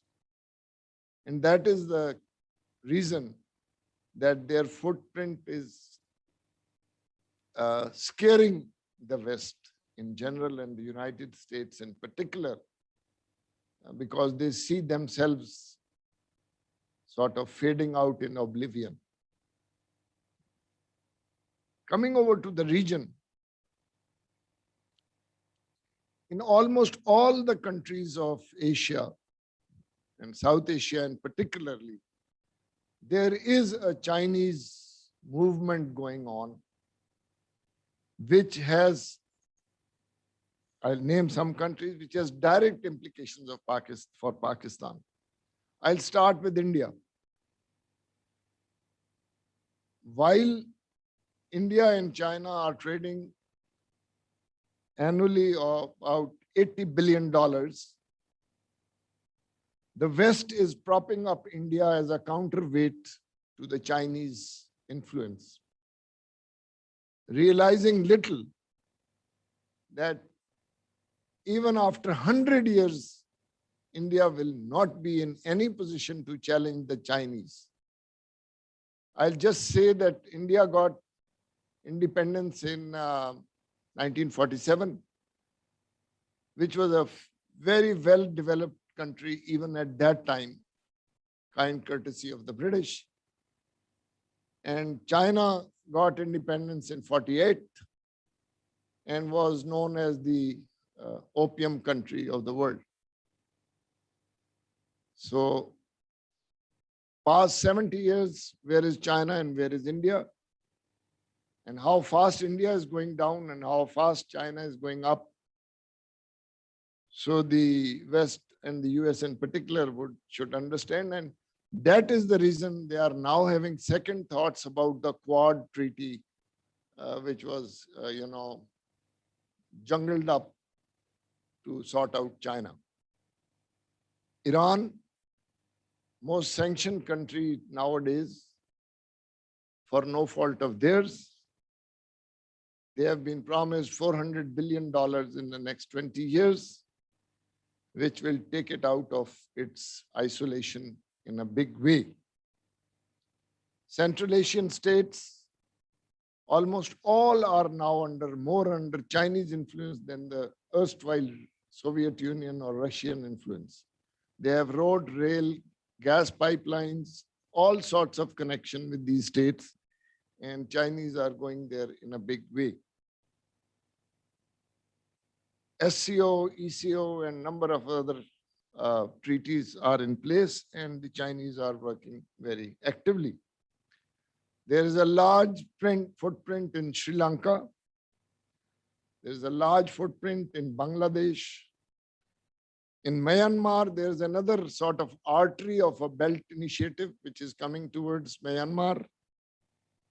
And Nepal is already opening up its road and rail link with China.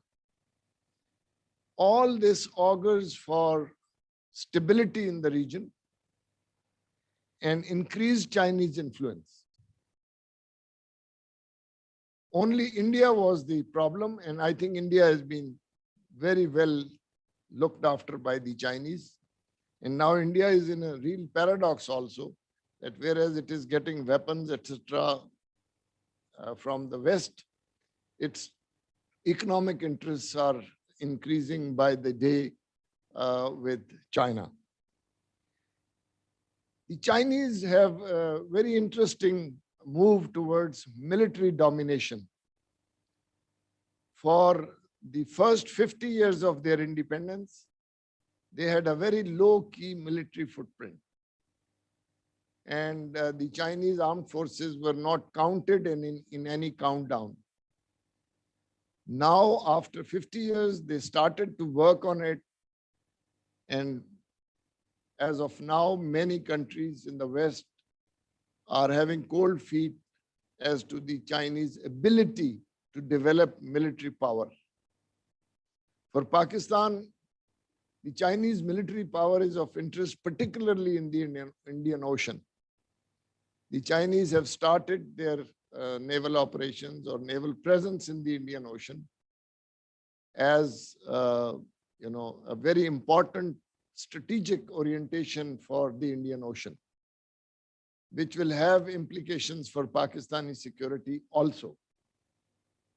And in that context, the fear in the West again is of Gwadar Port and Karachi Harbor, which have always been used by all the Western countries. And now it is also being used by the Chinese. So this is the strategic orientation that is taking place and which helps Pakistan in the military manner. Now, finally coming to Afghanistan, the burning issue today.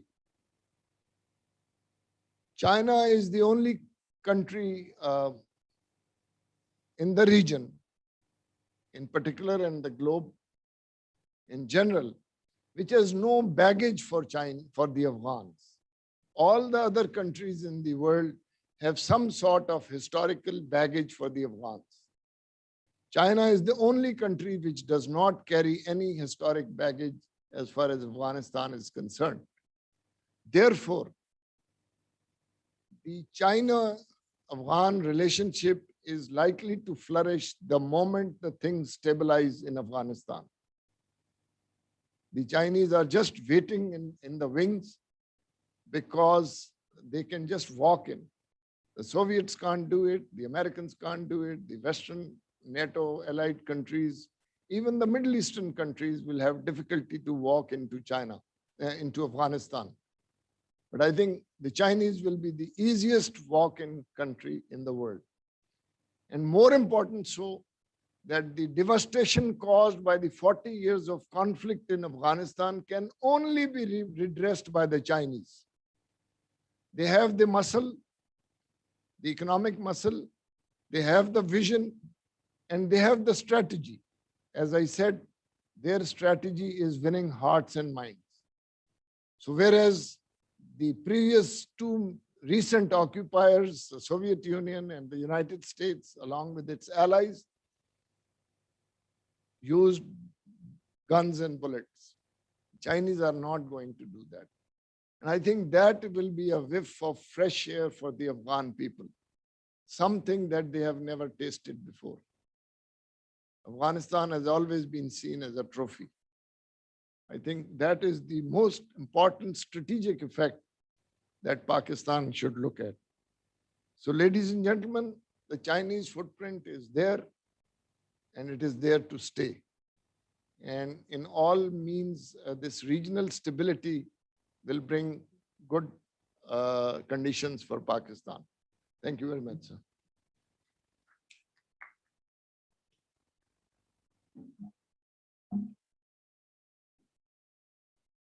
General Yasin Malik has made very important observations and actually a very good analysis. And I agree with quite many points he raised. First of all, and I would just flag some key points. He said that the West does not fully understand the depth of China's vision. I agree with that, sir. And then he said that the Chinese approach is opposite to West, winning hearts and minds of the people rather than using guns and bullets. Spot on.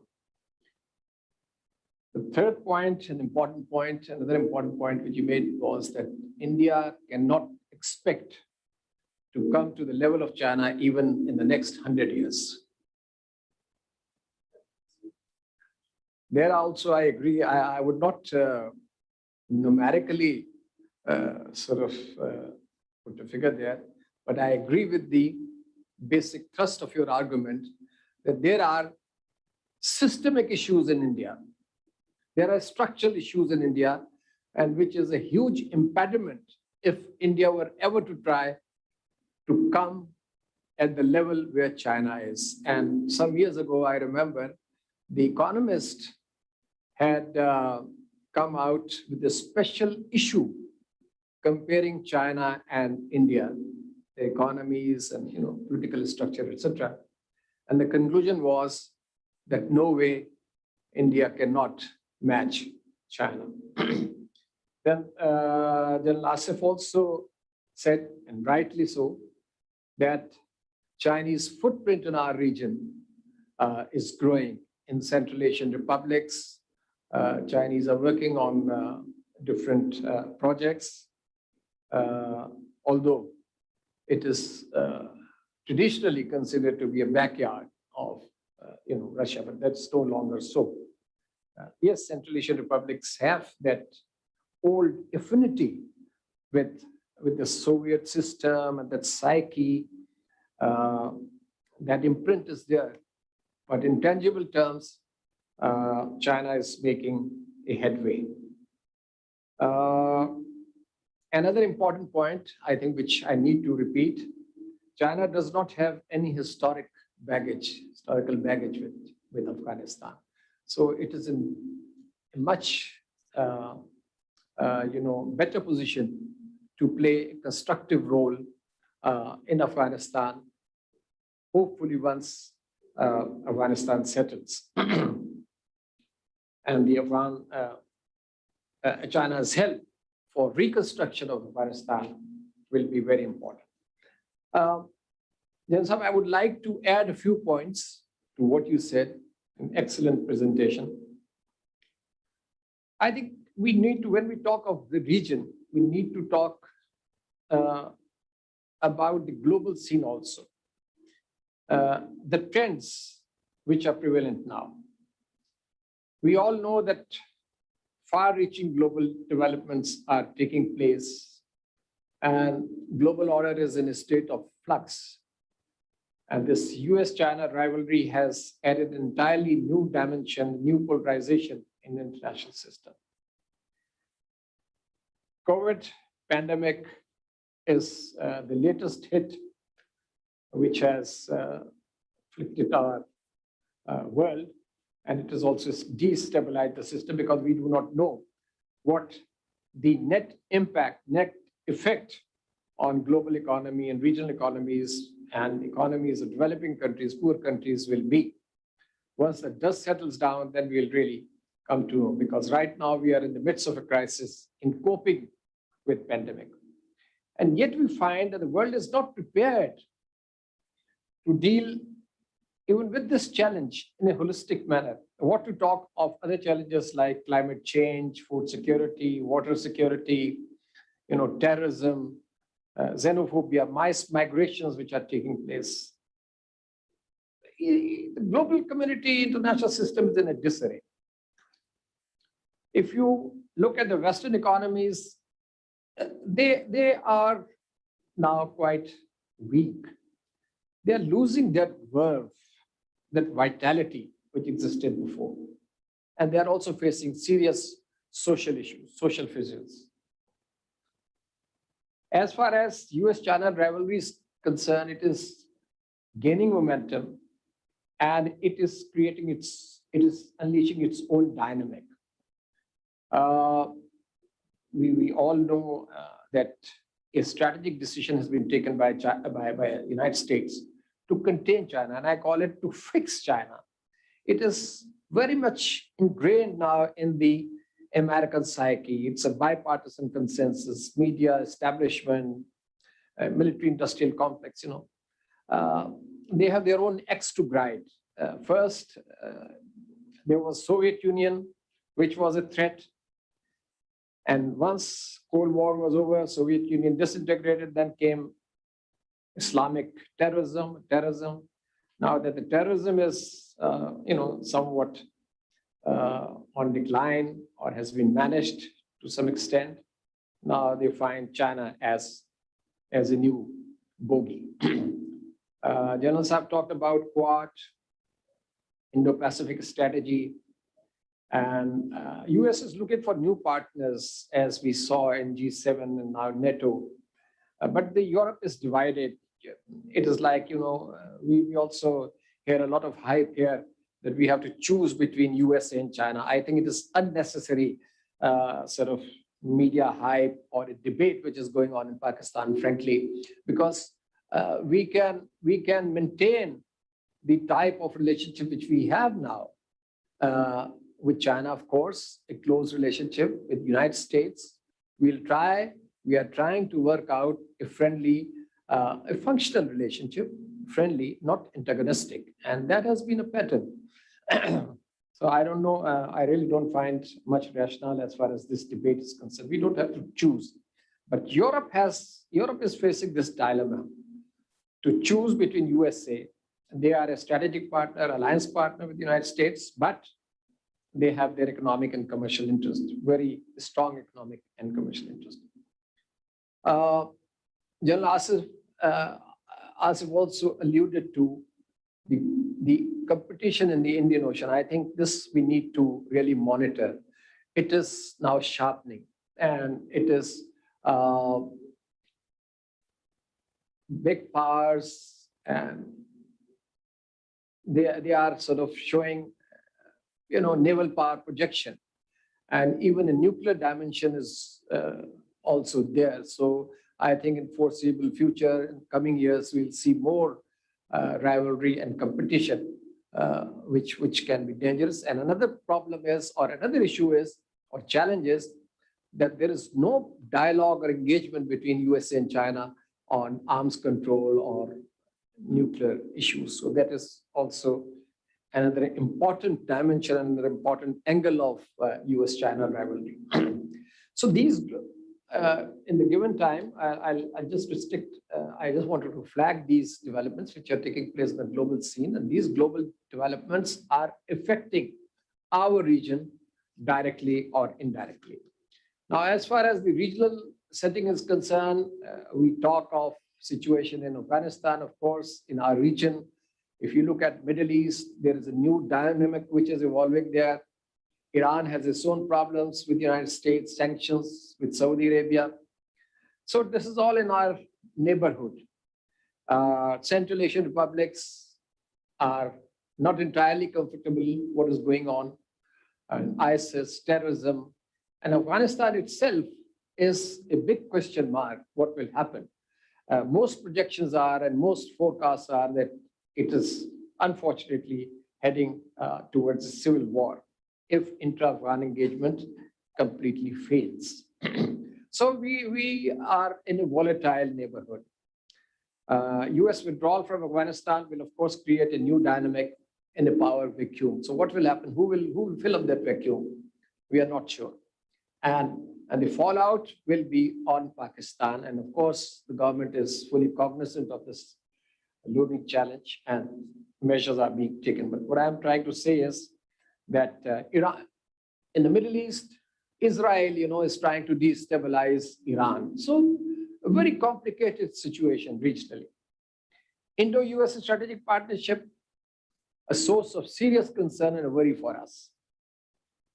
In the US support, American support to India, not only in the context of Indo-Pacific strategy or Quad, but in terms of strategic strengthening of India through support on nuclear suppliers group. They kind of, I would not say, I would say kind of a collusion to sort of put pressure on Pakistan through NSG, FATF. Arms supplies are being given to India, which is creating greater instability in South Asia. And these strategic agreements, a number of agreements which the United States has recently signed with India, is giving India a strategic and a technological edge with the support of the United States. So all these factors are very, very important. And so West is basically accepting, rather supporting and accepting India's role as a regional policeman and as a regional bully, which is dangerous. And of course, as a counterweight to China now. How will that play out? I'm not sure. There are two opinions. One opinion is that India, India has very strong commercial interest with China. So India will not go to an extreme in terms of, but what we have seen, what happened last year in Galwan and the standoff, which continues, and India has lost, according to Indian thinkers and Indian strategists, military analysts, about 1,000 square kilometers of territory, and India cannot regain it. So this dangerous standoff continues. And on the other hand, we see that India is destabilizing this region. Their oppression of Kashmiris, their opposition to Belt and Road and CPAC, and use of Afghan soil to create instability in Pakistan, Balochistan. So India is really a factor of creating instability and destabilization in our region. Challenges, most immediate challenges, of course, Afghanistan, which can be a source of resurgence of terrorism against Pakistan, as well as China. Because in the last 4 or 5 years, I think both Pakistan and China have also engaged in effective counterterrorism cooperation. And China has also been engaged with other countries of the region and successfully contained the threat of ETIM. But ETIM has not vanished. And in fact, if there is turmoil and chaos in Afghanistan, there can be a resurgence of these militant groups, which can threaten China's security and which can threaten Pakistan's security. And TTP has, I mean, it is known that they have taken the pass and anti-China stance. So these are the threats. And so possibility of Afghan soil against China, destabilizing western region of Xinjiang, which is a key province in China, very important in terms of China's connectivity. Yes, and in terms of China's connectivity with Eurasian region. 5,000 cargo trains are going every year to Europe. And it's a very rich province in terms of natural resources and, metals, oil and gas, cotton, gold, etc., etc. So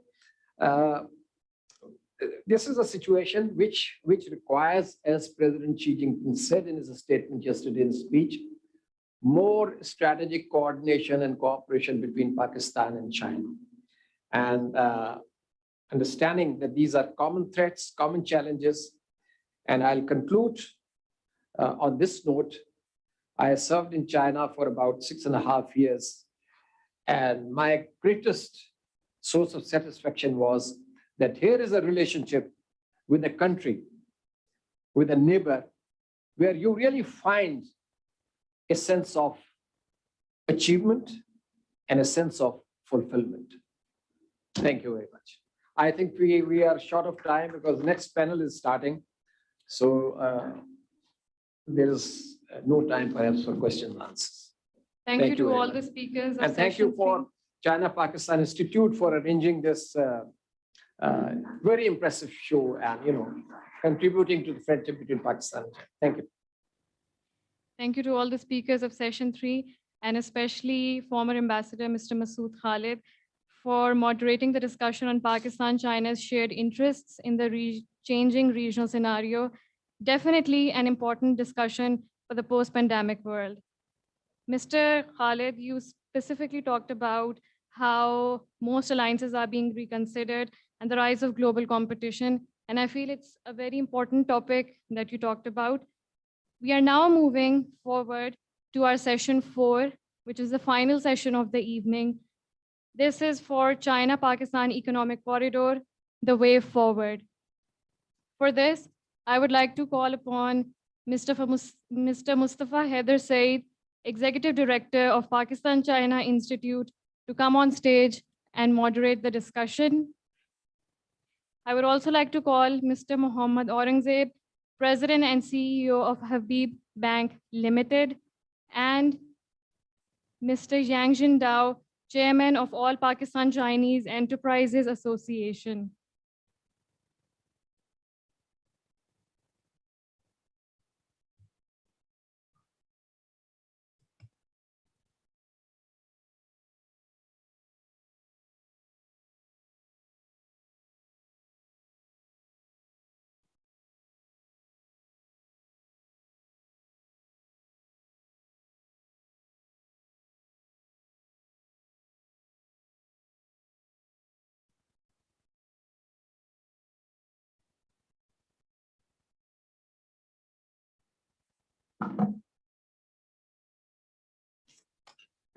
Bismillah ar-Rahman ar-Rahim. Good afternoon.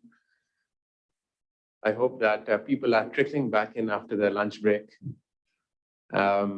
Today's last session is very important because we've had excellent discussions on people-to-people connectivity. We had a very good opening session and also the session of shared interests on cultural connectivity. But as we know that the relationship has now evolved to a very important economic relationship where our economic futures are very closely intertwined. And the flagship project of the Belt and Road Initiative is the China-Pakistan Economic Corridor.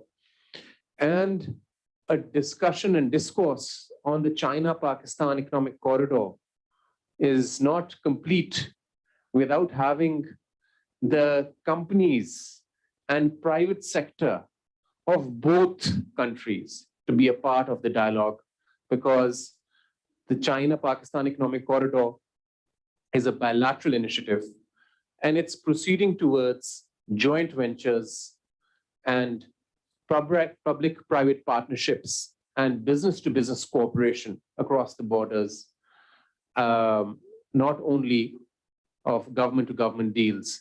So we are very privileged to have with us the president of the largest bank of Pakistan, the president of HBL, who has flown in from Karachi to make his speech. Thank you very much, Aurangzeb Saab.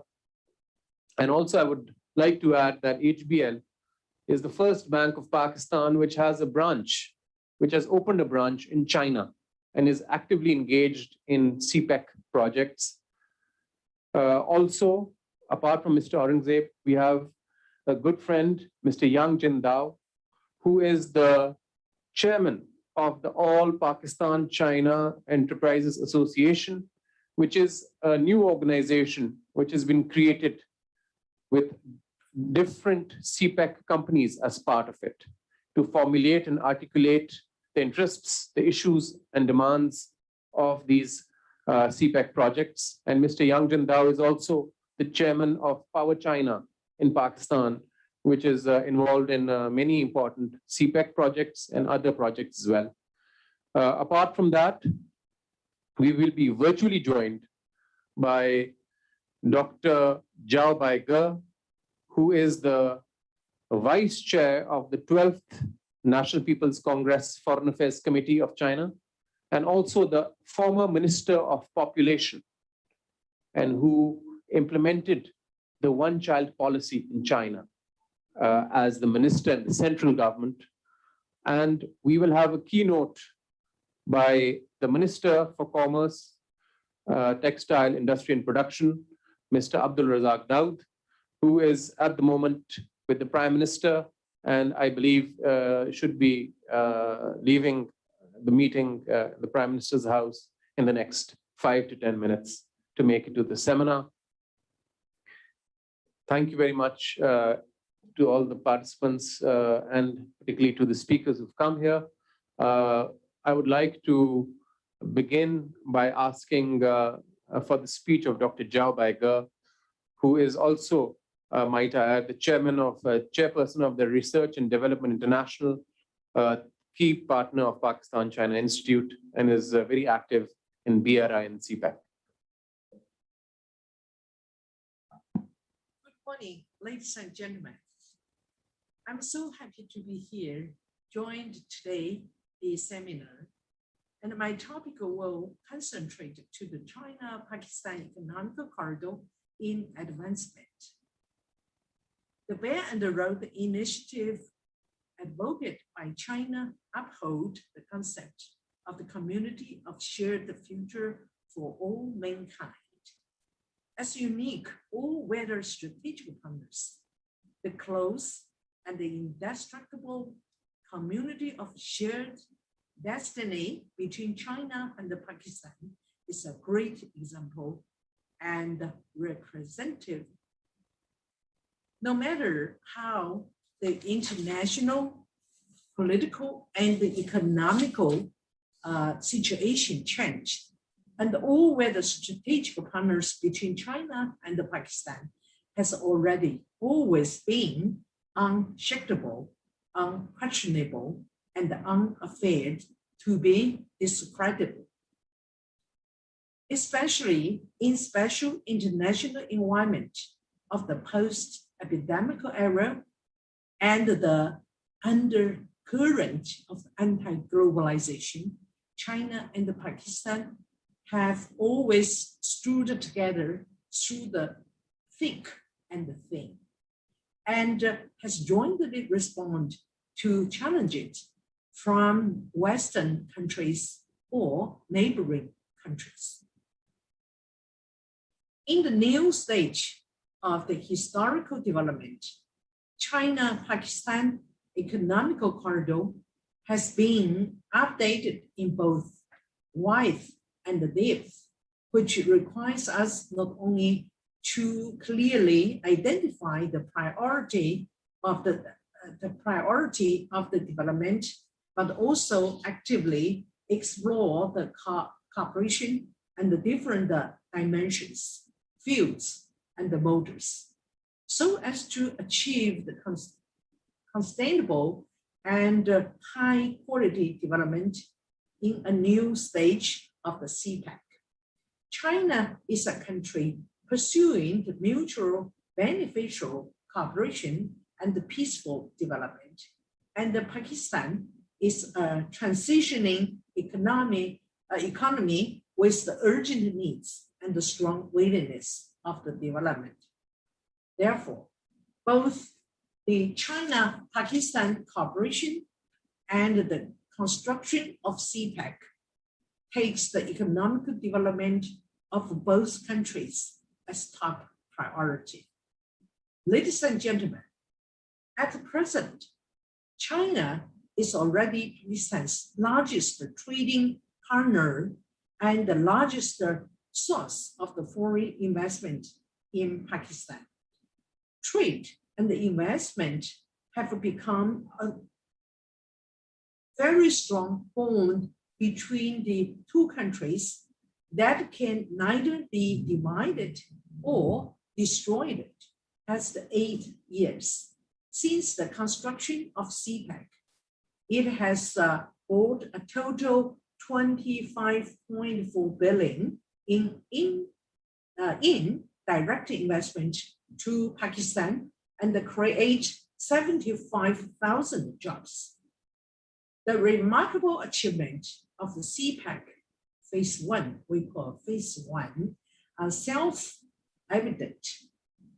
On the base, while building the CPEC 2 point in order to achieve a higher level and a higher quality of development, we must pay great attention to the leading role of the industry clusters and science and technology innovation. In this regard, I have the following ideas and suggestions. Between China and Pakistan in the field of energy, transportation, infrastructure, and the Gwadar port construction in phase 1 remains important and should be actively promoted to strengthening the regional connectivity. There is still huge demand in Pakistan infrastructure sector, including lack of the link hubs between major rail and park construction in CPEC. It is necessary to firmly grasp the opportunity of science and technology innovation to lead the economic development, actively apply the new technologies and cooperate in the emerging industry, such as the energy conservation and environmental protection, electronic communication, bioindustry, new energy vehicle, high and equipment manufacturing, and the new material, so as to make a CPEC more digitalized and greener. Demographic dividend and both young and vibrant. 6% of the Pakistanis are between 25 to 25 years old. And this is growing in strength. In particular, Chinese companies investing in Pakistan are helping Pakistan local working force, are helping Pakistan that there is no prosperity without industry development. At the new development stage of the CPEC, we should give a full play to the leading role of the industry in the industrialization, promote the development of the industry clusters, closely follow the plan of the 1+4 collaboration, and make industry collaboration and the top priority. And a lot of areas, including the think tank research, international collaboration, promotion of the construction of CPEC since its operation, while adhering to the principle is the program demand project oriented and the result-based development market. So here I really want to send my special thanks and gratitude to my dear friend, Senator Mujahid Hussain Said, and his great son, Mustafa Said, for their great support and the collaboration. They're doing a great job for the collaboration between China and Pakistan, between PCI, which is their institute, and the RDI, which is the Chinese institution. As an innovative and pragmatic think tank, RDI has always been aware of the importance of the cooperation between China and Pakistan enterprises in promoting the economical and the social development of Pakistan, strengthening the bilateral mutual trust and the collaboration, and enhancing the carrying capacity and the collaboration ability of China-Pakistan collaboration. Practicing the mechanism of the effective, the central-local interaction, deepening of the construction of the idea of government enterprises collaboration, we have explored a service model that combine with the government, marketing, society, and the think tank, all these integrated resources together, because the integrators, the current integrators, they must integrate all the resources together.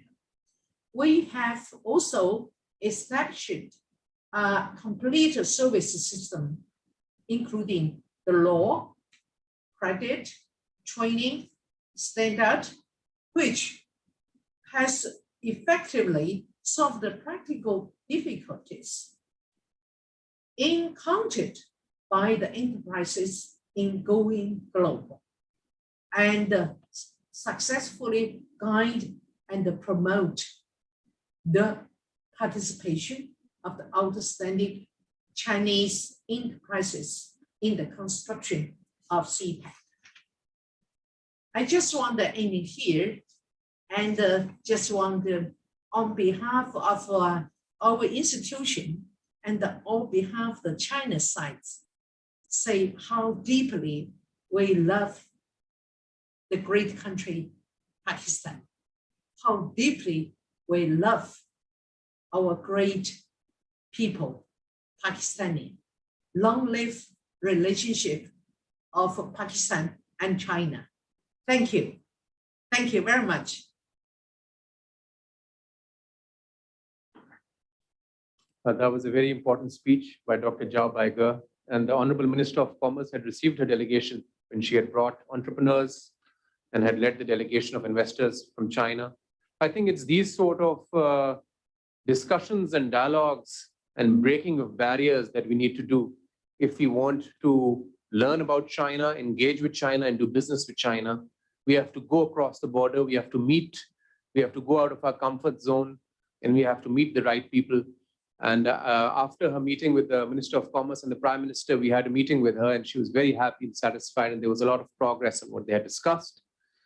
RDI, as Dr. Zhao kindly mentioned regarding the Pakistan-China Institute, is a very key partner of PCI, and we've held two very important international conferences in Xinjiang, where we took a lot of the cabinet members, parliamentarians, and companies from Pakistan to Xinjiang, and we had very good dialogues. At that time, Ambassador Masood Khalid was the ambassador. Yes, and Mr. Shaukat Tureen was there with us as the head of the Silk Bank. Yes, thank you for that. Now, I would like to invite Mr. Muhammad Aurangzeb Saab, the President and CEO of Habib Bank, to give his remarks. Thank you, Mustafa. Razak Daud Saab, Dr. Zhao Baige, you just heard her, Mr. Yang Zhao, Senator Mujahid, distinguished guests, ladies and gentlemen, Assalamu alaikum, ni hao. On behalf of HBL, I would like to thank everyone for this kind invitation to be part of this August gathering and to talk about CPEC. Now, CPEC phase one was all about, as we've heard, infrastructure, ports, shipping, roads, power plants. And we are real witness to that because HPL has been part of almost all major CPEC financings, close to $6 billion of projects. We have either been advising or arranging or syndicating. The next phase, we want to call it phase two or whatever, has to be about monetization of that infrastructure now, right? How do we bring it back into industrial production? How do we now realize the export potential around that? And how do we also get into the success transfer of technologies and expertise from China into Pakistan? Now, there are various aspects which come to mind here. And let me just take a minute and Musta, you were very kind in terms of how we are associated with the China business. But there are two aspects of what HPL does. First, in Pakistan, we're dealing with roughly 50 plus state-owned enterprises here who are our corporate clients. The gentleman sitting on my left, we're very proud to have him as a client as well. Roughly 15,000 plus individual Chinese customers with whom we have the honor of serving them day in and day out.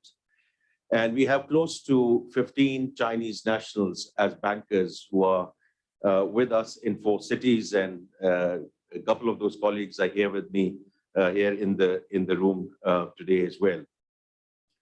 Now that's what we do here on ground in Pakistan. But I guess equally importantly, and Musta, you referred to that, but we actually now have 2 branches in terms of physical presence in China. We started with the Urumqi branch, which was a few years back, and we are very, very grateful to the Chinese regulators, to PBOC, to CBRC for their support, and of course, the government of Pakistan and State Bank in terms of allowing us to remit $50 million in capital last year, which made our Beijing branch operational beginning of this year. And Beijing branch is very, very important, not only in terms of intermediating the flows between China and Pakistan, which is our backyard, and we've been doing that for the last few years. But if we just, we heard Ambassador Saab a few minutes back as well, talking about the larger Belt and Road Initiative. So what Beijing branch has allowed us to do is to not only intermediate all the flows between China and Pakistan, but also in all those locations where BRI investments are an important part of the Belt and Road Initiative, but the Chinese banks are not present there. So I would put in places like Bangladesh, Sri Lanka, Maldives, which are part of the HPL network, our international franchise, but now we can go and talk to the state-owned enterprises in their head offices in Beijing and talk to them about what we can do for them, not only in Pakistan, but across South Asia, in the Middle East, and with our affiliates like Diamond Trust Bank in East Africa. So I just wanted to mention this in the context of how HPL, we feel we are well positioned to support the next phase of CPEC, inshallah, in Pakistan as well. Now let's talk about some of those aspects of the next phase. One is indeed the traditional trade opportunity. And there, of course, Razak Daud Saab is sitting here, and all the help that we get from the embassies and the commercial staff in terms of identifying the opportunities there, but also the role that the banks need to play. And of course, HPL is playing in terms of introductions for customers in Pakistan. So to date, we have been involved in some of the introductions around fisheries, agriculture exports, rice, and Himalayan salt. But it sort of goes beyond that as well, because the depth and the diversity of what China has to offer, you have to go in with your homework done. You cannot, I mean, you just mentioned some of the delegations which went there. And I have to say, we do need more state of preparedness. We do need to do more homework so that we can go in with a more targeted ask and more targeted offering when we go to China. The next one is not only just the trade corridors, but the physical presence of companies either way. So it's in the form of joint ventures. So for example, we are working right now with two of our clients here. We are working with Candyland, and we are looking for opportunities in the detergent sector for a JV in China. And we are working with Multi Group, looking at again a JV opportunity in the food industry in China. And it's the other way around as well. We are working with Chinese companies to establish their footprint in Pakistan. Challenge Apparel, they're coming into an SEZ, BUCG on Gwadar Airport, and Xiamen an export of fisheries from Gwadar. So that's the JV part. The next one is special economic zones. And again, I'm sure Razak Saab would touch on that because it falls very much under the BOI umbrella as well. And the reality is we have been slow in terms of getting them off the ground. That's our assessment. Dhabaji is there, Rashikai, we are directly involved ourselves. About a couple of years back, I had signed the concession agreement with CRBC in Beijing in their head office. It took us a little while to get that one going, but it's good. And we saw the Prime Minister sort of inaugurating Rashikai and getting it off the ground. And HBL will be opening its branch in Rashikai SEZ so that we can continue to help with the financial services on ground as the industries start getting set up in those export zones. So very, very important in the context of the next phase. The next one is Gwadar, and I won't talk too much about it because obviously with the Prime Minister's visit, with Chairman CPEC's pronouncements there, we know everything that's going on there. And it's indeed very, very heartening to see that whole journey is going to get accelerated. We are the only bank present in Gwadar business zone. And right now we are servicing all 7 Chinese factories, which are up and running in Gwadar. We have dedicated bankers, Chinese bankers present in Gwadar to work with Chinese Overseas Port Holding, which is the concessionaire and all the investors which are coming in there. The last 2 points I just want to mention, and then I'll just close. The point that I made about success transfer of expertise, and I think even in Finance Minister's Economic Advisory Council, the whole agriculture work stream is working very actively on that, which is the success transfer in the agriculture space, which is seed technology, which is mechanized farming. We ourselves as HBL are working closely with CMAC at this point in time to see how we can sort of bring some of that technology to work here with our farming clients.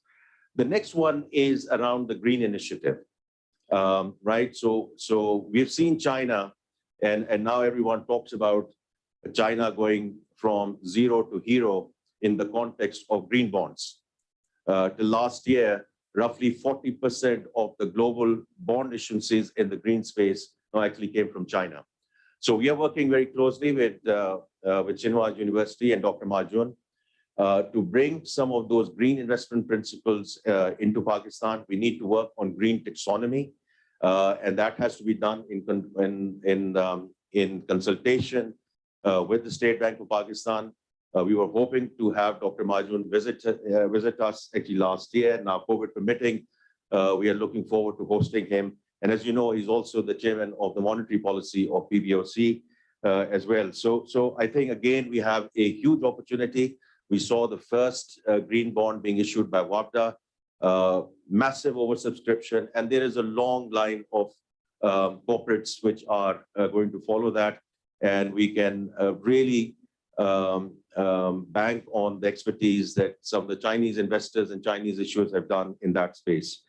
The last thing I want to mention is what we are again trying to do in conjunction with the State Bank and Ministry of Finance. One is around the internationalization of RMB. And of course, RMB is one currency, and we talk to our clients very actively around that. that one currency in which long-term forward cover is available. So everyone should try to get their LCs open and letters of credit open in RMB, but there's lots to do in that space. And last one, and from our perspective, very, very critical for the country, we just saw again a very successful Eurobond tapping by the government yesterday. So we have done, as a country, we've done Eurobonds, we've done 144A placements, we have done Sukuks, so we have accessed Islamic capital markets. Now it's about time that we go and tap the Chinese capital market and go with the inaugural sovereign panda bond. We have done a lot of homework in conjunction with PBOC and CBRC. We are in active dialogue with the Ministry of Finance here. It is the second largest bond market in the world. It is the third largest stock market in the world. It's only a question of time. So it's not if, it's only a question of when. It is going to become the largest bond market in the world. So we look forward to working with Ministry of Finance and Government of Pakistan in the next phase of CPEC and to fund the next phase of CPEC to actually go ahead with the inaugural sovereign panda bond, inshallah, as we go forward. Senator Mushahid Saab, again, we are grateful for your kind invitation. As HPL, it's our commitment to help, support, assist any way we can in the next phase of CPEC. Thank you very much.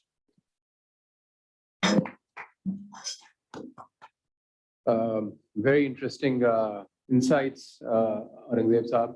I have a few things that I'd like to weigh in on.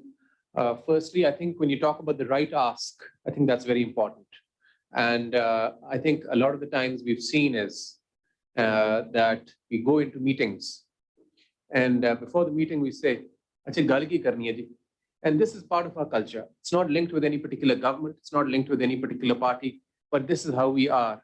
And when it comes to CPEC, I'll be very frank, it's not been any different in a lot of ways. I think the lead up to the project of selection and identification of the project from our side in different JWGs is fundamental. And increasing and building a capacity to identify, do rigorous feasibilities, and see with this project that we are setting up today, will it be generating revenue in the next 30 years? Does it create wealth? Or do we have to go to a PC1 formula? And also, Razak Daud Saab is here, he's MBA from Cornell. I think we have to come out of the PC1 mindset. Anything that we do, PC1 bana de ji. And we act like we have a lot in our kitty. This is the age of public-private partnerships. It's not about giving subsidies to industries. It's about creating wealth through opportunities. And we have seen that in Thar, public-private partnership. Engro has done it very well with CMEC.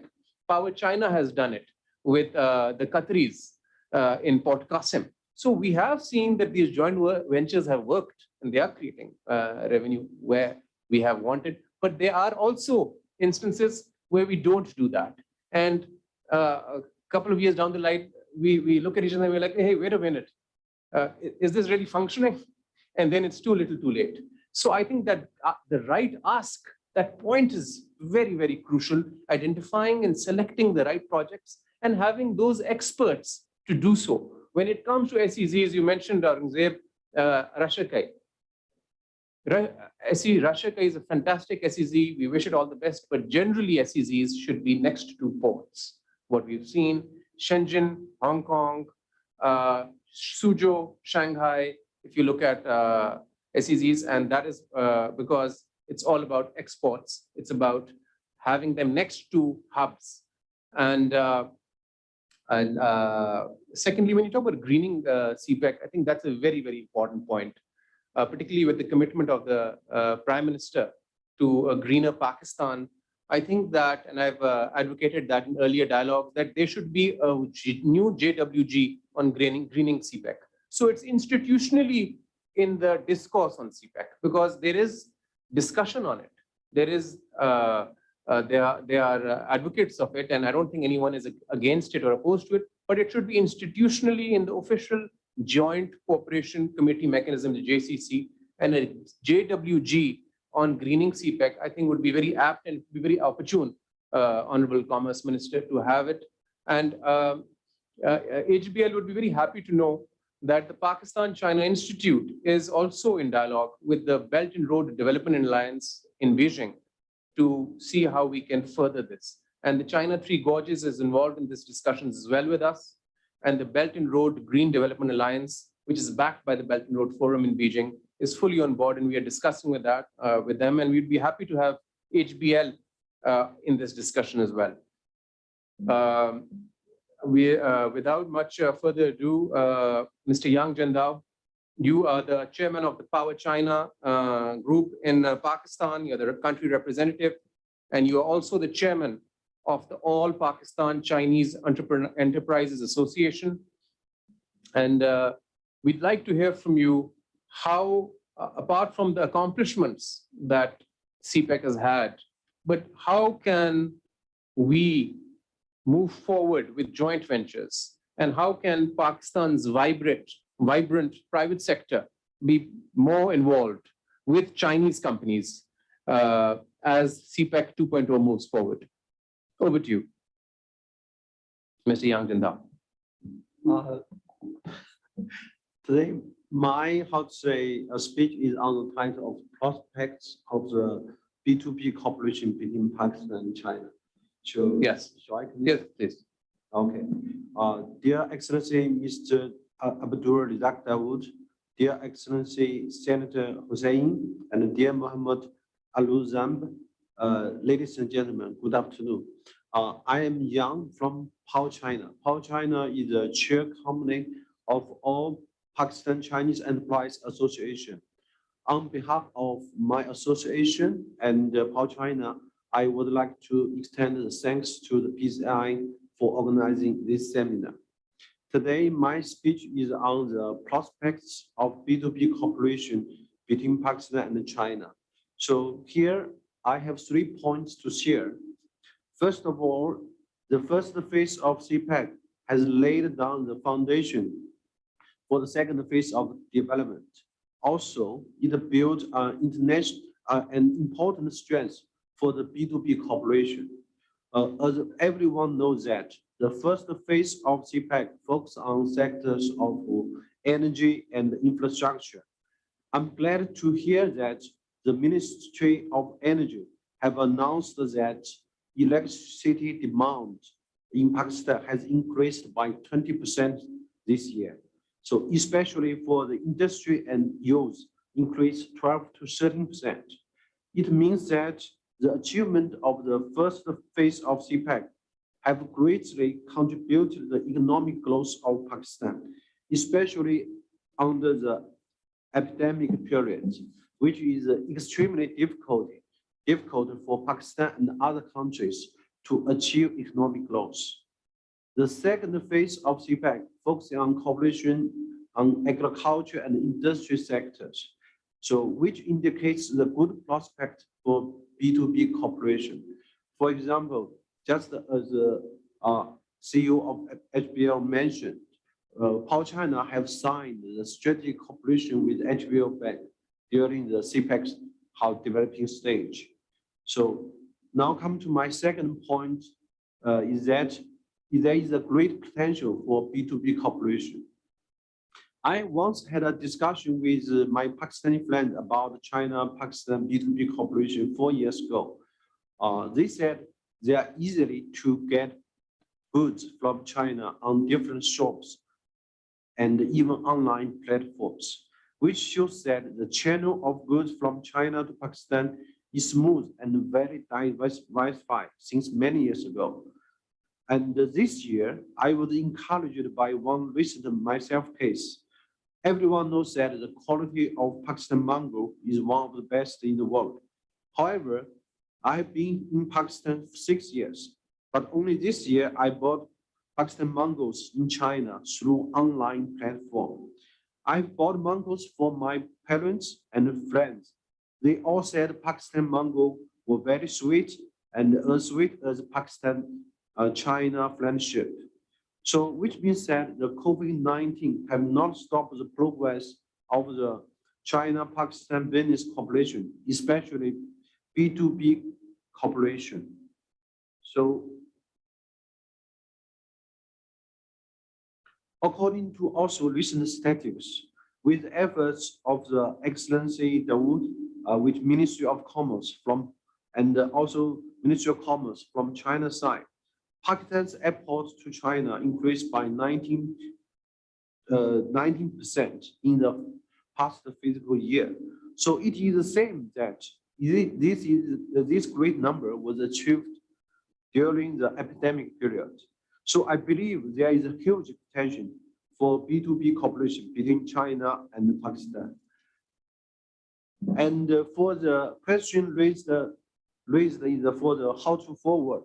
So that's my final point is that we have to work together to promote more B2B platform and channels for the cooperation. Because nowadays, lots of B2B cooperation was reached through the platforms or channels or online platforms. So we have to develop more of them. For example, one aim of my association is to become the bridge for cooperation of the Chinese companies. So if Pakistan company have any questions, please feel free to contact us. And also currently, the Chinese embassy and the BOI and my association are planning one new B2B cooperation platform. We hope this potential new platform also could contribute more value for the B2B cooperation. And at the end, we are looking for the more continued, rapid, and efficient support from the government department, because government department is the biggest and the strongest platform for B2B cooperation. So we believe that through more B2B cooperation, the economic of both countries will be taken to another high level. Thank you again to PCR. Thank you all.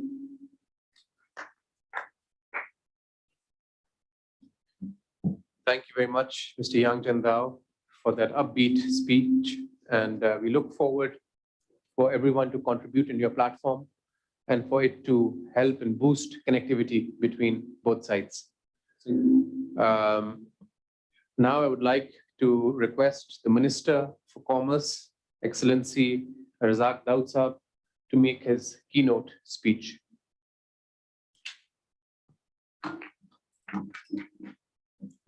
Bismillahirrahmanirrahim. Mr. Aurangzeb, CEO of HBL, Mr. Young, head of China Power in Pakistan, Mushahid, and Excellencies, ladies and gentlemen, Assalamu alaikum. First of all, I would like to begin by thanking the Pakistan-China Institute for arranging this get-together. I think it's very well needed and timely, for we are celebrating a very important milestone, the 70th year of our relationship, political relationship with China. Over these 70 years, we can say that that relationship has grown. That relationship has seen all types of different political circumstances internationally and in Pakistan. And the one thing we can all say with a great deal of pride, that if we have successfully overcome those challenges that we have faced, and our relationship is evergreen. I want to talk about a few things which I think is very important as we go forward. We have CPEC, and we have the free trade agreement with China, two important institutions. Through CPEC, a lot of work has already been done, and the proof of that is, one proof of that is the Gwadar port. And as we all saw, even the Prime Minister visited it and we're now moving further forward with that. When this government came in, and this is, I think, the beauty of the relationship between China and Pakistan. And that is, as friends, we can talk freely with each other. And when the Chinese foreign minister came in late 2018, we had a discussion, and we said to His Excellency that the trade balance between China and Pakistan is very, very lopsided. So he asked, what do you want? How can we improve the balance? So we said, if you could give us market access to China on some of our products, that will help us to export more to China. We gave a list of 313, and then when our Prime Minister went to Beijing and the higher excellencies in Beijing discussed it, they immediately said accept. So on all those products, we now have the same market access into China as the ASEAN countries. So China did us a great help. That was the second phase of the FTA, and that FTA finally became effective on the 1st of January 2020. Unfortunately, that was just when the beginning of the COVID crisis around the world. So it took some time for that to settle in. I'm happy to say that our exports under the FTA this year, just ending on the 30th of June, our exports have grown by 30% to China. It means that finally that FTA, the benefit that Pakistan was hoping to get, has set in. And so now we have an export to China of $2.33 billion. And now China has moved up in the ranking. So it is a great, with great happiness that I say this. But I will also say that 2.3 is not enough. And for the type of relationship we have, the size of the Chinese economy, we have to take it much, much higher. And inshallah, we'll be able to do that. On the CPEC front, as we just mentioned, I'm sorry that we're now moving into phase 2. We're really concentrating on agriculture and industry. So those are the areas that we're doing. And here again, I'm happy to say that China has come forward to help us in research and agriculture and bringing in new technology. And one thing that is not known so openly is that a few years ago, China introduced a new seed, a new sapling for rice. And that sapling, when it was applied to the soil in Sindh, it increased the yield tremendously. As a result of that, our production of non-basmati rice has gone up. Our exports of non-basmati rice has also gone up. And that, I think, is not very well known, but that is a very good testimony of the type of collaboration that we have between the two countries. And I want to talk about something that has happened today.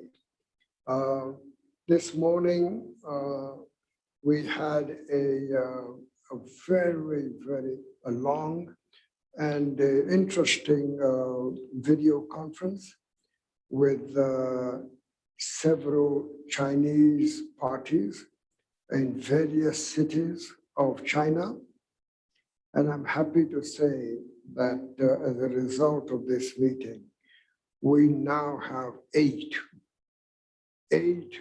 honorary investment counselors who are people who know Pakistan well, and they are willing to work pro bono and help to build that relationship between Pakistani business people and the Chinese. And this is not just in Beijing and Shanghai, it's in several cities. And I must say, all eight were wonderful candidates. And today was the preliminary meeting, and now we will start the more detailed work starting next month. And all of them were saying that they're just waiting for the COVID to subside a little bit more, and then we can start having more and more delegations from China coming here. One of the honorary investment counselors has said, I have the team, I have 20 investors ready, and I'm ready to bring them to Pakistan in several fields. And he was more enthusiastic. So I've got all the people ready. I said, yes, let us just wait till get the COVID sorted out, and then we'll be able to, in fact, bring them in. Today, I want to say another interesting thing is that the number of work visas that are now being issued has gone up by 42%. Now, that is an interesting number, that more and more people are coming now with work visas. I'm not talking about visit visas. I'm not talking about tourist visas, just work visas. And it's so nice to see a jump of 42%. Also in our meeting today, we looked at the list for the All Pakistan China Enterprises Association, of which you are the head. And we're looking at the various companies who are members. And it is pleasing to see that now there are 5, 6 years ago, 8 years ago, it was mainly the big companies like Power China, Three Gorges, are the ones who were really coming here. Now the number of medium-sized companies coming into Pakistan is slowly going up. And out of those medium companies, we're now seeing, we're already in constant touch with 40 investors, not who are coming, but who have come. Either they're in production or they are under construction, be it in textile, be it in tires. There's a very interesting company, the Long March company. They're coming into tires in Pakistan. We have people coming in glass manufacturing, in chemicals. So you can see that slowly now things are improving. I am not fully satisfied that with the SCZ, as you very rightly mentioned, we're not getting them it's just now beginning, the ball has started to roll, particularly the one in Faishabad. Many people are coming in out there. So I'm happy that all these things are now moving. We are preparing to have another visit to China, and we hope that as soon as we get the go-ahead and the quarantine restrictions come down, that we will be able to get there. I want to just also talk a little briefly about what is the country's, what is our strategy on exports and Make in Pakistan. One of our, under the strategic trade policy framework, which was approved by the Prime Minister, if there was one word that we have to underline the whole of that policy, it is diversification. One of the weaknesses of our export strategy has been that we do not have enough diversification in both product and geographical.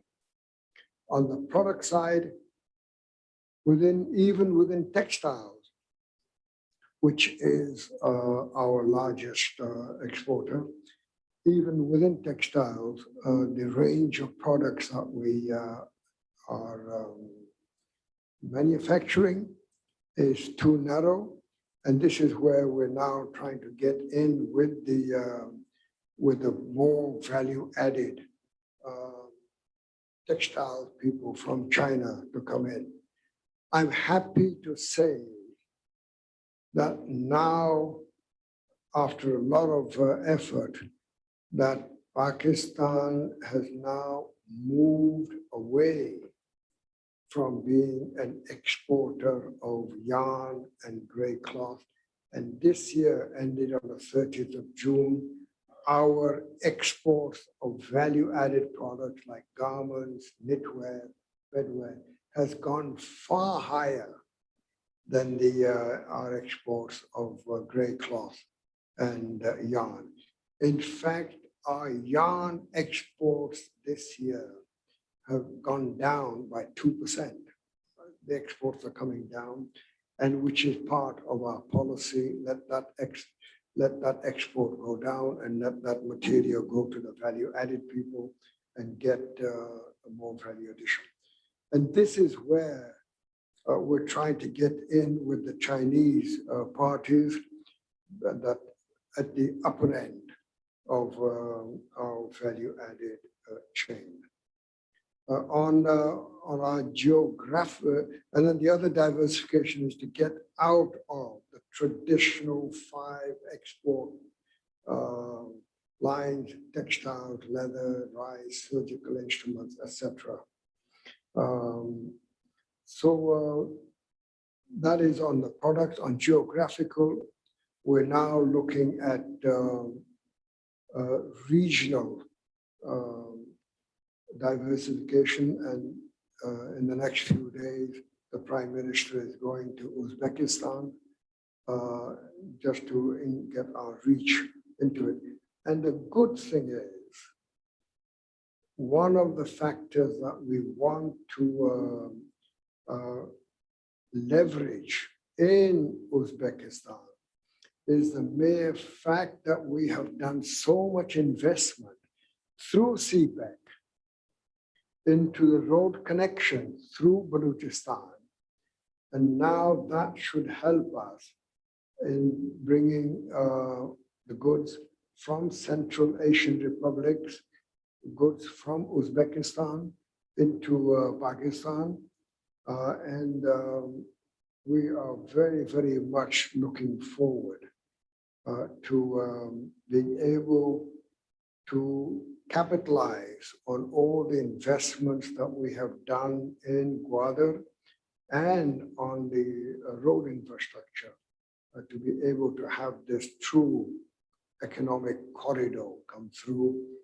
And I am excited that Uzbekistan will open up a new avenue for us. Uzbekistan is the only country of the Central Asian republics that is connected to all of them. So it is to all the Central Asian republics, and it is a very valuable opportunity. Uzbekistan is asking Pakistan to give them off-dock, what we call off-dock facilities at Gwadar, whereby they can send their goods down to Gwadar, park it there, from there ship it to Africa, ship it to into Asia, into the Middle East. So that is a new avenue that we will be getting. So these are some of the points that I just wanted to mention. Another thing that we're now asking our Chinese friends, yes, we want you to invest in Pakistan so that we can have import substitution. But now we're asking our Chinese friend to please come and invest in Pakistan for export from Pakistan. Bring in that investment. If they want to move their facilities from China to here,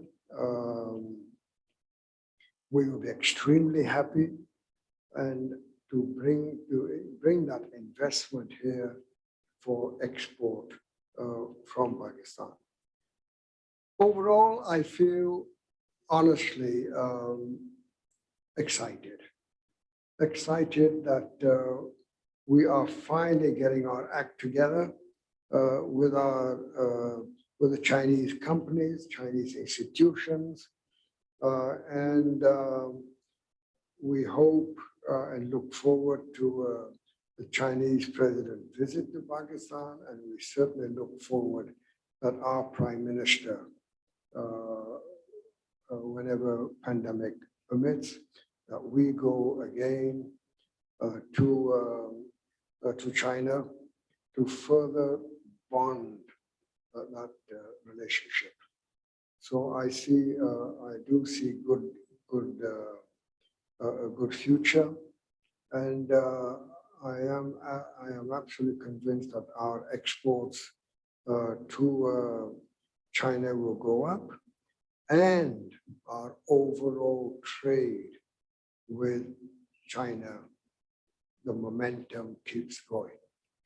And to conclude, thank you very much to the Pakistan-China Institute. Thank you, and I'm very happy that we celebrate the 70th anniversary of our relationship. And finally, long live Pakistan-China friendship. Thank you, sir, and thank you for sharing with us this very latest great news about the pro bono investment counselors who will be playing a very important role. And I think that's very important to diverse from only the top 2-3 major cities into the provinces, because there's a lot of capital which is lying in the provinces like Zhejiang and Fujian. They have so much money, and Mr. Yang Jiandao knows. And I think if we engage those investors and bring them here, I think that will be a great game changer. And thank you for your excellent policy statement. And I think it's very heartening to know about the increase in exports. I think you said it's increased to 30%. And also the 40 investors which are inside Pakistan as we speak. So I think that's fantastic. I did have a small comment about the SEZs, which you mentioned.